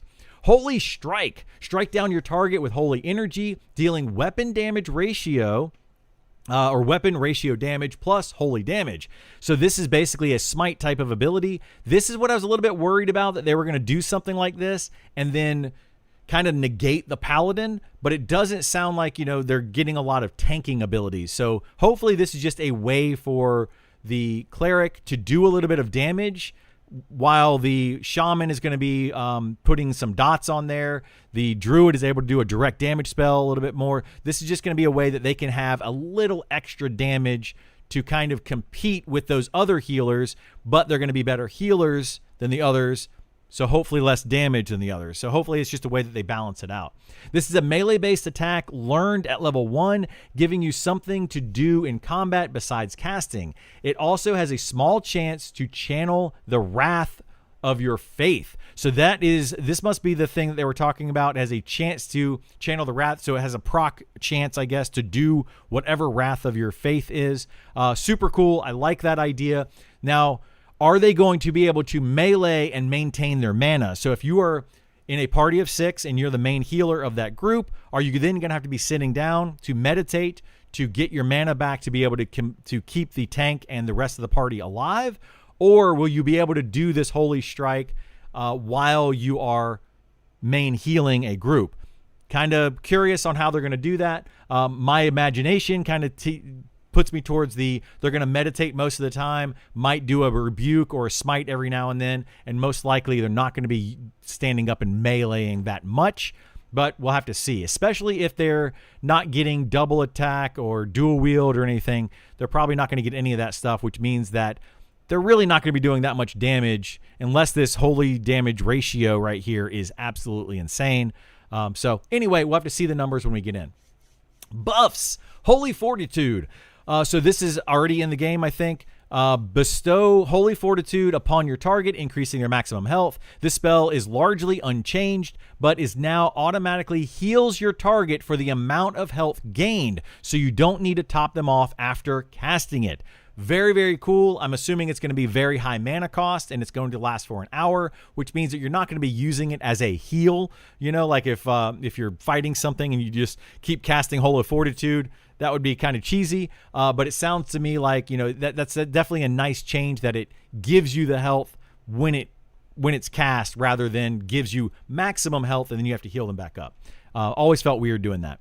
Hymn of Fortitude. This is a group-wide version of Holy Fortitude. Thank you. It requires a reagent to cast. I actually love that. I think that every class that has a bunch of buffs like that should get group versions of them, especially as you get to higher level. Maybe make these to where they are not even store-bought. Like you can't just go to a trainer and buy these. Maybe make these to where they drop off of enemies throughout the game, or you have to do a quest to unlock it. Something like that would be really nice in the future, but I'm glad that they are adding those in. Blessing of Devotion. Bestow your target a Blessing of Devotion, increasing their maximum health. I assume this is going to stack with Holy Fortitude. Additionally, if your target falls to low health while the blessing is active, it restores health and the blessing fades. Ooh, so it's kind of a prevent death kind of thing. If you get below a certain percentage of health, or maybe if you just get to 0, it heals you back up. Really like that they added that. That is an awesome spell for clerics and is going to make clerics wanted in groups as a healer over the other two classes, especially when you're fighting more challenging enemies. This buff also increases maximum health and stacks with Holy Fortitude. Awesome, good to know. It provides an emergency heal when things get dicey, but requires a reagent to cast. So again, 2 spells now that are going to be requiring a reagent, which is good. I like that they're doing that. That's going to help out with the economy of the game quite a bit. Prayer of the Faithful. Call upon your faith, increasing your strength, mana regeneration, secondary mana regeneration, interesting, and block, granting you a chance to activate fulfillment on a melee attacks and ability to see magical effects when considering targets. Very, very cool. I love this. It's kind of mixing in a lot of things together. So I'm wondering if they're going to be taking out the sense magic off of the cleric like they did with the wizard, and then they gave it to the wizard through their self buff. Then they gave sense magic back to the wizard. So I'm curious if they're going to be removing sense magic or leaving it on, and this is just an additional sense magic ability for the clerics. Again, we'll have to see how they play that out, but I do like this. This is fantastic, having mana regeneration. It's got mana regeneration and secondary mana regeneration, so I'm a little confused at what that means. If that means that it will just not stack with the enchanter mana regen, so maybe it gives you primary mana regen that won't stack with enchanter mana regen, but the secondary portion might stack with enchanter mana regen. So you can have both of those. So it's still a benefit to have an enchanter in your party, but if you don't have one, you're still gaining some mana back. So we'll have to see again how these play out, but this is a really cool ability. I like seeing that in there. Divine Aegis. This is the immune granting thing they already had in the game. Surround yourself with Divine Aegis, granting you immunity to all incoming damage for 15 seconds. This is your emergency panic button. Also, for those that don't know, this also it basically sets your threat to 0 temporarily if there is another player that has threat on the same enemy. So if a tank is fighting a mob and the cleric pulls aggro off of it and they cast Divine Aegis, they become immune to damage, and that mob will immediately go back to the tank because of the way that the threat works. If the 15 seconds wears off, then it will go back to the healer if they still have threat, but at that point, hopefully your tank has gotten threat. Now, for soloing purposes, this is an amazing ability because it just makes you immune to all damage. So awesome for that as well. Inhibit Pain. This is already also in the game. So inhibit pain to your target, reducing all damage received for a few seconds. I believe it lasted either 15 seconds, and it reduced all damage by 20%. Maybe 40%. I can't remember, with a fairly long cooldown of maybe like 5 minutes. I don't remember the exact amount, but this is a really good ability to put on your tank at the start of a big fight until it gets debuffed. So fantastic there.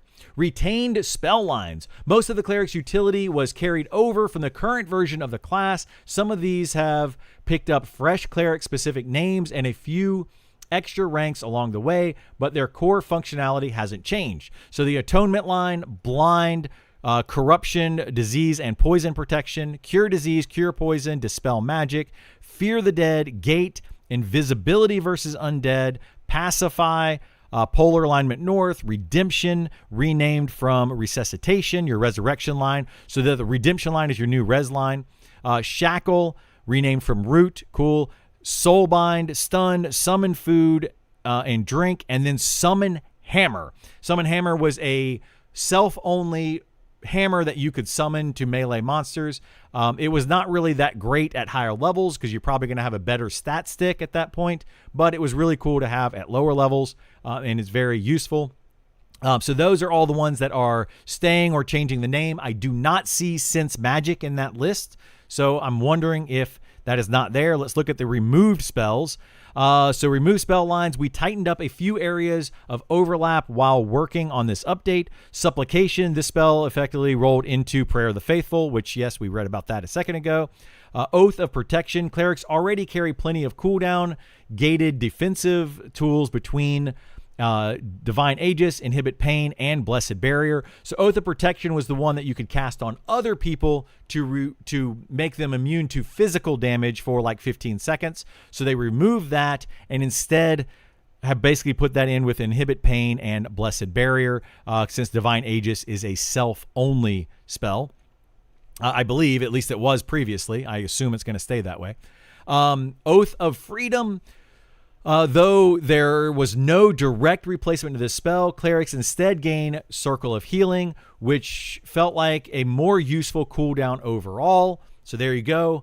Snare the Dead. Clerics already carry a dedicated anti-undead nuke and fear and can fall back on their normal route against undead targets.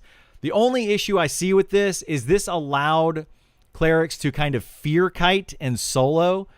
So they could snare the dead, fear the dead, and then just sit there and melee them. And it was a way that they could solo some of those mobs. Now they're going to have to do a root nuke if they want to solo. But this is more of a group-focused game. I don't mind classes not being able to solo so long as soloing is not the best way to play the game. So, like, soloing should be an option. Grouping is going to be the main way. So I don't mind it so much, but that is a way that they would do it, is fear and snare and all that kind of stuff. It was a way to play. Cure Blindness is also being removed. This spell is being removed across all classes as we revisit them. Blind effects are typically short and low threat, so a dedicated cure spell wasn't pulling its weight. This is true. It's really annoying when you get blinded. I don't know if you've had it happen to you or not, but it basically makes the entire screen black except for the UI. And it only lasts for maybe 10 seconds or something. It's not a super long spell. And you can continue to do whatever you wanted to do with that spell active other than maybe run away through a dungeon. So that is the overall review of the Cleric. I like what they're doing here.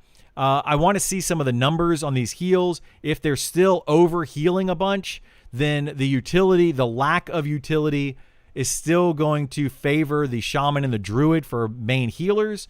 But they hopefully will tweak those numbers a little bit, make the Cleric the best overall healer, and then maybe lower the amount of healing that the other two classes do, or increase the amount of damage that monsters are doing so that the extra bonus healing and the Inhibit Pain and the Rune Shields and all of that actually make the Cleric a more viable class in the group.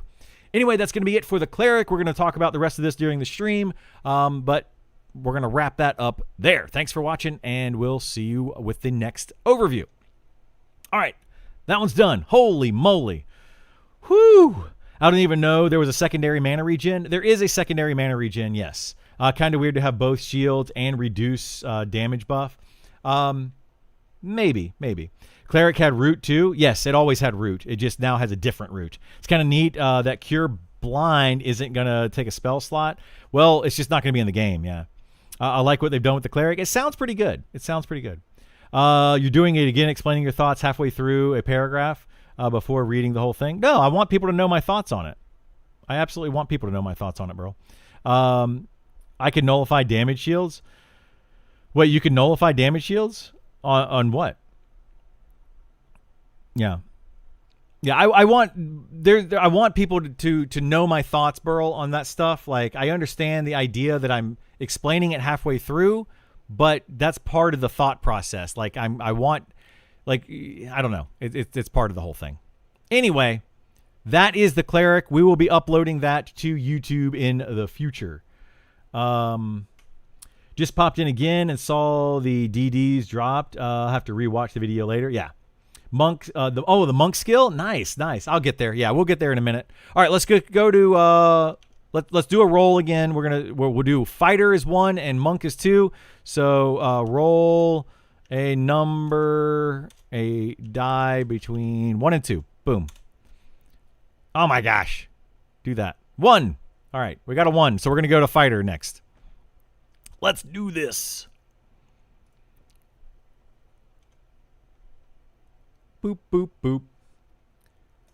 All right, so next up we have the fighter. I'm mostly excited about the fighter because that's probably what I'll be maining in early access. So I really want to know what's going on with this. This class hopefully will reduce its damage. That's what I'm hoping for. Increase its threat and increase its defensive capabilities. I want this class to be the premier best tank in the game. Yes, I want the other 3 tanks to be able to tank a majority of the game, but fighter should be the best at it since it doesn't have as much of the utility that the other 3 classes will have. So that's my rationale for it. They should be decent DPS, but not crazy DPS, which is what they currently are.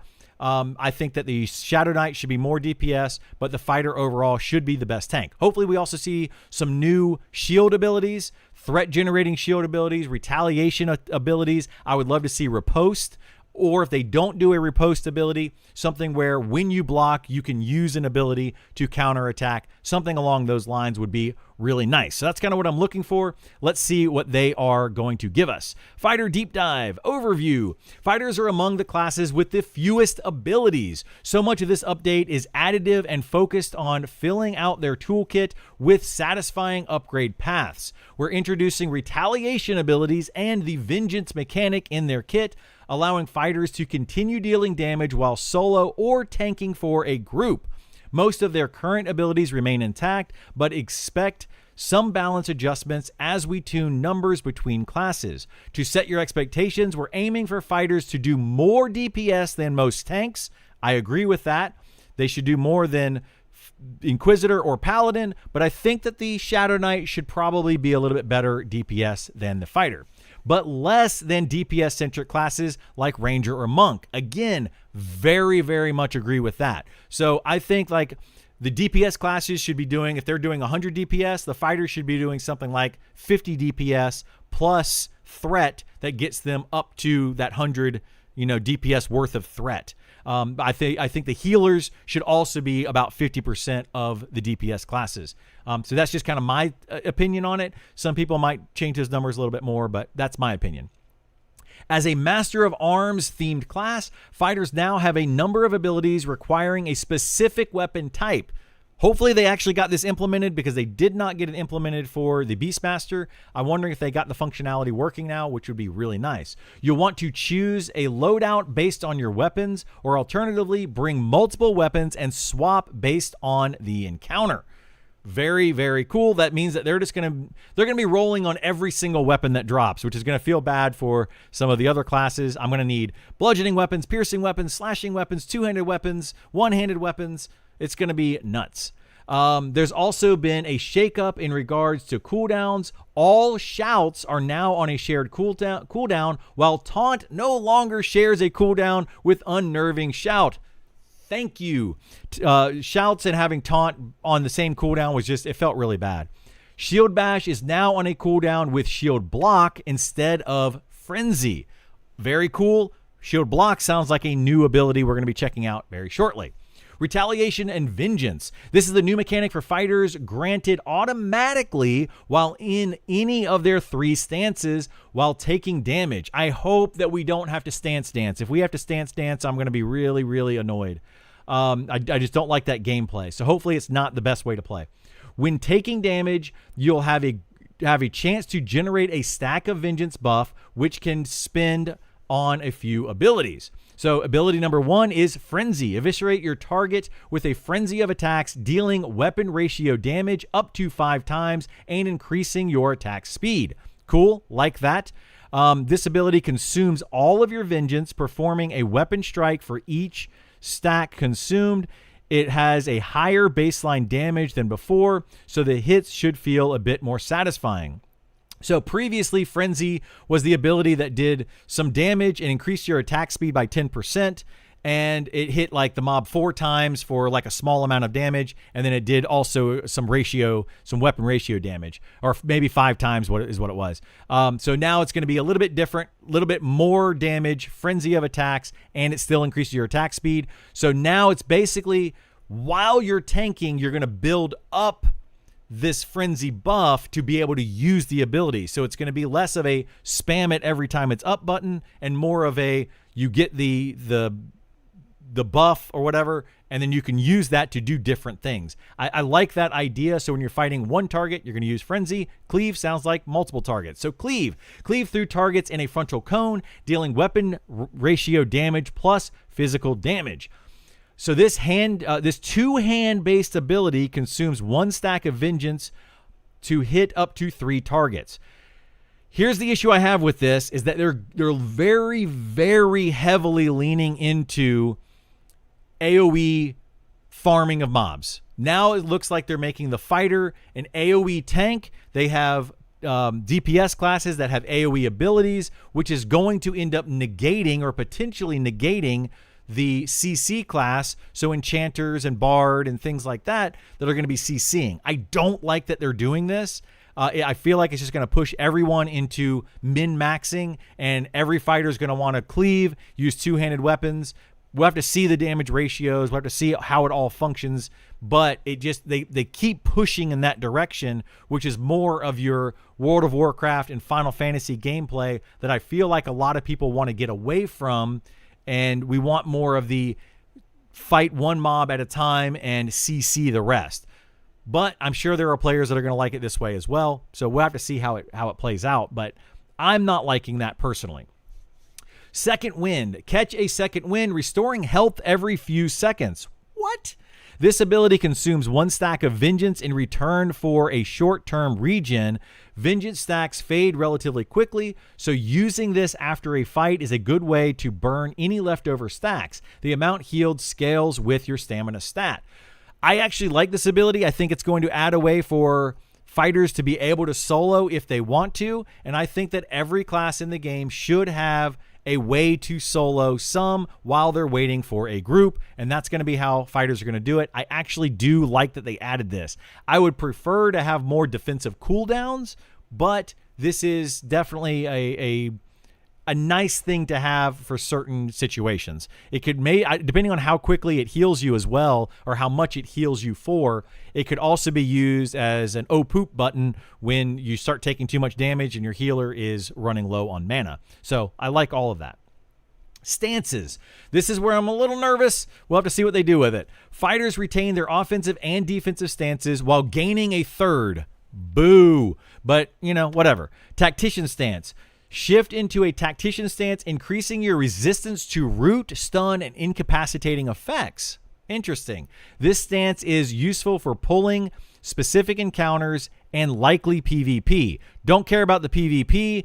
I won't be pulling too much, but it is nice that it allows the fighter to get out of that situation. Fighters have the least utility of anybody else, and it definitely sucked when a fighter had to try to get out of a dungeon after everybody else gated, the rogue stealth out, the monk feigned death out, and the fighter's just sitting there going, how do I get out of here? So this would be really nice for that situation to be able to get out, or if they're pulling, to be able to break stuff. But I think for specific encounters, when it gets to high level raid encounters or specific mobs, that is going to be a really cool ability to be in.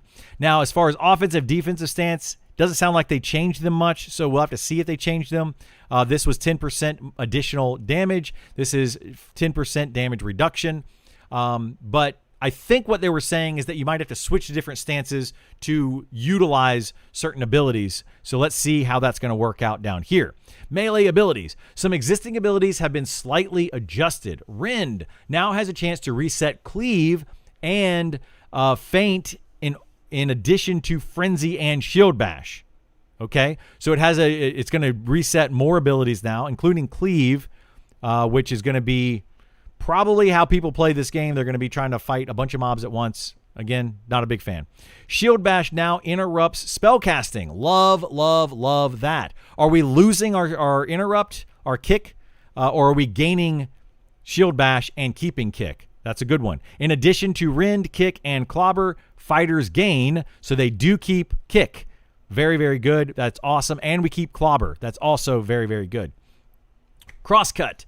Crosscut through your target with dual weapons, dealing weapon ratio plus physical damage per equipped weapon. This is the exact same thing as it is on the Beastmaster class. I'm assuming it's going to share a cooldown with your cleave abilities, or since this is a two-handed weapon. I don't know. Maybe it will, maybe it won't. It may not, because this is going to be an expenditure of the vengeance, so it probably shouldn't do that. Anyway, we'll have to see how that plays out.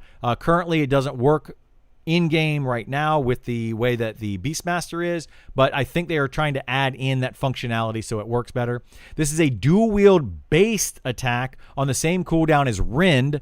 It deals more raw damage than Rend while lacking the ability to reset your cooldowns. So, okay, so you can either have a chance to reset your cooldowns for some damage, or you can go with Crosscut, which will do more damage, but it doesn't have a chance to reset your cooldown. Cool. Sounds good. Again, we'll have to play with it and see which one is better. Feint. Outmaneuver your target with a feint, dealing weapon ratio damage plus physical damage, decreasing their agility, and knocking them off balance. Wow. Since this attack is on the same cooldown as Frenzy and Cleave, it's best used when you don't have Vengeance available to fuel other attacks. Okay. Monks can also take advantage of this off-balance state to empower some of their abilities. So what I like that I'm reading here, let me actually get this last one in. In addition to disarm and armor break, fighters also have knee breaker. Smash the knees of your target, decreasing their movement speed. Huge. It's basically a, what do they call it? Oh my God, I can't even remember the name of it. Anyway, it's a snare. I'm guessing this is only going to last for probably like 6 seconds. It's probably not going to be a very long snare, but it'll be very, very nice to have depending on the cooldown of this ability. When the monster starts to flee, as long as you can get it off really quickly before they start running away. I love hamstring is what I was thinking of. I love that they added this ability to them. So what I was saying though is now it sounds like you're going to be playing the fighter and you're not going to be just be sitting there, which is what I do, and just smashing the same button over and over and over and over and over to spam all of your abilities. You're actually going to have to pay attention to how many stacks of vengeance you have. You have to pay attention to what the mobs are doing, what cooldowns you have up, and using these abilities in those ways. The only issue I don't like with that is I don't like having to stare at my ability bars to see when those cooldowns are happening. That's really annoying gameplay to me.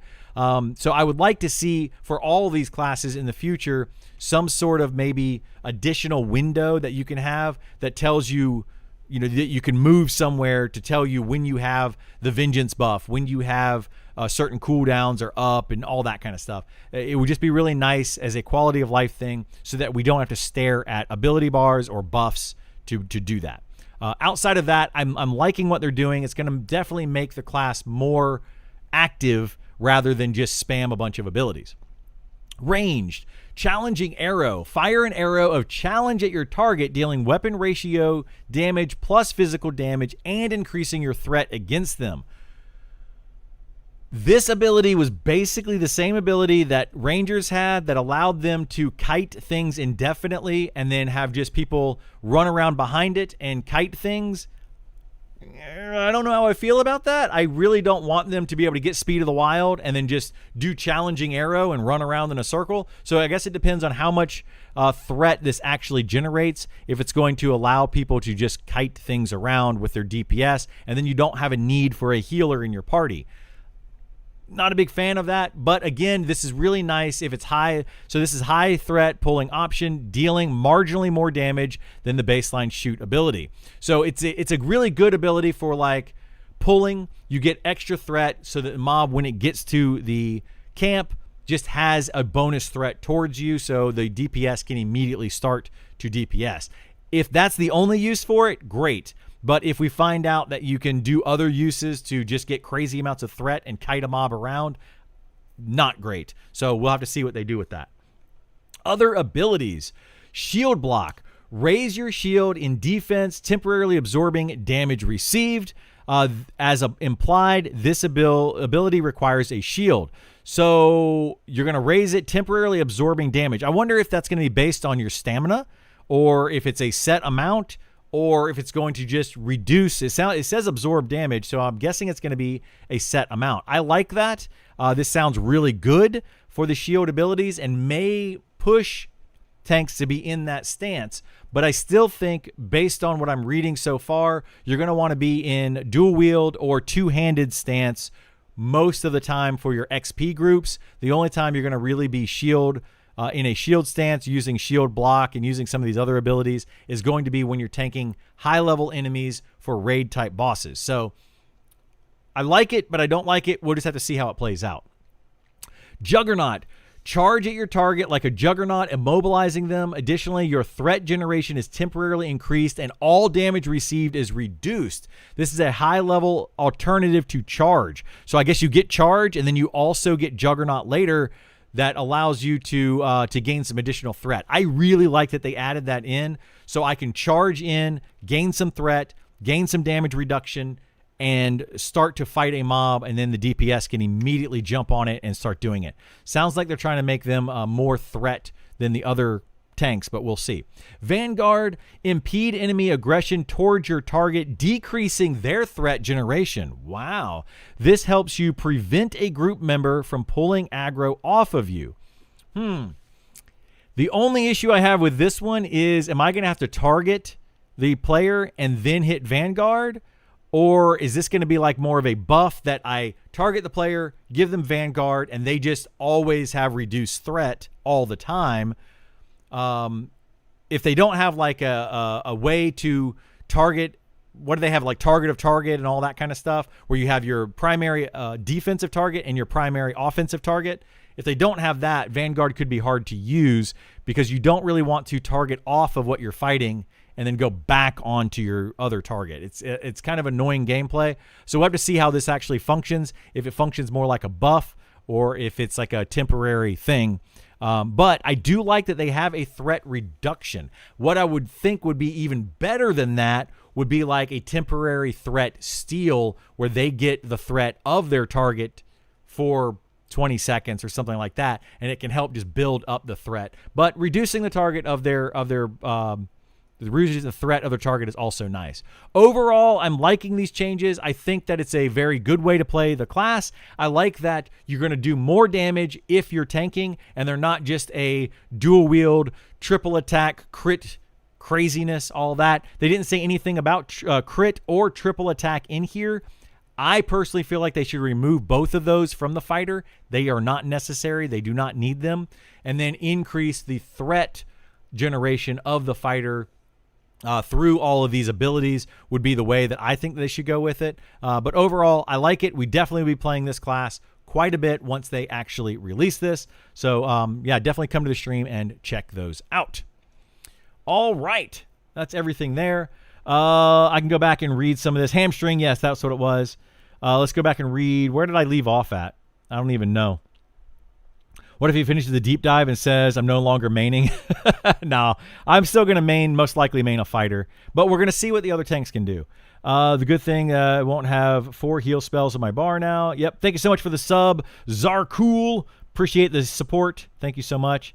Second Wind is the name of the healing spell, a fighter, and Dark and Darker. It's also the same thing in Dungeons and Dragons. So, same kind of concept. Agreed. Cater to the WoW crowd will ruin the feel.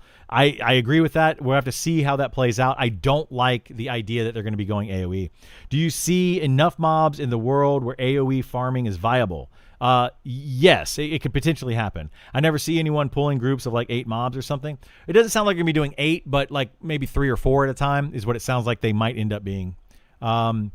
You see enough mobs, but AoEing is not very common. Yes, it's not very common, especially in groups, because it's impossible right now to hold threat again for AoE group. That's why it's not a thing that they currently do. Just feels like most of the mobs spawning in the world don't make sense with AoE farming. Could just be my eyeballs. No, it's just that there's not enough tools for it. But if they keep adding more tools to do it, then it's absolutely going to be viable. Sounds like they have taken inspiration from WoW, which I like. Some will like it, some won't. I'm sure people are going to math it out and figure out which ability is better to use. Yeah, I'm sure they will. We can now blame you if a mob isn't snared. Best change ever. No, terrible change. I don't want it.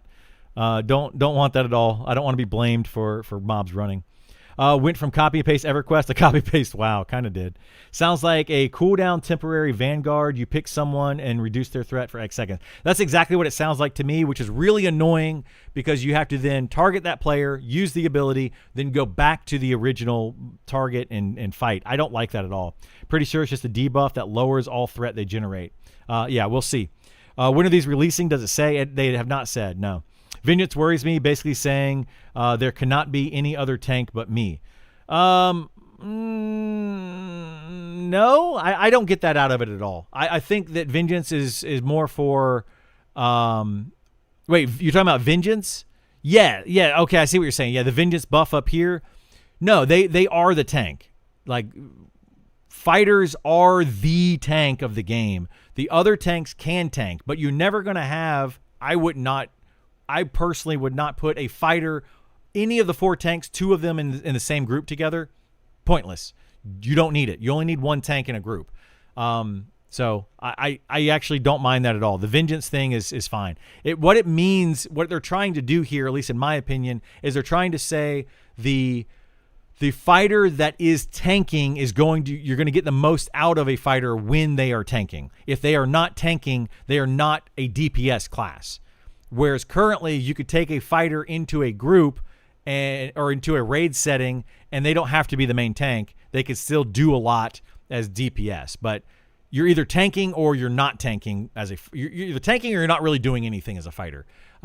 So in a raid setting, let's assume that there's going to be 3 groups. You really only need to have 1 fighter, but that's 18 total players, 1 of each class. Makes sense that you only have 1 fighter, and they're probably going to be tanking whatever it is that you're fighting. I actually don't mind that at all. I think that's the direction they should go with the fighter. So I like that, but not everybody will. So I get it. Makes no sense going the AoE route. Changes all DPS classes gameplay to 1-button spamming. It kind of does, yeah. The fighter not being tailor-made for Criddle is proof that he is not the reason why things get nerfed or is a red herring. It is definitely not tailor-made for me. I don't like all the changes, but I like where they're going with it. More specificity, yes, of classes. Yeah, we actually absolutely want to see that. I've seen multiple tanks in groups far more than not. Then those groups are not going to be very efficient. I would not be, if I were a tank, I would not want to be in a group with another tank. That group is going to be less efficient, and I just I wouldn't want to play that way. I think the only reason you're seeing multiple tanks in a group is probably, I would think, because those people are having a hard time finding a group and they're just filling in the group. But as far as efficiency, as far as what's needed in a group, 1 healer, 1 tank, 1 CC, 3 DPS is generally how it goes in games like this. So we'll have to see what they do with it, though. Could change in the future. That's my preferred playstyle. So lower my agility so I get hit more and build Vengeance faster. It sounds to me like that's kind of a way you could go. Yeah, you don't want to have... It's going to be a low agility tank. The one issue that I have with that, though, is the fighter going to have more armor class than the other classes? The other tank classes. If they somehow get a bonus to armor class, then... that would definitely be a way to go. But if not, then agility tanking might still be better, which would then hurt the fighter class because they don't really want to dodge or parry attacks. So or the Vengeance could be, if you parry an attack or dodge an attack or block an attack, you still gain some Vengeance. They could do it that way as well. So we'll have to see what they do. It's just, these are all kind of just up in the air. We don't really know how it's going to work until we see it in game. But yeah, the only second tank I had in a group were Inquisitor, because we couldn't find an Enchanter or Bard. Yeah, that's good. After like level 20, after level 20. I mean, before level 20, you can kind of throw whatever you want in a group and do whatever, and it doesn't matter. But after level 20, definitely you want to have 1 tank, 1 healer, 1 CC, and 3 DPS. That's just my recommendation. Do whatever you want. I mean, you could throw 6 tanks in a group if you want to. That's totally up to you. Alrighty. Monk, the final deep dive that we're going to do for this trio. We have the Monk. Things that I'm looking for in the Monk, they're going to be less based on elements. That's what they said they were going to try to do. Better pulling tools. I would love to see a knockback or a snare type of ability for the Monk.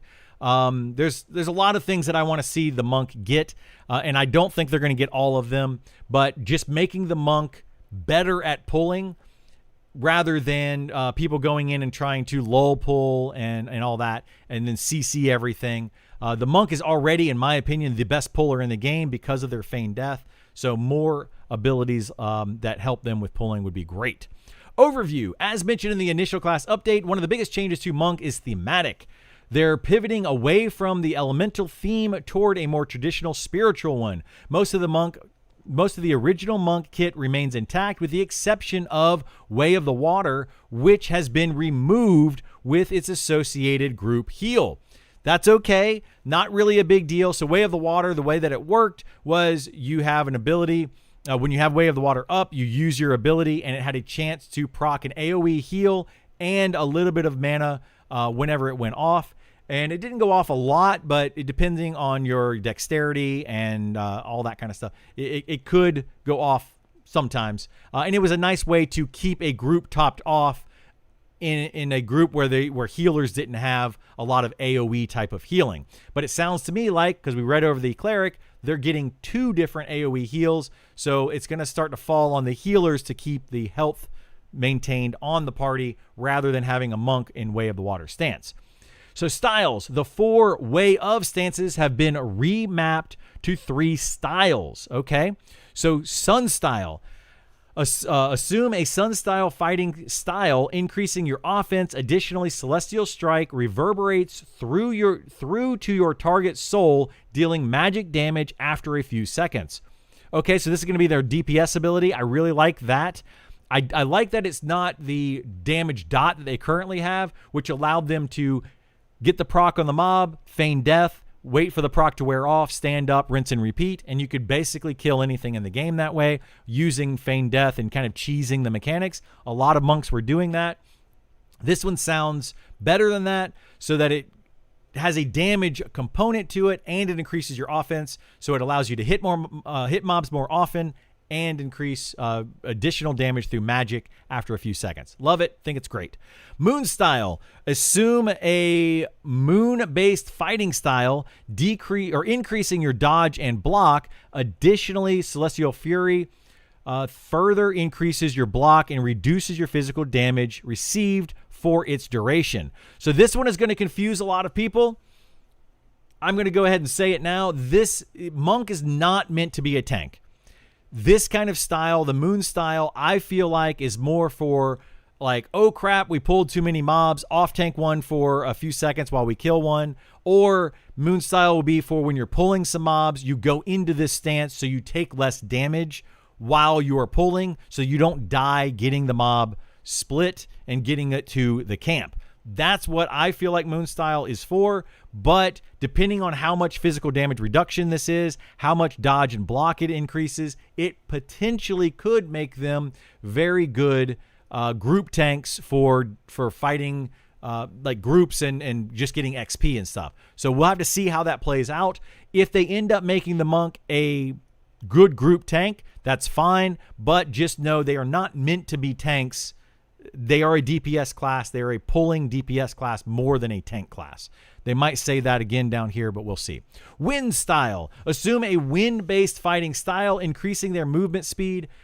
Additionally, Celestial Fury grants you a chance to strike your target a second time on melee attacks. This is the one that I would say is the best one currently in the game for DPS monks. The fire stance is what kind of the sun style is being replaced by, or being replaced with, whatever. I still think that because of the additional bonus attack here, this might be the way to go. And again, the run speed the movement speed buff helps them with pulling. So a great way to utilize these. Maybe you'll tag them in this stance so that you take some damage, switch to this stance while you're trying to run away, gain some ground, whatever, to help with split pulling. So I like this. I'm glad they did this. They completely got rid of Way of the Water. I'm just curious, again, if this is going to end up being a stance dance kind of thing, or you're just going to kind of pick one and go with it. I would say right now, pick one and go with it, whichever one gives you the most damage, whether it is Sun Style or Wind Style. I think for an XP group, Wind Style is going to win out, but in like a raid setting, Sun Style will probably win out because of its increase to offense, which will allow you to hit higher level monsters more easily. So that's just going to be my guess, but we'll have to see, again, how that works in practice. Feign Death and Pulling. This is my favorite part and what I'm looking forward to the most for the monks. I really want them to be really good at this aspect of the game. In this patch, we fixed a long-standing bug that prevented any chance of re-aggroing mobs after standing up from a feign. Awesome. Love to hear that. It was 100%. You use Feign Death and it's 100%. So through re-aggro, though re-aggro after a feign is now possible, the chance of it occurring have been massively reduced to allow monks time to adapt. Considering how long this bug has been present, it'll probably take a bit of tuning to dial this chance in. So, okay, it just means that they're going to be adjusting it. It's going to be very easy for now, and they might make it harder later on. It was previously very difficult.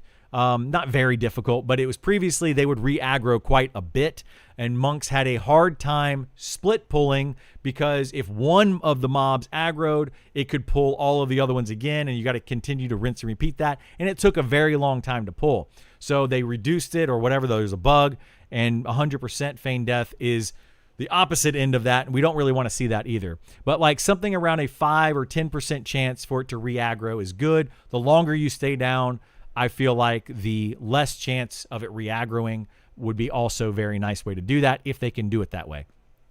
We've also introduced a new change to how NPCs loiter after a successful feign. NPCs that have been damaged will loiter much longer than untouched ones. Very good change, giving you a little more control over the timing when they reset.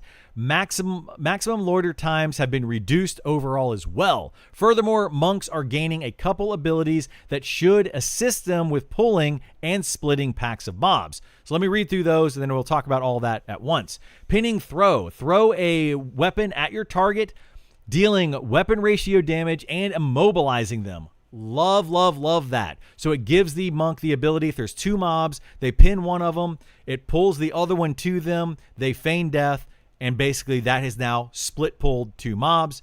Fantastic way to do that. Double-handed strike. Strike your target with both hands, knocking them back and decreasing their movement. That's the one that I was actually hoping for, is a knockback to separate the mobs. You pull two and you knock back the one you don't want and you keep the other one farther away, and then you feign death and voila, you have now split pulled. Love that they have these abilities. That mixed in with this loitering time, so you go in, you do some extra damage to the one that you want to keep, and then you feign death, and hopefully the other ones walk away. This is absolutely fantastic change and a good way to make monks the premier best pullers in the game, and I'm a big fan of every class getting something very special. Fighters being the best tanks, monks being the best pullers, clerics being the best healers is something that I'm personally looking for in a game like this. And then other classes are good at their respective things as well. I'm just picking out those three because that's what we have today for these deep dives. All right, mobility. Monks gain a couple mobility tools beyond their wind style buff. Flying Kick. Oh my goodness, Flying Kick. People are going to love this. They've been asking for it. Leap toward your target to deliver a devastating flying kick, dealing physical damage. This ability scales with your dexterity. This is your gap closer. That's awesome. Love seeing this. Very good ability for monks. And then Fleet of Foot. Hasten your steps, increasing your movement speed. This is a short duration speed boost. Love seeing that as well. So you can fly into a group of mobs, knock back one with a snare, fleet foot out. This sounds just absolutely phenomenal for the monks. I really, really like where they're going with this. So thank you, devs, on this one. This one is out of the 3 so far, or out of the 9 different classes so far. This one actually sounds to me exactly like what I think many monks want. Melee attacks. Round kick. Deliver a crushing round kick to your target, dealing physical damage and granting you a chance to reset the cooldown of your Celestial Strike and 100 Fist abilities. This ability scales with your dexterity. Awesome. Love seeing that. Celestial Strike. Squarely strike your target. This Celestial Strike used to be part of your stances, and it seems like this ability can be enhanced by your stances. So still going to keep that, which I really like. I like that idea of Celestial Strike, so I'm glad they're keeping this one. Squarely strike your target, dealing weapon ratio damage plus physical damage, granting Celestial Fury, and granting you a chance to activate Celestial Vitality. This ability can be enhanced by your active style. This ability is mostly unchanged, but now also procs Celestial Vitality if your opponent's chakra is fractured. See Quivering Palm. Okay, we'll see that here in a second. So you're going to be doing one ability to then do another ability to get benefits of this is kind of cool. I like this. 100 Fist. Pummel your target in rapid succession, dealing weapon ratio damage 4 times. Additionally, if your target is off balance, you have a chance to stun them. Ooh. I wonder if that's going to work with the fighter's feint ability. It is. Awesome. I'm going to love that. This attack shares a cooldown with Celestial Strike and can be reset by round kick ability. The stun component can be triggered by Quivering Palm or Fighter's Feint ability. Absolutely love that. I play a fighter. My friend plays a monk. We're going to be working off of each other. This is some fantastic stuff. You know, maybe the devs have watched Isar and I play the game a little too much together, and they may have thrown us a bone there. I don't know, but it sounds like maybe they have. Favoritism. No, I'm just kidding. It's not favoritism. I had no idea this was coming. Quivering Palm. Strike through your target and into their soul, inflicting increasingly debilitating effects with each strike. 1 strike knocks them off balance. 2 strikes block their chi and then reduce their physical damage dealt. 3 strikes fracture their chakra, increasing their physical damage received. Wow. This ancient and mysterious technique layers debuffs on your opponent, several of which amplify your other abilities. I like this idea. So strike through their soul, inflicting increasingly debilitating with each strike. Does that mean you have to use Quivering Palm multiple times, or you use Quivering Palm and then during the duration of that, each time you hit them after that, you get stacking buffs? I'm not sure how that's going to work. But yes, I like that idea. I want to see how this is going to work in game. Again, this is another one of the classes I'm going to try to play on stream if I can. I'll get Isar's monk and we'll mess around with it. Disarming Strike. Strike the wrist of your target, temporarily removing their weapon and reducing their physical damage dealt. This actually is the same exact thing that fighters currently have. I assume they're going to keep that. They did not say they were removing that on the fighter deep dive. So now between me and a monk, we'll be able to keep something disarmed a little bit longer and keep that physical damage down. That's actually really good. So it's another ability that you're going to have to work with another player if you have the same ability in a group. Sweeping Kick. Trip nearby targets with a sweeping kick, stunning them. This ability now also knocks your opponent off balance. Okay, so you're going to be able to do a sweeping kick and then do the Celestial Strike if they're off balance or whatever. Which one was it? 100 Fist? 100 Fist. If they're off balance, it stuns them, right? There we go. Yeah, it's that one. So that's really cool. They can do Quivering Palm with 100 Fist and then also Sweeping Strike with 100 Fist. Or is this Quivering Palm supposed to be Sweeping Strike? They may have gotten those two swapped from what I'm reading. Maybe. I don't know. We'll see. I like this, though. It's going to make the monk, just like the fighter, a more active class and not just spamming, your couple of abilities that you have. Body mastery. Monk training hones both the body and spirit, giving them a number of disciplines they can choose from. However, you can only have one body alteration ability active at a time. Okay. Spirit sustenance. Suppress the need for sustenance, decreasing your food and drink consumption. That one seems like one that most monks will not take if there's a better combat version, but okay. Slow breathing, slow your breathing, decreasing your air consumption while underwater. That's actually really cool that they add that to the monks. I like that. Falling petal. Move with grace of a falling petal, reducing the effects of gravity on your body. This ability compounds with your safe fall skill. Is this kind of like levitate? And it's a slow fall ability? I wonder. I'm going to be really curious to see how that one works. Ascendant body. Ascend your body to a state of perfection. Simultaneously decrease your food, drink, and air consumption and reducing the effect of gravity on your body. So it's all three in one. At the highest level of mastery, monks can command all of the body disciplines at once. Okay, so you're going to unlock these at different levels, and then you're going to choose which one you want, and then at the maximum, whatever level, you're going to be able to do all of them at the same time. Sounds great to me. I like that. These aren't like game-breaking by any means, so that's fine. And, whichever one you choose doesn't really matter that much, and you're going to be using them more for situation. Absolutely love it. I think it's great to see. Defense and cooldowns. Monks keep their existing mend and stone stance cooldowns while gaining additional things. So the mend is their heal. It's an instant heal for like 20% of their health every 5 minutes, and it gives them additional armor class. And then their stone stance is a physical damage reduction stance for those that don't know how that works. But it's like a 5-minute cooldown, and it reduces physical damage for the 15 seconds or 30 seconds. I think it's 15. So again, they are not meant to be tanks, but they are very good off tanks, temporary tanks for a pinch when needed. But it does sound to me like they may be a halfway decent group tank when you can't find a better tank in the game. All right, so additional abilities that they're adding for defenses and cooldowns. Perfect focus.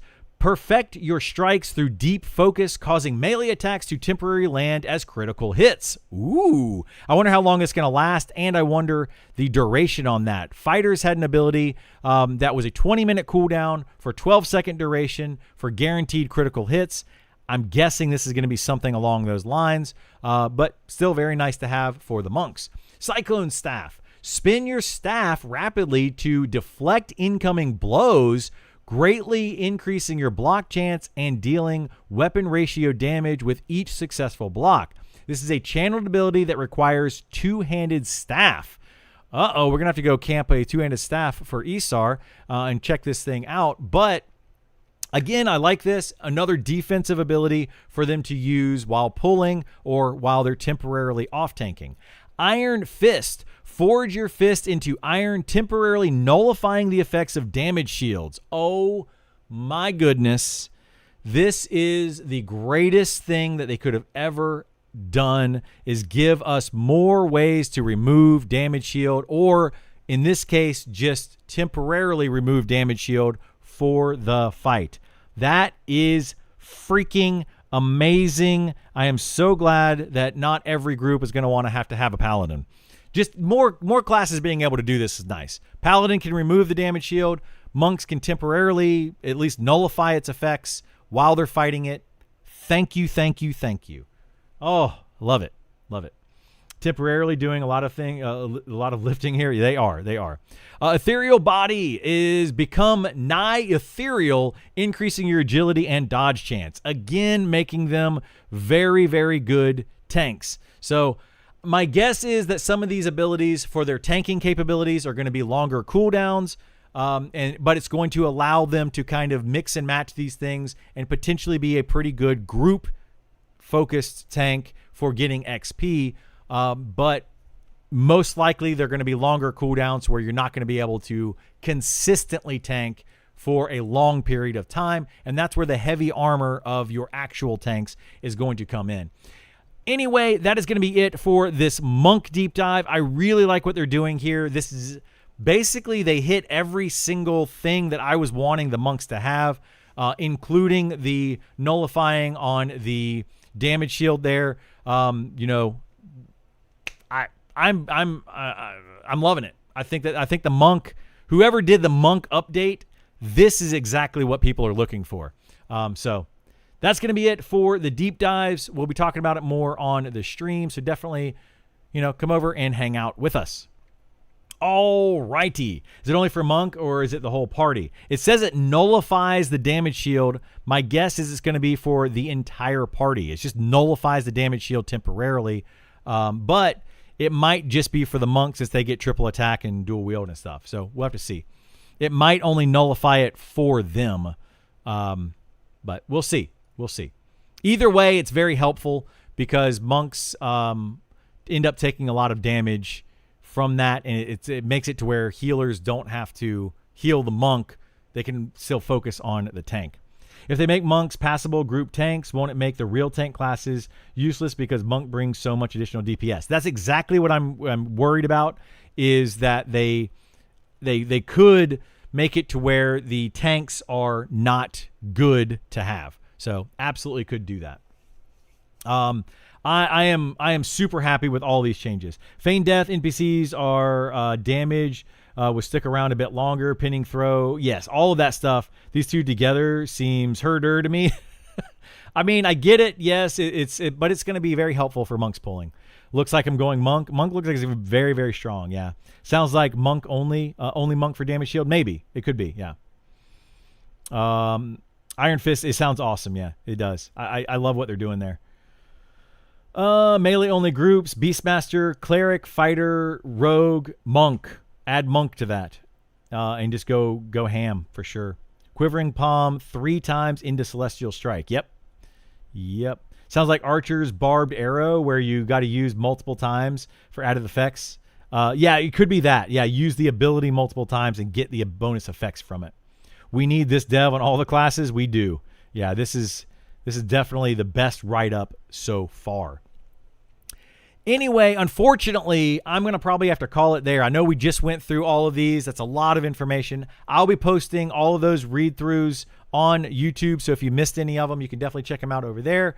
Definitely watch those. The views really help me out, allow me to continue to do this, so thank you so much for that. But I've got to get my kiddo to percussion practice, so I'm going to have to unfortunately end the stream there, but we'll be talking about all of these things tomorrow. Maybe we'll be getting the update sometime tonight and be able to play some of these tomorrow. I am going bowling though tomorrow, so we'll see how it goes. But we'll be playing through the Fighter, the Monk, and the Cleric this week for sure, checking them all out and seeing which one we like, what we like about them, what we don't like about them, and giving more feedback that way. Whew. Anyway, thank you so much for being here. Do appreciate it. And I will see you all